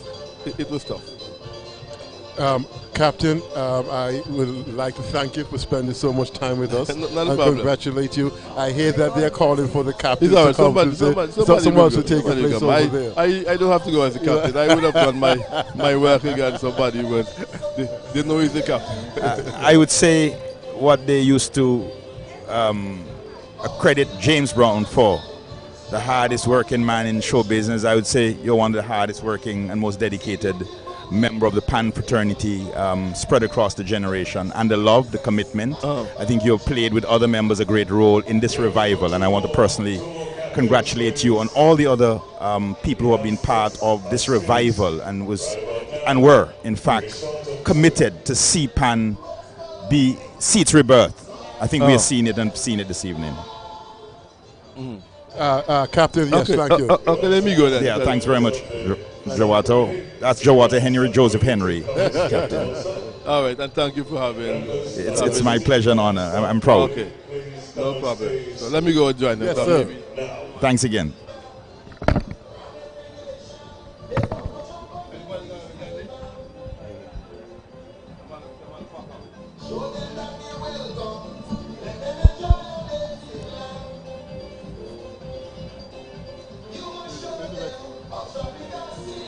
Missing a headset?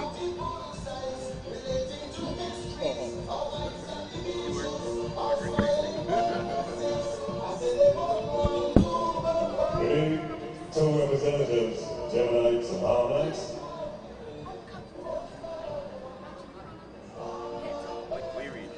Ebonites and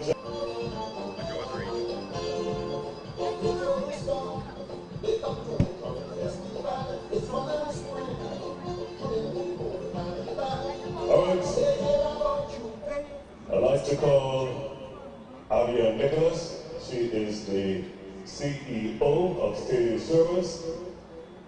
Javier Nicholas, Chief Executive Officer of the sponsors, State Insurance. And I'd also like to call on the Minister of Carnival, the Honorable Darrell Matthew, to also come on stage. In the meantime, we're waiting on the envelope to make that announcement, and I see the chairperson in charge of the judges, Denise Gardner, with the results. Thank you very much.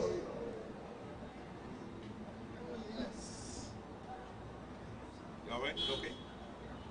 Okay. I stand the same. Nothing changes. Let me tell you when I say something.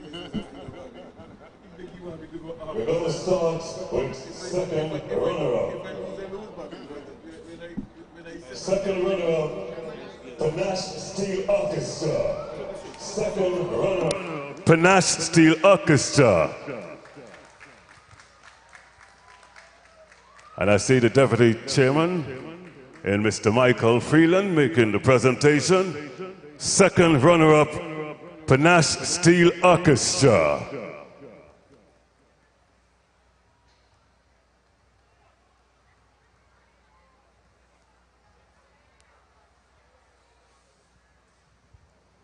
First runner-up in the State Insurance Company Limited Panorama 2023, Original Steel Orchestra. Original Steel Orchestra, first runner-up tonight.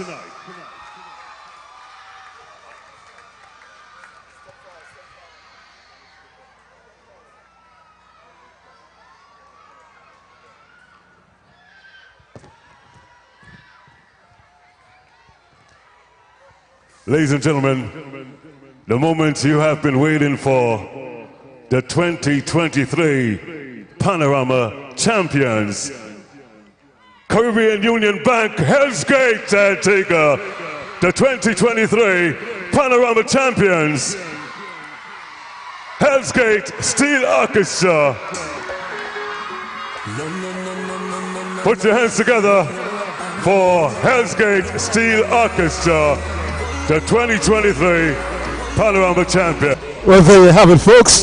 Hell's Gate Steel Orchestra, the 2023 Panorama champions. And again, sorry, go ahead. Go ahead. No, I was going to say our predictions of the top three. The top three. Some of us might not be pleased with how they were placed, but so I'm going to be quiet for a while so you guys can have your say. I want to congratulate. I want to congratulate the listeners. So I'll be the bigger one. Thank you, thank you. But in the final analysis, if we listen the same competition of the judges, I can't see how original can be ahead of Panache. Did a good job. Everybody did a good job. Yeah, well, like we said, though, when Panache, when original was playing, we all were duly surprised at what they brought to the stage, though. So, like I said, it's very close. I'm sure they probably got that by less than 5 points because they're always so good. They were the surprise horse in that race, and they really came around that 8 furlong. I mean, just breathless and seeing that checkered flag. I think they deserve the position. I want to congratulate all of the bands. I want to congratulate all those who managed the event tonight. I want to congratulate the audience that came here this evening, the judges. I want to congratulate Hell's Gate, all the winners. We had Panache. They have now established themselves without a doubt that they are in the top of our steel bands, national steel bands. I want to congratulate Original that just came out of the dark, and Hell's Gate, and for a record set by Can. He is now 14. 14 wins. I think he nine. He's now 9. Yeah, 9. He was tied with Victor Babu Samuel of winning 8 Panorama championship. Now he has gone one ahead of being the leading champion arranger, winning the most arrangement for a steel band. Can Cordis. So congratulations, he's now holding that feat, that accomplishment, and now Hell's Gate has had another win. It's 21? 21. 21? I think it is. 21, I think it is. Congratulations, winning from 1949, 78 years old, I think I'm right. One of the oldest institutions, and it is getting younger because as we look at the contingent of their players. Yes. The matter of fact, they originally have twice the amount of people who played tonight, but you know the Pan Association had agreed to facilitate a balance that all bands maximum would be 75, I think it is. Yes, you are correct. So that not only the oldest institution increases its record, it's a ranger, set a record of 9 championship, but Pan is well and looking good with young panists, not just in Hell's Gate, but I think in all of the bands we heard this evening. And I want to congratulate all of them for making, Hell's Gate alone could not have made this panorama. Awesome. All the bands came out and gave of their best. Congratulations and to the audience. And all to the listeners, I want to thank them for listening. And good night to my fellow and sister panelists. So it was my pleasure to be here. Thank you so much. Any last word from you? Well, I know putting on a show like this one is a lot of work for the arrangers, for the persons who are playing the performance, everyone. I know that when they came out there, and despite of the difficulties, the resources, lack of resources, they came and they pushed their best foot forward, and they did a good job. All of them. Thank you so much. I must commend all of them. However, I'm not pleased with the positions, but the three that we had so far, they were the 3 that actually won. So I must say, I guess they had the differences in, the way they're going to look at it. Yes. Vernon, I think it's your turn. No, it's not a matter of looks at. I would love to see the score sheets. Yes. It's something that Alyssa has been talking about because the competition couldn't be a competition where Hell's Gate won like 10, 15 points. Absolutely not. It was a lot more closer than that. Right. Yeah. So I'm saying that if Original jumped ahead of Panache, then they won the competition. Mm-hmm. Yeah. That's